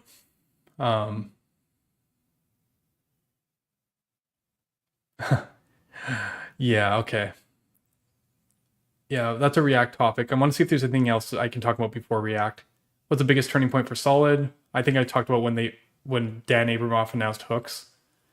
It's kind of funny how sometimes something that's like a necessary solution for you, like direction for you to take for your tool for it to work, can be done better by others. And it's like it's like one of those tensions where do you keep things the same to hold on to your grip, or do you try and progress to move to the where things need to go? React, in my opinion, always took the right choice generally to kind of move with the future, at least historically. But it is an interesting thing because it was them moving to hooks, which made people finally actually pay attention to stuff like Solid. It was what made Svelte 3 happen. It's what made View Composition, API and View 3 happen. Completely because of React hooks. So for me, it's a huge turning point. The ironic part is it didn't actually make SolidJS happen. We already had that, but no one would have been paying any attention because we weren't the only ones back there that had that. There were other libraries doing this kind of thing, just no one cared. Okay. Let's jump over to here. Yeah, this news. I'm gonna do some Solid news here for a bit. God, Tanner's been just making lovely jabs the last little while that I think is just hilarious. Could you think that SolidScan can be the most boring dev tool ever? Yeah, because nothing re-renders. And I think we just showed that nothing even re-renders when it's async and off the page. So, good stuff. But a lot of this stuff has been about setting conventions for Solid 2.0. I started fishing to kind of get an idea of how we could standardize stuff. Do people look at classes? This was trying to determine if we could use class list type functionality for normal classes, because it's really awkward if someone goes props.class and it's like an array or an object or a string. Well, apparently, even if 13% of people claim that they introspect, not a single one of them commented to explain the situation where they do that. I was like, if yes, please comment. Like, I don't care about that. This is the only portion that I actually care about. And this, yeah, one person, Ryan Shaw, you're my hero. The first actual example, it happens with Tillen. E.g., did a user pass in BG color? If not, add a default. It doesn't happen out, and most people probably use a library like Teamwork, could string a solid exactly. But like out of everyone who in the poll, not a single person who said yes actually gave me an example of it. So I think it's fairly safe. Anyway, the other one, obviously, I was asking about this. It seems like most people are fine with taking HTML type stuff and not copying React. It's not even copying React because we can't copy React. I'm not going to like do a bunch of weird transformations, like make area into camel case when it's not. It's more of like, do we just make things convenient, like look nicer? And the general answer I'm getting here is not so much. It's not that important. So yeah. Oh yeah. The birthdays. Should we talk about that for a minute?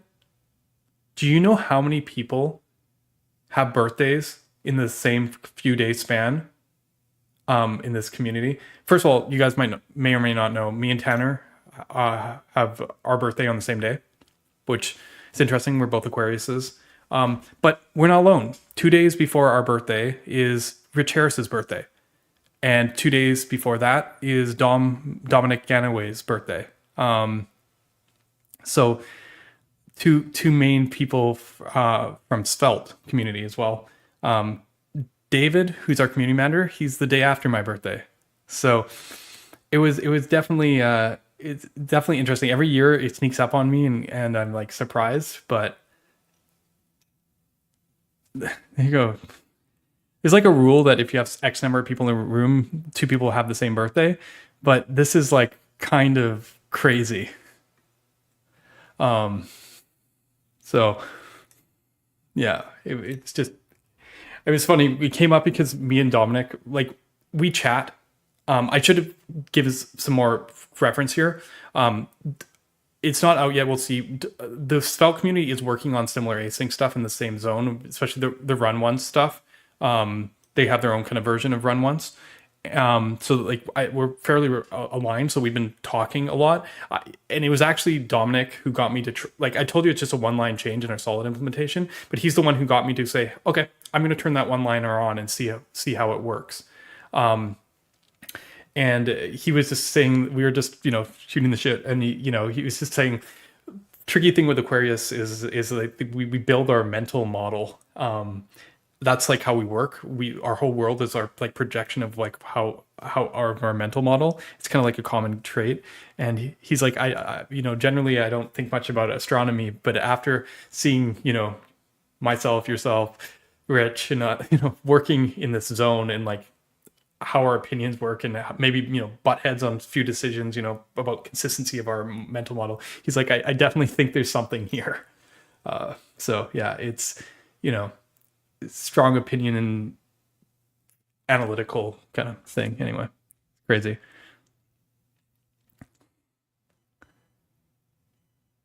Yeah. INTPs and INTJs probably a little bit too. Yeah, a lot of ints though in general. So yeah.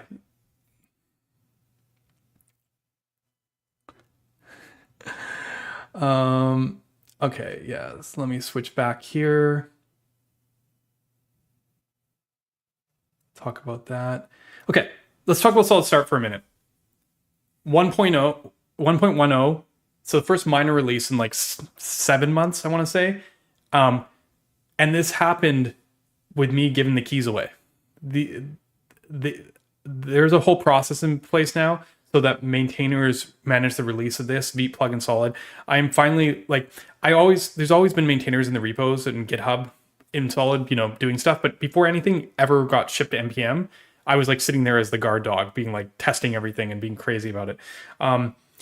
That's not sustainable. So now we have independently working teams, not just people contributing and managing PRs and stuff, but people actually doing releases and working around the clock. I should have done this ages ago. But now SolidStart is working completely as a separate entity from the work that I'm doing, which is great because they're merging in Tanner's new stuff and they're getting stuff going. I call the Gear 5 obviously after one piece, but it is really ramped up. We've been working very closely with TanStack team. We've been in their Discord. We're working on the plugin. We're building that shared base. Vinci was a good start, but now we're taking it to the next level. And I'm very excited where this is heading, especially because I don't need to actually, it freed me up to work on this stuff that I've been showing you today. So this is very promising news. Big thanks to the people, what I call the start team, especially Burke. Burke is, if you have someone to thank for moving this stuff forward, Burke has always been the main contributor who's helped the most, whenever a new version of Vite comes up, make sure all the plugins, make sure everything works. Burke has always been amazing. And still is working now, basically leading this effort along with Attila here.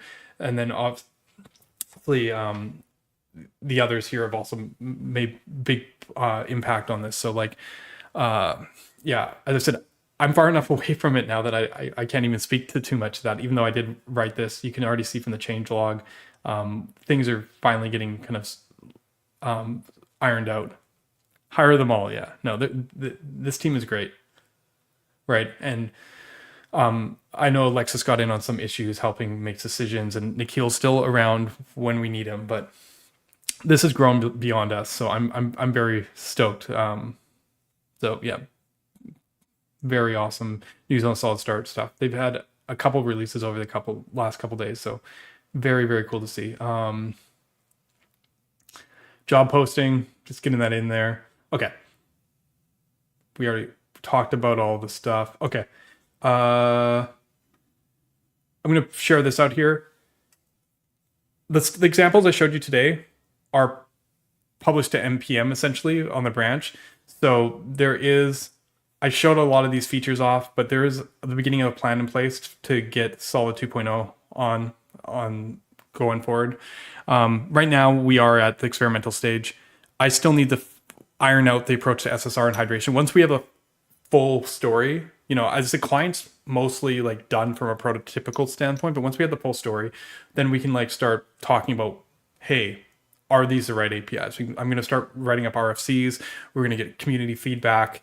You know, we're going to talk about migration, talk about what that looks like. Right now, this is just capability. You know, we wouldn't have self-healing async and error boundaries if you know, hadn't tried it.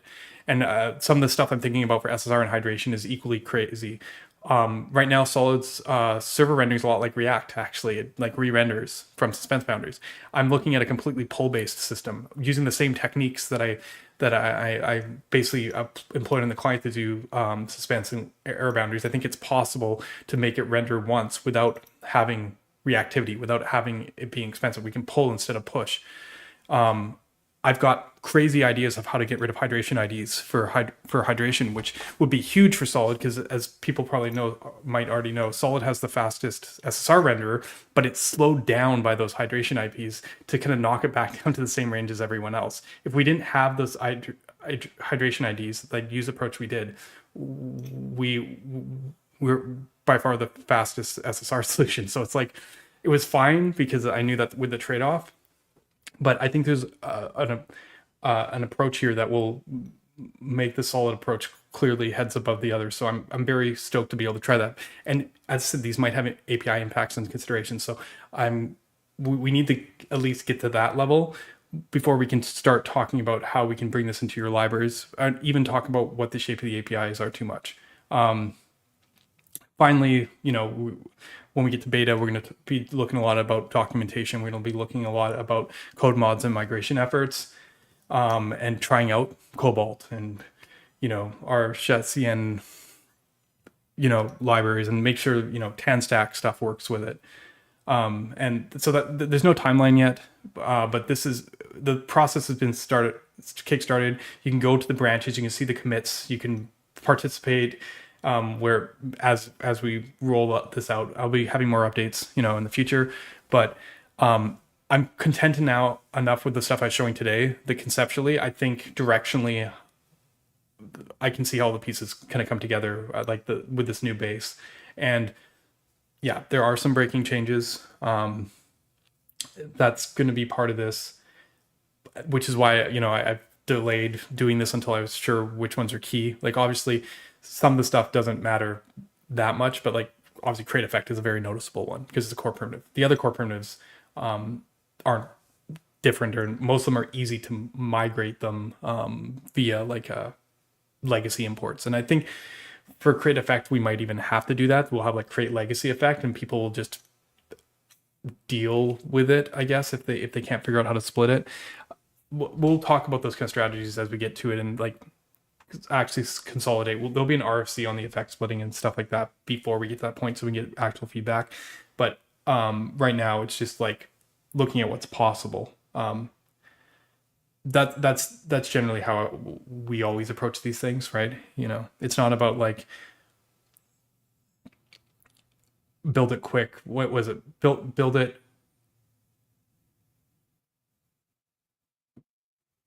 Make it work. Make it correct. Make it fast or something. We kind of do stuff in the opposite order. So right now we're mostly interested in like pure mechanically, is this performant? Is this the approach that makes sense from like the opposite perspective? So that takes a lot more tinkering around before we can actually decide on these things, because they can be impacted on capability. SolidStart. I'm working on Solid. SolidStart I am not doing much work on. And my ultimate goal, like, I don't know, if people really like TanStack Start, there is completely a future where it's just the same thing. Like, it's just like CLI start, and then it's like choose Solid or choose React. That's not out of the thing, because Tanner, as I said, been very receptive on a mechanical level about the stuff I care about. And it's just a matter of like, does he know how to create the type of experiences that developers want to use? I think so. So I'm cool with that, as long as it checks off the boxes to be super performant and like mechanically doing the right things.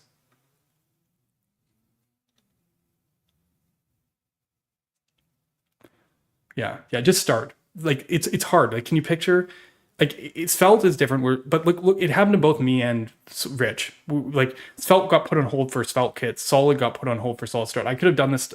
The crazy thing about this, and you've seen my HackMDs, the stuff I showed you today, I basically in 2022 was like, look, this is how it should be. I just haven't. It took me like almost 3 years to get to it. I already had this idea, like these ideas. I've already written about them at length. I just couldn't get around to actually doing it. Rich Harris had a similar block with SvelteKit. It's very different when you have like Daniel Rowe, who's amazing, and then Evan doesn't have to worry about that, or the next team from React, like they're completely separate. Well, they used to be, but who knows? Maybe that's why they're getting kind of jammed up now. I mean, they're big enough. They have Meta and they have Vercel, and they're completely different, right? Right. So, yeah, this lets me focus on Solid a lot more, which needed to. It's crazy. Oh, this is a perfect lead in. It's crazy how long it's been since I got the focus on Solid. I noticed on my birthday that it had been I did a Google thing, and I asked Google to do the math for me. I was like, how long between this and this? I noticed that the difference between the release date of initial release of React 0.13 or whatever, like the initial public release of React and jQuery was 2,400 and I think 2,844 days or something. And the difference or was it 2,448 days? It's something like that. But on my birthday, the difference between when Solid was open sourced and that day, was 1 day after. It was 2,849 versus 48 or something, which was nuts to me because that's around the last, like I did a little bit that first year into 2019, like the 2018 to 2019, I did a bit of kind of core shaking a little bit there, but that's like the last time that first year was that I actually made a big change to the core of Solid in terms of reactivity and stuff. Like I focused on SSR. It wasn't just SolidStart. I spent like 6 years between Solid SSR, streaming, all that stuff. When I saw how important it was working on the Marco stuff, that we had a good solution to work on SolidStart. I spent so many years not touching. Everyone's like, why is Solid Signals not lazy? It's like, because I literally haven't touched them in 6 or 7 years. But on the same token, it's a testament to how, like, when people pull out the JS Framework benchmark and they're like, oh, Vue Vapor now, blah, blah, blah, or Svelte 5 ruins now have edged it in front. It's like, oh, that's good. I mean, it's been 7 years, right? Like, I also haven't touched the benchmarks, the performance. Like, if someone went and picked up Solid in 2018 or whatever, they would have had the performance that you get out of modern Svelte or Vue, as of this month. So, like, I don't know. It's crazy when you think of the whole life cycle where people, are like, oh, I don't want the latest, greatest thing, shiny new tools, JS fatigue, whatever. And then it's like literally, you could have, in the whole life cycle of an app, like in the past, like where picture how everyone rewrote stuff in jQuery and then they rewrote stuff in React. In that same cycle, you could have been using Solid the whole time. I'm not suggesting that it's popular, the right solution, but like, it's crazy. And I guess it's only crazy now because other solutions like Vue or Svelte have kind of come around to using the same kind of solution. But it's hard because so much changed between when jQuery and React came out. Like, we had Knockout, Backbone. We had so many cycles of this stuff. It felt like an eternity. To believe that same eternity had happened since I first open sourced Solid is crazy, right? It speaks tons to the where the JavaScript ecosystem is, because all those guys are like, oh, new framework every week, like PHP and all this stuff. It's like, no, like, it literally took 7 years for the JavaScript ecosystem to adopt this kind of thing. And it wasn't because it wasn't maybe the right thing to do. It was because people choose solutions based on maturity, popularity, job market. These are signs of maturity. Not everyone just flicking off to do their weekend projects. Otherwise, I think Solid probably would have been a lot more popular. Things have drastically changed. So much more that other solutions have had enough time to catch up rather than people choose new solutions. That is a testimony to maturity more than anything, right? Like, so what have I been doing the last 7 or 8 years? Well, working on SSR and figuring out exactly how I would fix things. And that's what I was showing you today. I've had a very, very, very long time to figure out where things should go.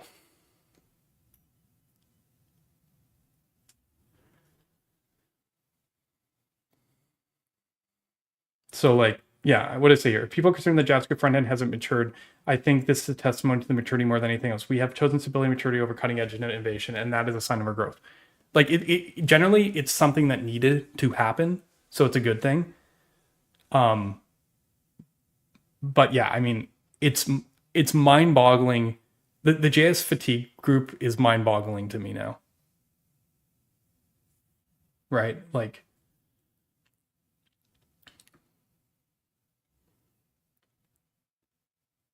okay. All right, let's go so we looked honeypot. Okay, I'm kind of gonna agree with Tanner here. Maybe I'm just not pushing it hard enough. I still am doing This Week in JavaScript on Twitter because honestly, Twitter is doing better for me than Blue Sky. I feel like Blue Sky, there's just something odd about the type of conversations I get in. It's very, you know how I wasn't subtweeting Blue Sky when I was talking. I did another tweet about people convincing people that React's good, but it's like it's this weird intersection of like no build web component people and then like React diehards.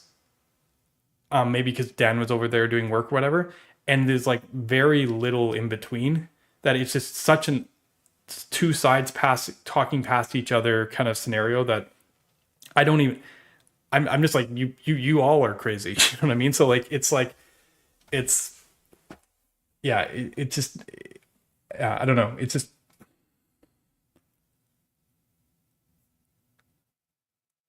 there's a couple different zones, you know, like I don't know how to put it. Like there's a weird alignment between like web components, no build, Rails, like this kind of perspective. Maybe it's just like old school perspective, and then like there's also like this hard, yeah, I don't know. It's definitely two sides trying to form, and both sides are, I don't know. Yeah, I thought that at first, but I think people legit gave it a try, and I'm still giving it a try. I'm still tweeting and stuff. It's just like it's there's a different aspect on Twitter that I don't think you find there. Like I think Dev Twitter did a pretty good job of lifting and moving, but I think that like there's like VC Twitter or like I don't know, like there's like a different group of people that I also tune into, and their Blue Sky presence, they're not getting what they want out of it, so they're not being as effective, which means that they stay on Twitter.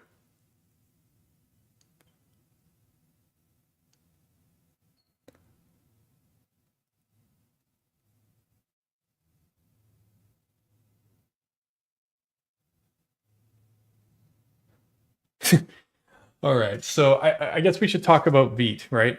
I mean, first, yeah, this is what I was talking about earlier, where Evan was showing View Vapor. And if you look at it, Solid has this problem right now in 1.0. This is really slow, but our selection is really fast, right? And then for this reason, we have this kind of split. Now, this is locally on his computer. I think it'd be a little tighter on the other ones. I imagine that these are all fairly close, but generally speaking, this has been the trade-off. If you look on there right now, Solid's slightly ahead of Svelte, but last release Svelte was ahead, and View Vapor is kind of edging out them both on this run, probably because it's on his machine. But if you look at in the actual tests, unless he did in fact get faster crate rows, which is possible, maybe the creation is faster, these should be kind of, you know, the split makes sense to me. It should be kind of close. If you looked at actually what I put up earlier with Solid Next, you see the same slowness here and this, except now this is fast. They're faster slightly than Svelte on cleanup, and I've confirmed that multiple locally, at least proportionally. I can't speak against vanilla. And then this is faster. So I would not be surprised, even though I was not trying to improve performance of Solid, I think it might actually edge ahead of the others in the JS Framework benchmark because of the selection speed. It basically solved both problems. It's just an interesting thing. But obviously, it has to do with create selector. And Evan actually made something. There's no need for create selector or vmemo. Yeah, it's only that, so it's artificially slow, blah, blah, blah, not worth optimizing, do normal code.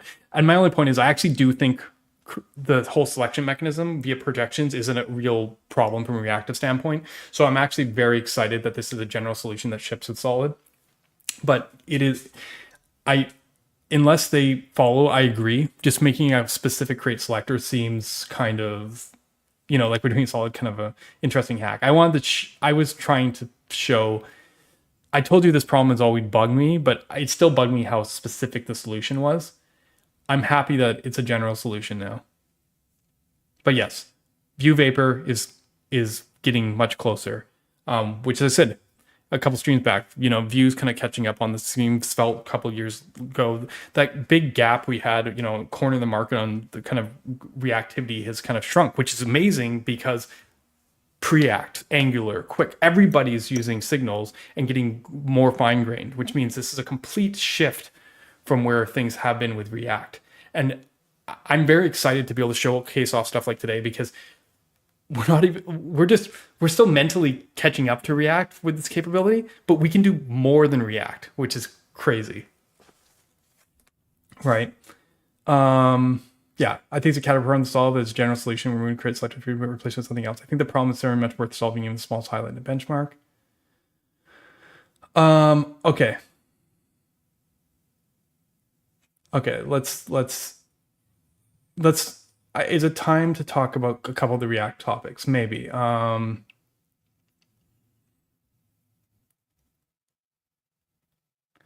Okay, the first one I would talk about is a little bit easier. There's been a lot of discussion. I think people are starting to realize that Next.js and RSCs aren't what they thought they were. I mean, it took me a while to mechanically explain it, but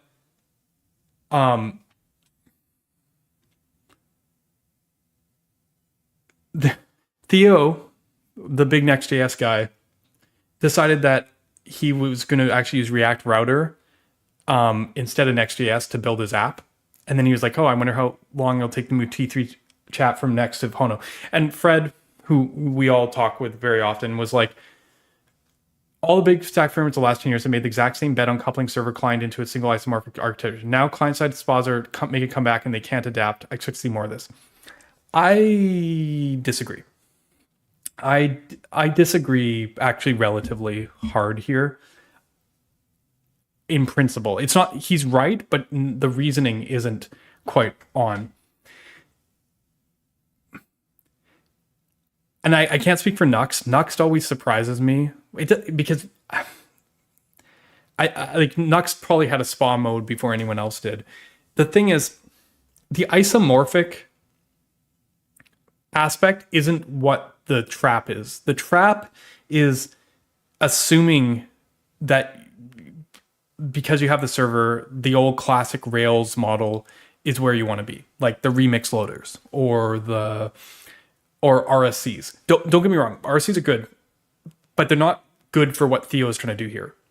RSCs are if you want to make Astro as a React app. Like they fit in that similar zone, It's like maybe this will be enough to make React good enough for e-commerce. Like that's the zone where this sits. And this is why I had to kind of call this one out a bit, because I created SolidStart specifically because I didn't want to lose the ecosystem, so that every single page app pattern would still apply. You'd build apps the way you build single page apps, and then you would essentially just augment server features in a way that was basically did not change the mechanical things. Like if you have loaders in SolidWriter, they run on both sides. There's no like server loader. A server function is just an RPC call to replace an API call in the exact same location in the code. This kind of mentality meant that the server additions didn't have to change the way stuff worked. And even to the point of understanding that the separation between the route and the routers and bundling.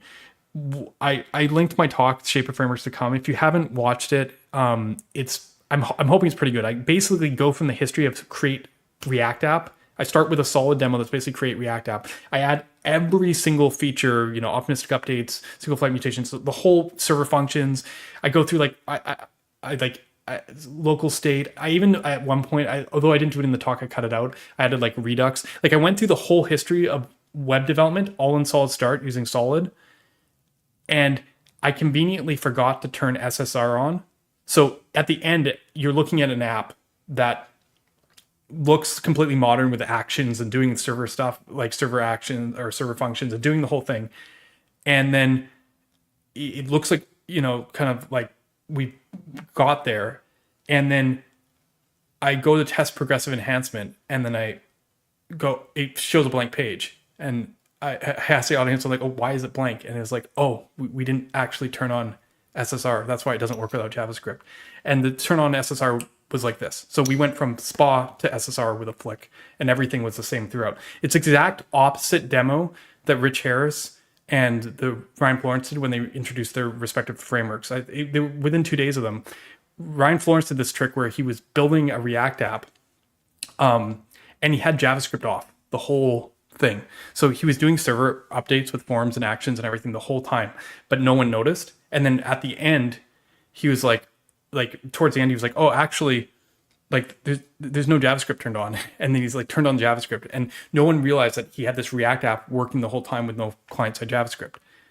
Whereas I did the opposite. And I think the fact that both of those realities exist suggests that the statement by Fred is not true. However, RSCs aren't going to be the right solution for everything. And if SPAs are making a comeback, no, you're not doing RSCs.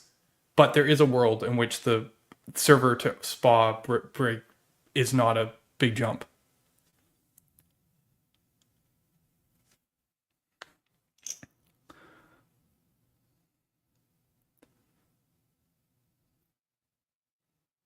Yeah, deep local first, yeah.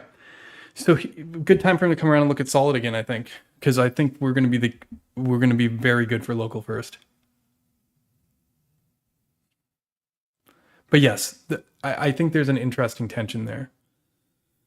So yeah, it's interesting. I think what people are realizing is that RSCs and Next, like even Guillermo posts the stuff himself. He's like he's comparing themselves to WordPress, and I think that's actually right. Like when I think about Spotify and I'm going to build the e-commerce site, I want RSCs.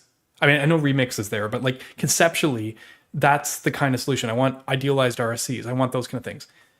But if I'm building, some local first thing, if I'm even building social media site, I'm not sure I want that. I mean, there's parts of it that I could probably string together, but yeah, it's an interesting, like if it was a media heavy site, like the Google Photos or stuff, I don't know I want RSCs.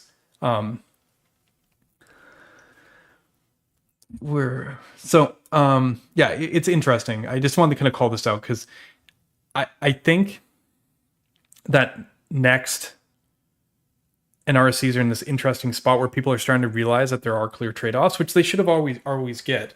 But like, it took a while, and I think this week there was a lot of that kind of pushback feedback. Okay, what else? Oh yeah. On a similar note, you want I don't know. RSCs aren't not easy. People have called RSCs a lot of stuff. Conceptually, as a model, they are straightforward. They're hard to implement technically, but as a model, I think they are actually make a lot of sense. It's like when I pick up Astro and I'm like, okay, I got my client components and I do this and I have a page and I render it and there's a few islands and blah, like RSCs are fine. The problem is people are trying to, it's like saying, okay, I have Astro and I'm not going to use the features from my client side framework. Go build an app. That's a bit of like what the experience is like, because it's like, that you can go in and use React State and like React Query inside the client components and the things, but you're kind of like, don't do that. So it's basically like use Astro, but basically none of the advanced features in the client components and build something super interactive. I mean, good luck with that. Right? Like there's this weird disparaging world where you find yourself getting pulled out of that zone and feeling the tension. It's not necessarily that RSCs can't make a good solution, you know.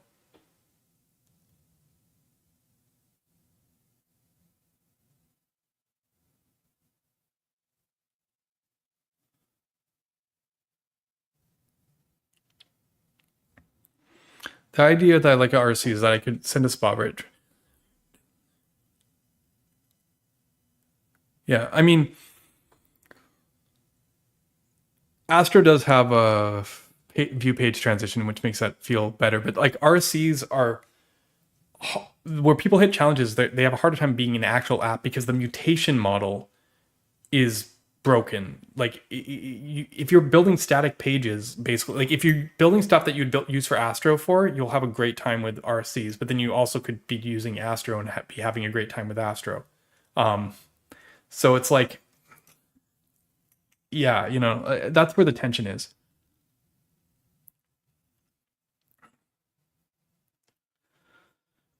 But back onto that whole thing, I saw Ryan Florence basically ask you guys, okay, if we do RCs, do you guys want to use them, or do you want to use our loaders, or do you want to just keep doing spa stuff?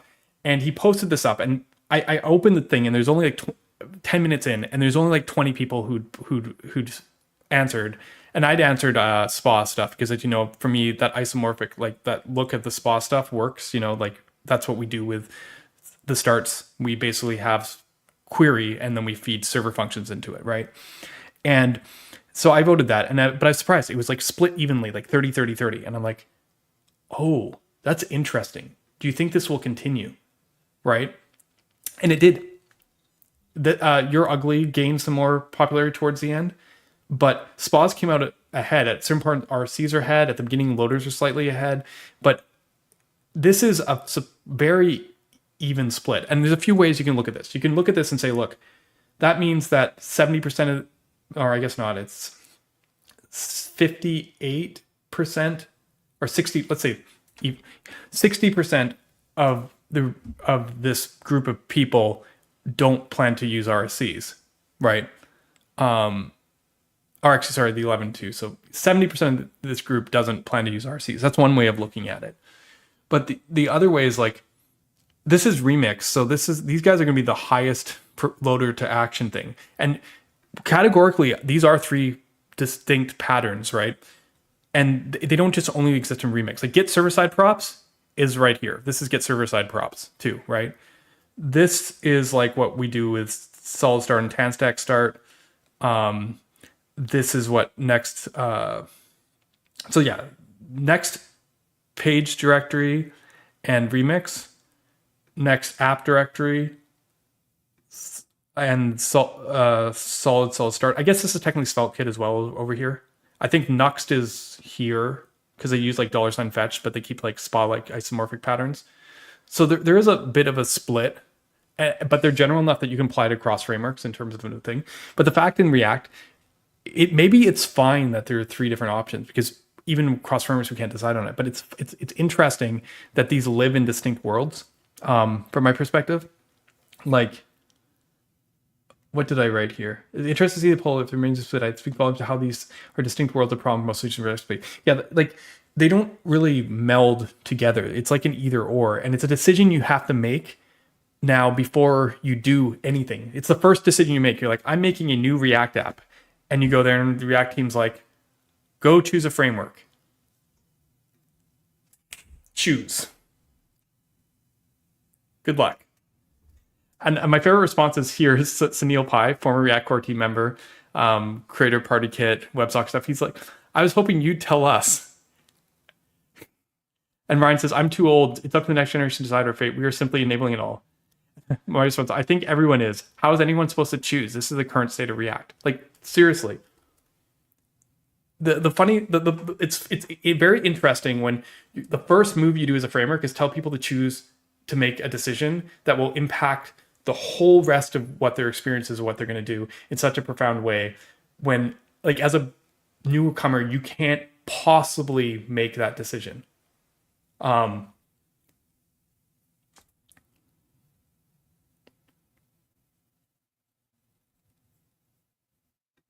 It's also crazy that already 3 people are RSCs. That being said, I think when you have the full push of the React core team backing them, you do kind of get here faster than you would otherwise, right?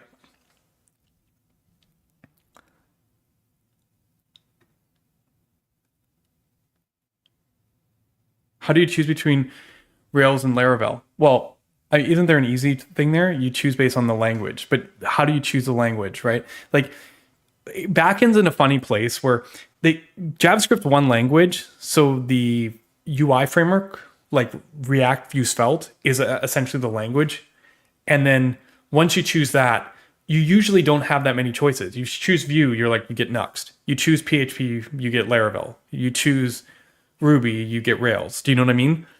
React's a little bit wider, so there's more choice. But I feel like people should get into that mindset instead of comparing, because JavaScript is the only possible language. So the fact that there's different UI rendering frameworks is like saying, why, you guys are crazy on the back end. Why do you have more than one language? Why don't you guys all just, what was that? Fortran or COBOL? Yeah. Why don't you guys just stop there? Right?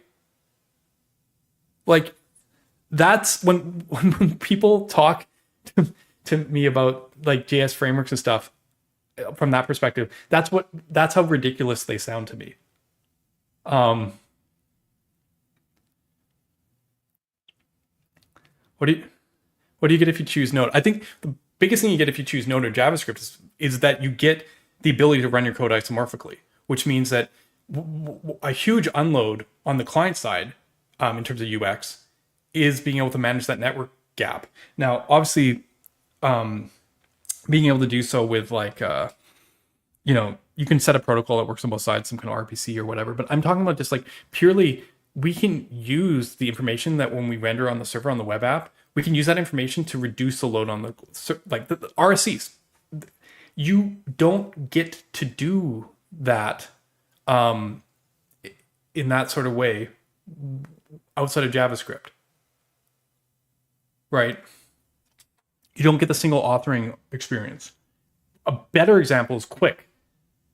It's funny because there's something like Quick at Google and they actually use Java in the conversion, but the average developer doesn't have a crazy compiler that converts between Java and whatever. Like, there's a reason, like I said, Marco, eBay bet on JavaScript on the back end, not for everything, the Java servers and all that stuff, but just for the web UI layer, because there's such a benefit to what you can do on the client side by doing that. And unfortunately, we're stuck with JavaScript as the only language that's viable, at least from a load perspective on the client. So anything on the e-commerce side, I think you're mental not to use JavaScript on your backend web server if it has a certain degree of interactivity. Obviously, you could also write your stuff in jQuery, but if you're at a scale where you actually want to continue to develop and build stuff, you're kind of mental.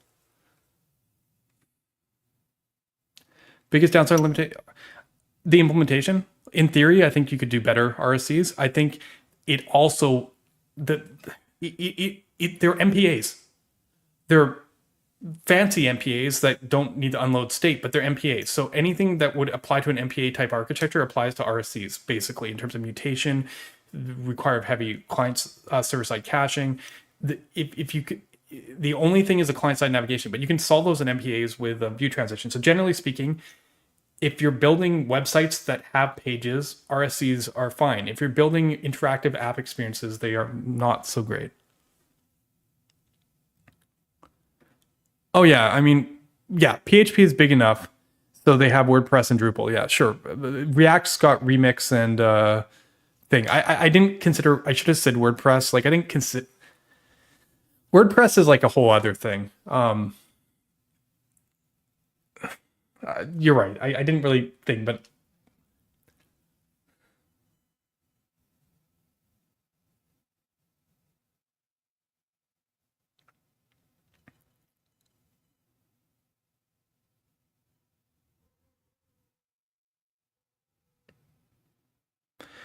yeah, I mean,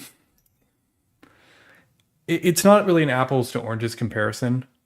Yeah, I mean, sorry, there's more frameworks. It's funny though that like they're so well established and have their zone that like everyone just kind of sits there and acts like nothing changes. And if JavaScript had done that, like we'd be in such a sad state of things. But the JavaScript has started doing that. React has become the thing. So it's taken forever for anybody to displace it. So I don't know what those people are complaining about.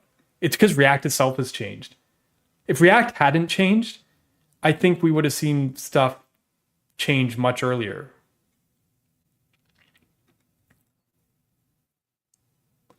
So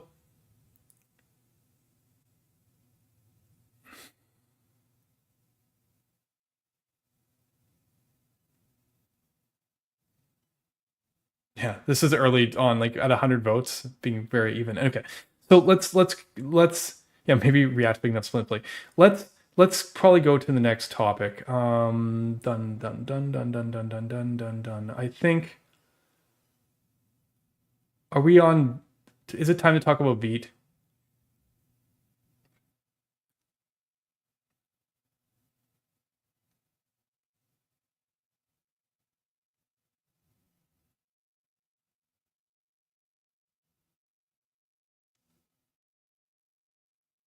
Oh no, I'm ready about this one first. Yeah, sorry, I missed this. Yeah, there we go. Okay, so we're on this one.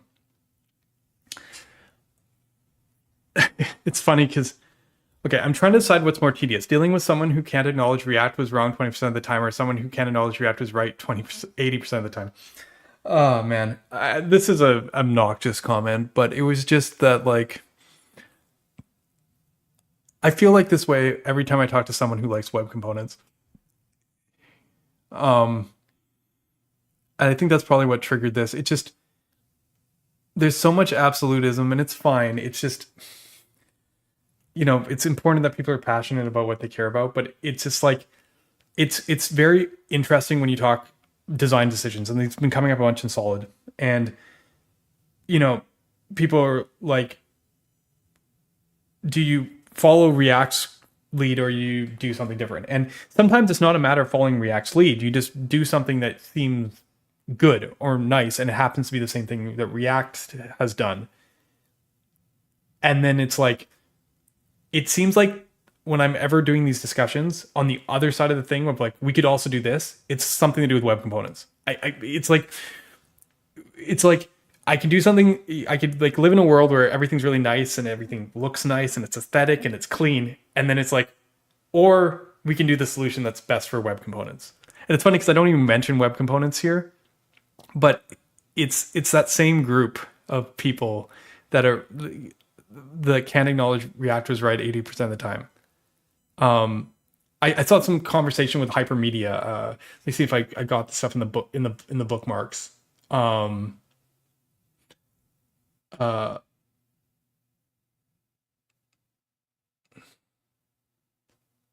yeah, yeah. Oh, where is it? Let's pull this one out.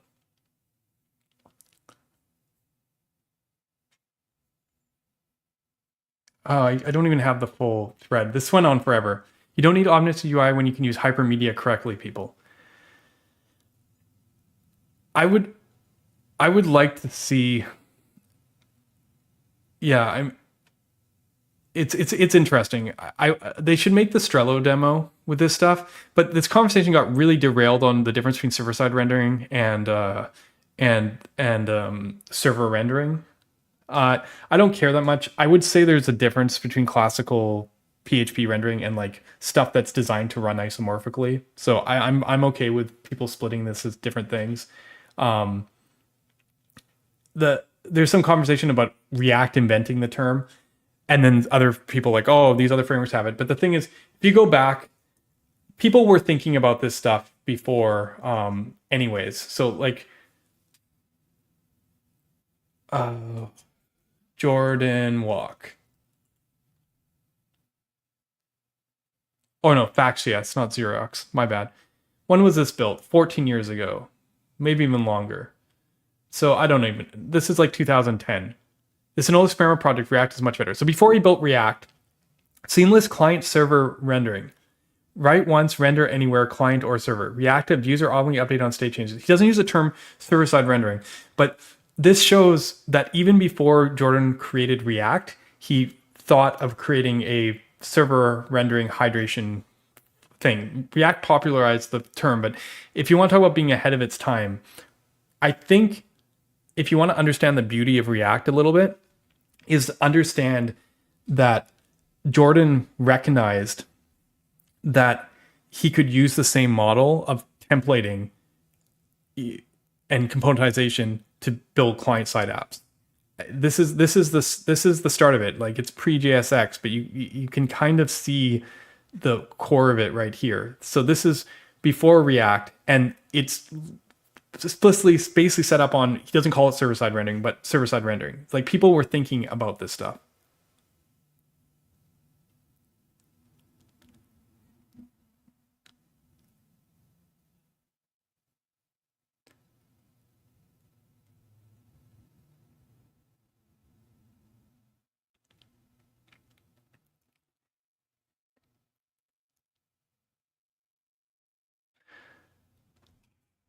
So like, I don't know. I don't know where this, the importance of this, but I think what's interesting here is somewhere down in this discussion, I'll see if I can find it. It's probably gonna be tricky here. I called out dbmon, which I thought was kind of cool because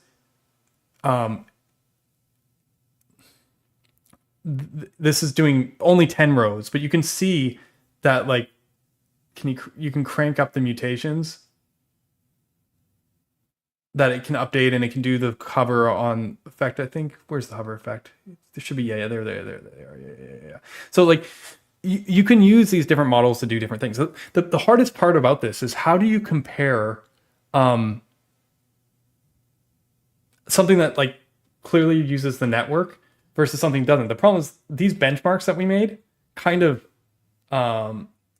suck, because like, we built them, like, this is just running as fast as the frame rate can handle it. Like, this one's doing way more rows and is like, you know what I mean? Like, what are we testing here? No one in their right mind should actually do this, right? Like it's funny because Stream can't keep up with it. On my computer, you can see like one is like 100 times faster. But it's because like these aren't comparing like things, right?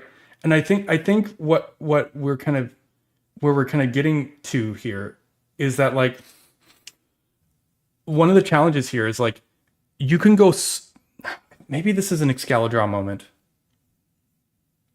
right? Because it's like, I know Theo has done his chart before, but like, there's like, I almost want to reiterate on this silly chart here, because there's like a zone where traditionally you have like really client-centric heavy stuff, and then you have server-centric stuff. And like, over the years, this side has been getting kind of like aggressive and pushing back into here. So much so that people in this zone are getting really, really confused when they probably should have just stayed black. And what to make things even more confusing is that you have RSCs now, which actually probably should exist only here. And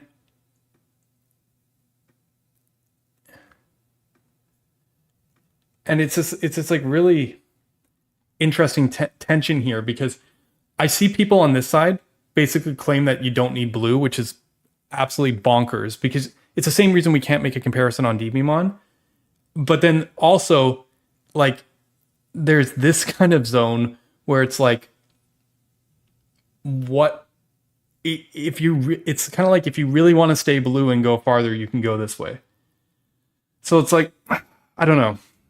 This has kind of been the tension here. You need both. Why I did data store. Exactly. Yeah. So like, yeah, I wasn't, it's just funny because this thread went off on so many different ways.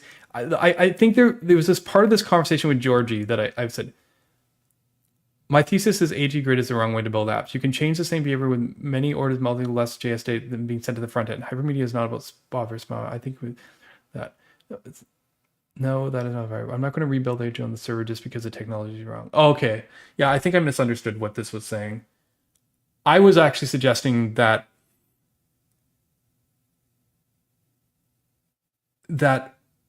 yeah, I'm actually suggesting that you need a decent amount of for highly interactive stuff. You need a decent amount of the JavaScript in the front end, unless you have stateful servers, which completely changes the thing. So yeah, I think I misunderstood this.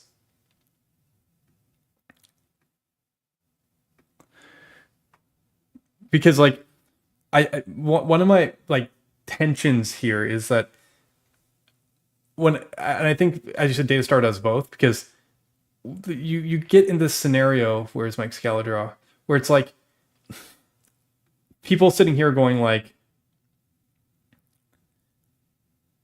pretending like this doesn't exist,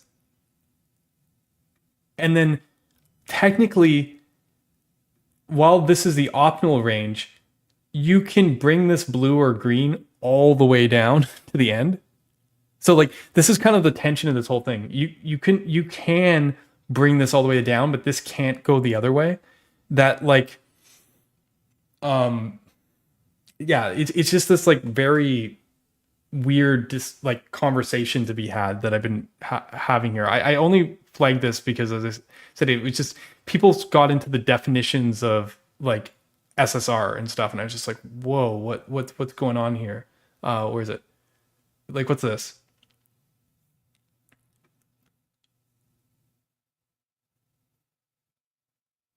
Yeah. It's crazy that this spun such a thing out. The truth of the matter is, I haven't. It's funny because the original post only, like, it doesn't have as much engagement as like literally the amount of comments and threads off this. It's crazy. I still want to see a Strello demo. I've seen someone make a Strello demo with like purely HTMX, and I was like, yeah, that's cool, but like, you're not convincing me that this is easier or better way of doing this compared to like, say, the Remix version. Like, it's just like, it's so much harder to make it jump through these hoops. So yeah, maybe we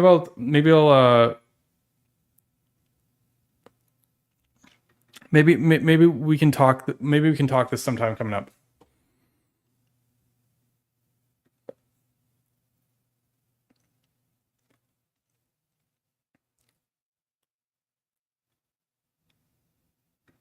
Imagine Strello without that's what you're gonna get. Well, yeah, which is just yeah, it's interesting. Unifying the model is like the trickiest part, which is why I'm very interested to see how this kind of goes. Vite has overtaken Webpack. I forgot I even flagged this, but good on you. Okay.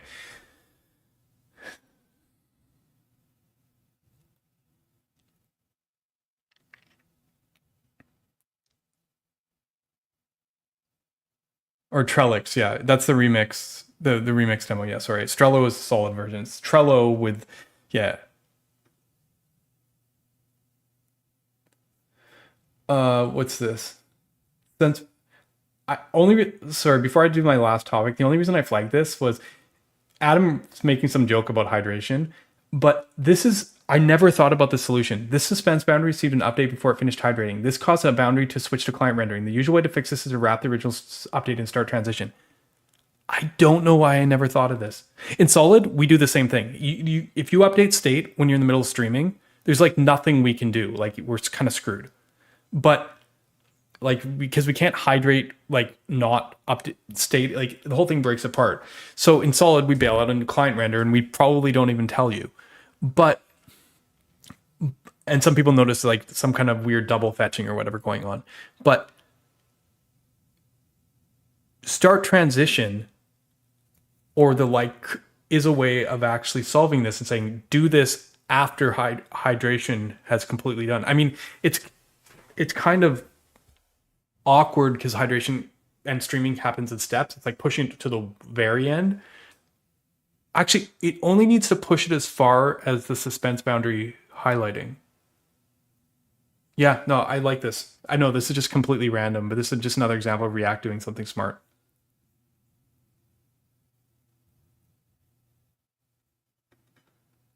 Yeah, but the fact that they got this specific an error is big props on them.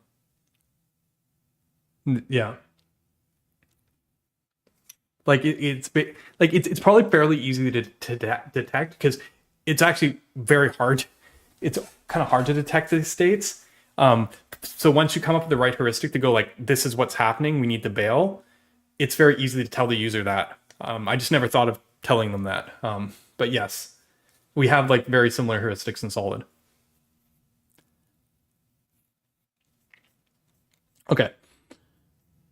React core team when they see a Vite project. Nope, there's only trash. A lot of people subtweeting on this stuff, and you might be going like, "What the hell is going on?" I don't need to give you the full history on this, but let's just kind of let's talk about this.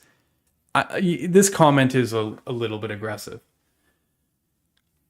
Today we're deprecating Create Reactive for new apps and encouraging existing apps to migrate to a framework. We're also providing docs when the framework isn't a good fit for your project, so you prefer to start by building a framework.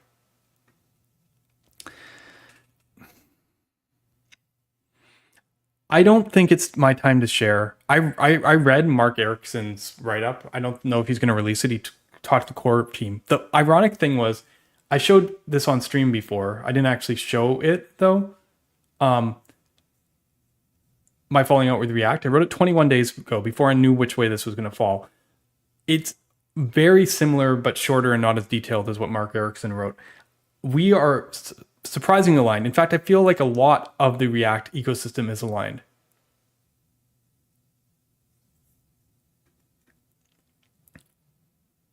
Yeah. Like it's there's a lot of anger here, and it's somewhat it's justified from the perspective that React is changing, and even this message suggests the thing, because they're talking about deprecating Create React app, which is something that needed to happen. It needed to happen a couple of years ago when Theo originally opened up the issue, and they're just like, replace it with Vite because it's the same swap in. And the React team's been very persistent on not doing that, and you know why? It's because they never want to be here again, where people are just doing random crap and they can't account for it.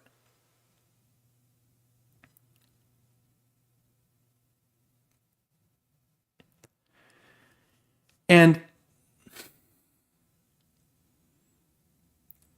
the problem is it broke, and it's still 2 years later, like it's still the thing. And they finally managed to like move it forward and come up with this stuff. But the problem is because when your framework is based React, you actually have to kind of like go like, there has to be a path from A to B. I commented on this section.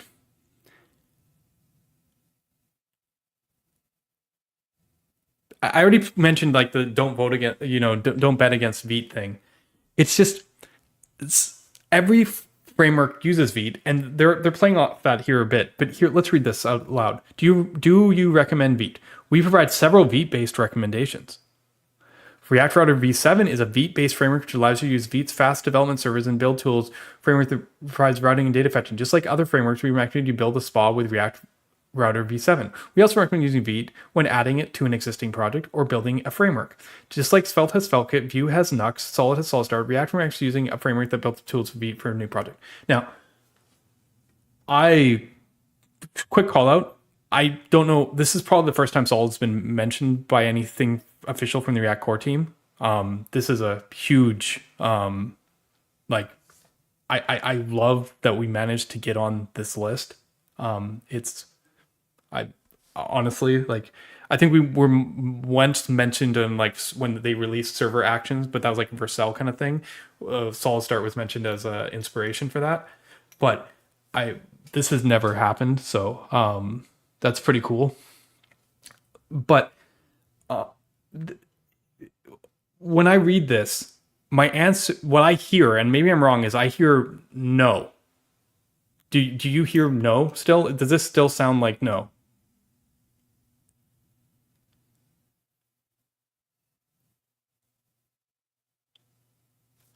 Well, I mean, this is kind of one of the interesting things here is because after they did this, they were like, people were like, oh, what about Handstack? What about Waku? What about this? And it's like they have to go down that path because there's no single answer here, and you can't just take the baseline.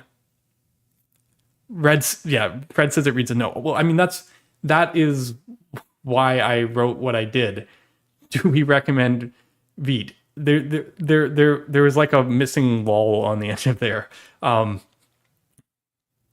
It's forcefully avoiding yes, which has always been the answer. And okay. So this decision is justified.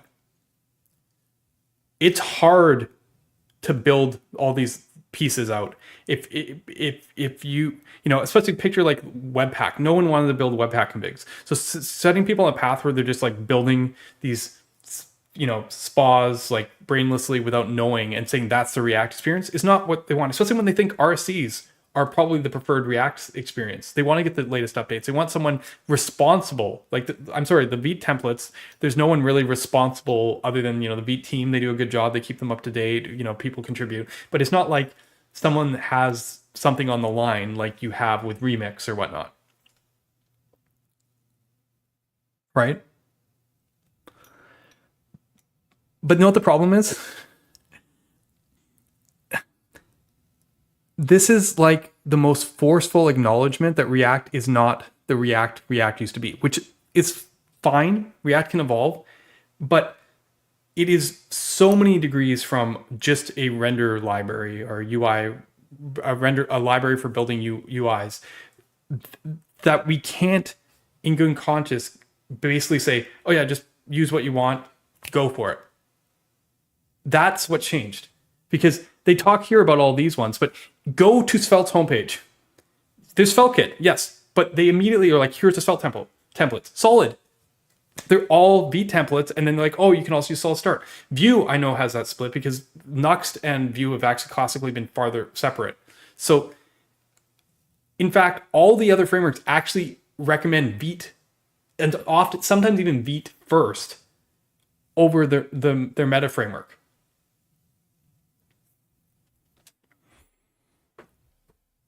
Like, it's fine that React isn't, because React does not wish to be standalone anymore. But this is like, I think I mentioned this to people before.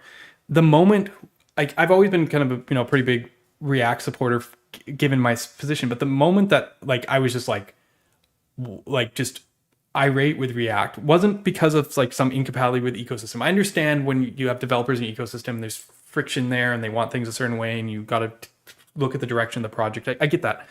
And it wasn't about RSCs or Vercel's owning Next or any of that. It was when Andrew Clark was like, next blank is the real React 18 release. And I know he was partially joking, but that, and I've said this before, I think in the pre-stream, that's when the line was crossed. It was a quiet line cross. Maybe some people saw it, but that's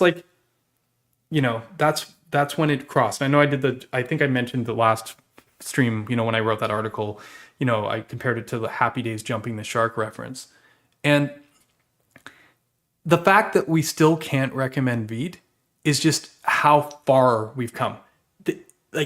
Every single aspect out there, people are like, oh yeah, sure, you could use Vite, blah blah blah. I think I saw something from David. Do we recommend Vite? Yes, unequivocally. It's the best alternative to the React requires a framework is a silly concept. Yes to RSCs. React is not RSCs. If people touch with the customers. What's another one? Someone wrote something here that they're like, yes, we do React training. Vite's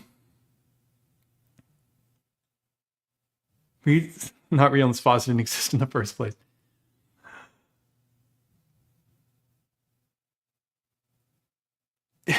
It's just Matt Carroll replied, posted this. I saw this before I posted, to be clear. This was me actually responding to this. I wanted to draw everyone's attention to this. And yeah, there's more conversation. I haven't seen this yet, so we'll see. I'm sorry, this probably disgruntled people, but I'm reading this paragraph. It's the most indicative thing that I've seen React has completely lost touch. It's justifiable, sure, but it isn't React.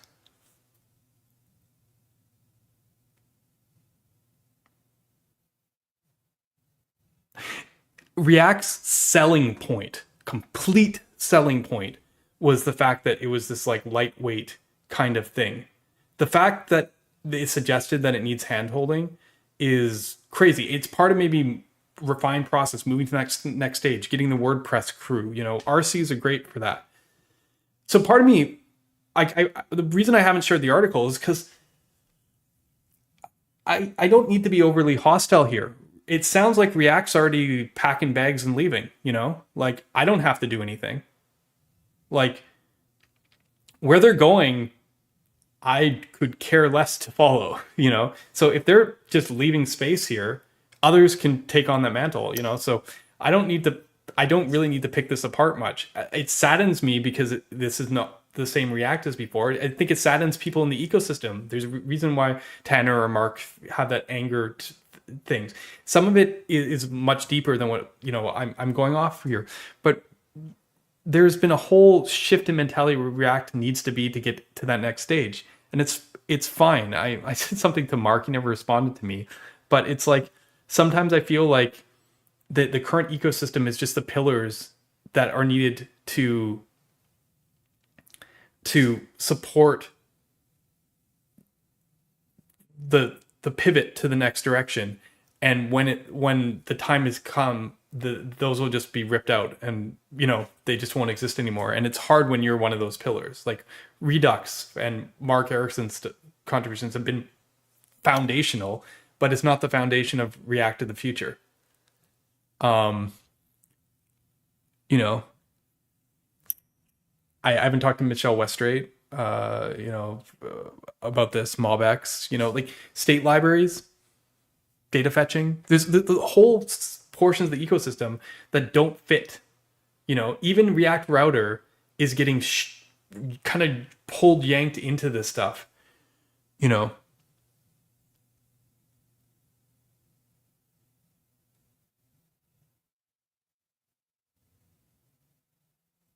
They're still afraid of Alex Russell. I mean, that's fair. Alex Russell is in that like web component crowd where you just like, it's tricky sometimes. If you want a library, use Preact or Solid or something else.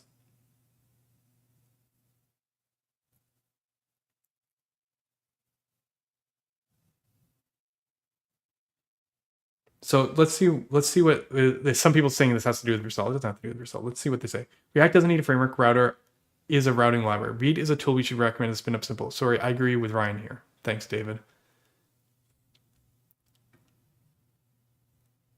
I don't understand this. Vite has the same exact limitations createAsync, which powers post covers in detail. Why would they recommend using it without a framework like React or describing all that? Use router anyways. It's because it's not just React. It's React and stuff. This is, I mean, I get it. Parcel is a competitor to Vite. So choosing one bundler would equally not be good. But suggesting that the baseline of coming in, because I mean, I already showed this earlier when I was talking about the remix and the RSC stuff.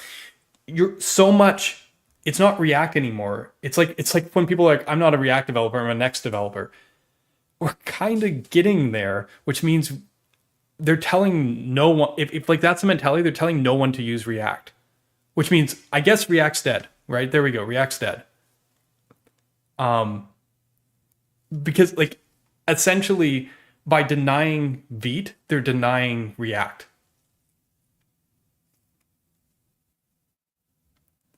Is saying something like we recommend Vite if you're building a single page app really that hard?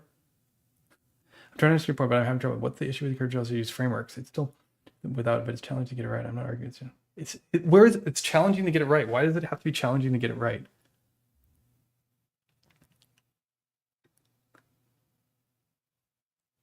Don't understand the rep. Yeah, no, it's not that. It's just this has been a very long thing where I get it's not about whether this is justifiable. I think it is. It just means that React is vacating a certain space that they previously occupied. They're lightweight at a time they're competing with Angular and jQuery. The thing is, what makes React so special is a combination of best practices, but not enforced rules. Otherwise, Angular was a framework. Angular had services and all these pieces. I avoided Angular like the plague. This is why I still don't know anything about Angular. You know, I've learned it over time. I have good friends on the team now, but like, it's not what what I was looking for in a framework or a tool, which is fine. React is no longer that.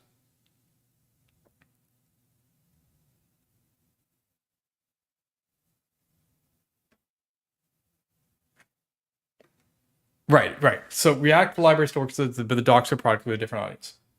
That's fair, but I'm going to hold by it that if Vite can't be a recommendation, React is effectively dead. Maybe that's what they're trying to do. Maybe they're trying to kill React. Like, and I don't mean like that people won't use it, but actually like essentially say like React is not a thing next to remixes. Like if you successful make that transference from this to that next level, they've immortalized themselves in a sort of way without people actually using React. They are using React, but like it's that kind of thing.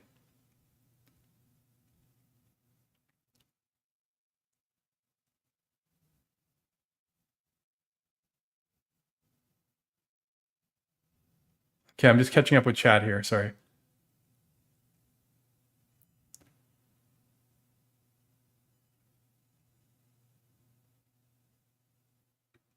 Vite with no plugins is not ready for the audience that docs, but Vite with React Router is. Yeah, I mean, it's because of the work that they did with React Router to kind of get it to where it is that it's kind of like been passable, I guess. It's just like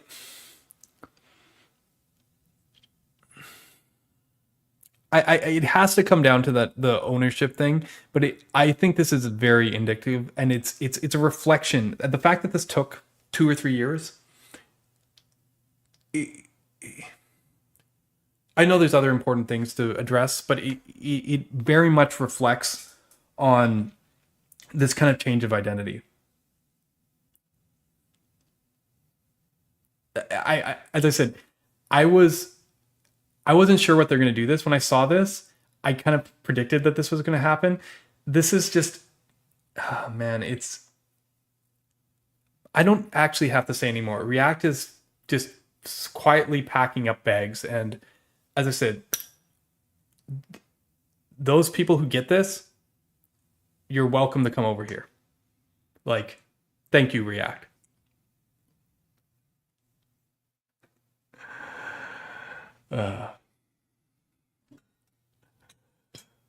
Mm.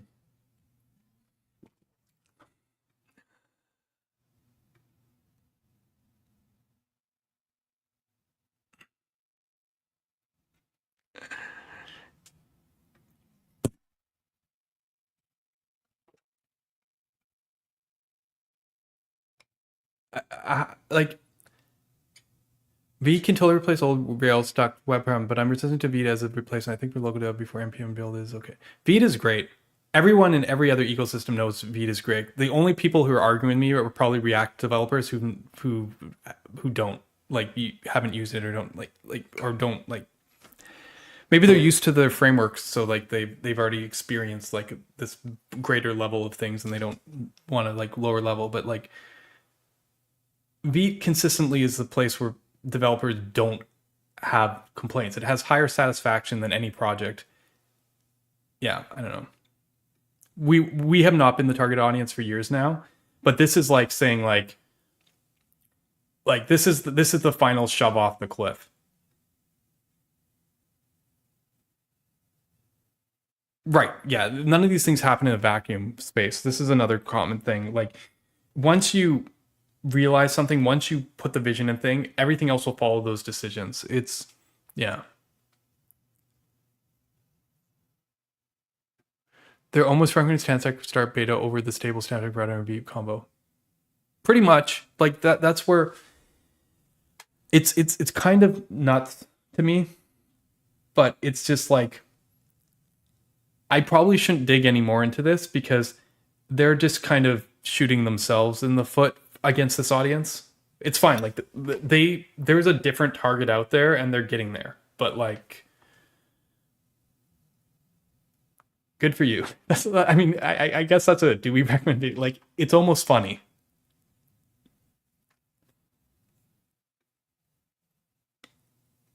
The reactive beat was almost like the jump to from jQuery. There you go. Yeah. Like from Webpack a little bit. Yeah. This is the biggest pro beat statement from the React team up to date. So they're definitely listening. It's just like, you can tell how begrudgingly it is in the tone. Like it just, you can hear it. They're trying to be like level about it, but it's like when there's like a spectrum and they're sitting like way over here and they're like, they moved like outside of their spectrum to over here towards the middle and they're like, okay, I think that sounds pretty level. And everyone else is like way over here and they're just like, wow, you're like off the deep end. Like it,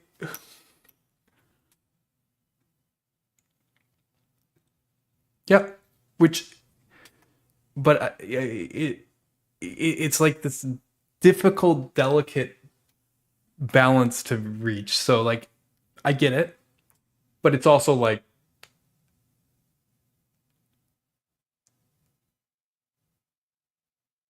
it's not a decision people will understand, which is hard. Like it's not like it's just not a decision that people understand.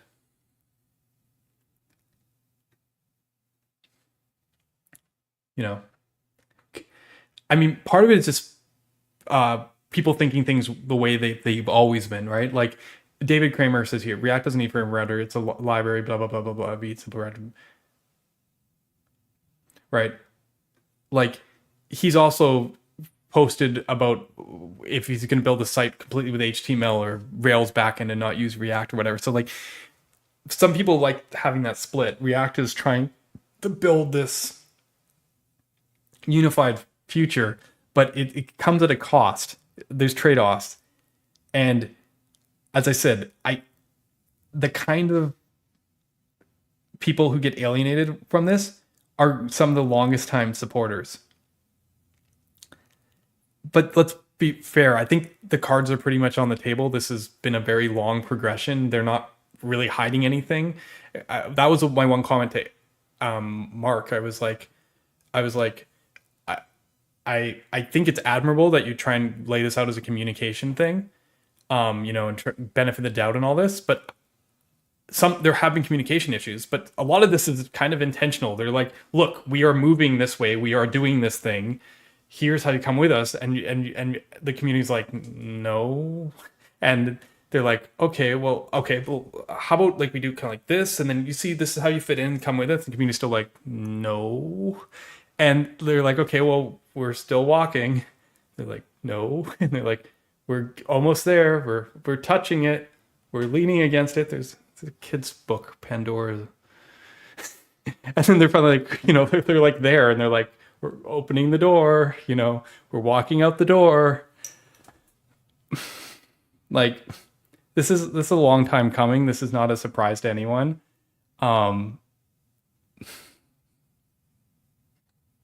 Yeah, I mean, I wish you luck on your next journey, React. I think there's it's kind of like watching someone go off into the horizon and over the hill because there's mountains on the other side that they have to go conquer. And you're just like, good luck.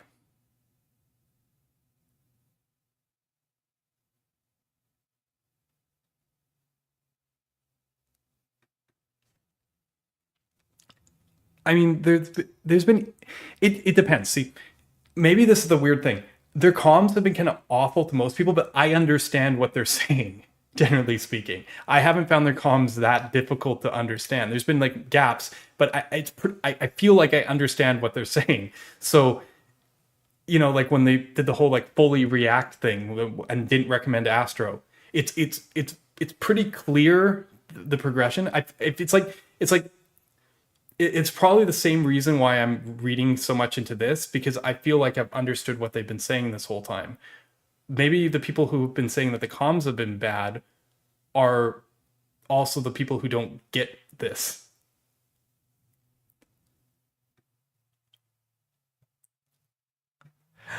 Yeah, I don't know. Dan had a. If you go to the official docs with the Vite stuff, Dan also had a. There's the same tone. You can feel it. It's so funny because doc writers are always very sensitive to tone, and like I've been corrected multiple times for using too like brainy of a tone, talking down a little bit, like. And for docs, it's really important not to do that. Even if you're like trying to say like, look, it's just this, it's only this. Don't worry about anything else. Just focus on this. You can't say like basically or simply or like, even if you're trying to emphasize that, you don't do that. It assumes that even though you're trying to like make it clearer and simpler and remove the noise, it's assuming that what you're expressing is an easy idea, and not everyone will necessarily find it easy. So there is that whole thing. So it's interesting. The horizon is full of AI generating hell of a little bit. Yes, exactly. That's the probably the future of React, and it's not a future that I care to participate in or care even remotely about. So let's do it.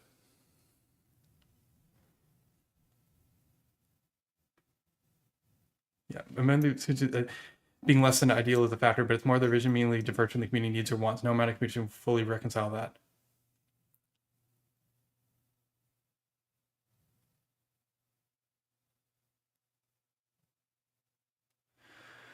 Anyway, as I said, so that's why I'm not going to publish what I wrote, because it just sounds damning in a certain way, and it's similar to what Mark wrote, maybe less anger edited out. And Mark did so much better version that if he ever publishes it, I strongly recommend reading at least the first part. The second part is very lengthy, but like he covers the stuff, and I think it's good, especially at least to serve as a history.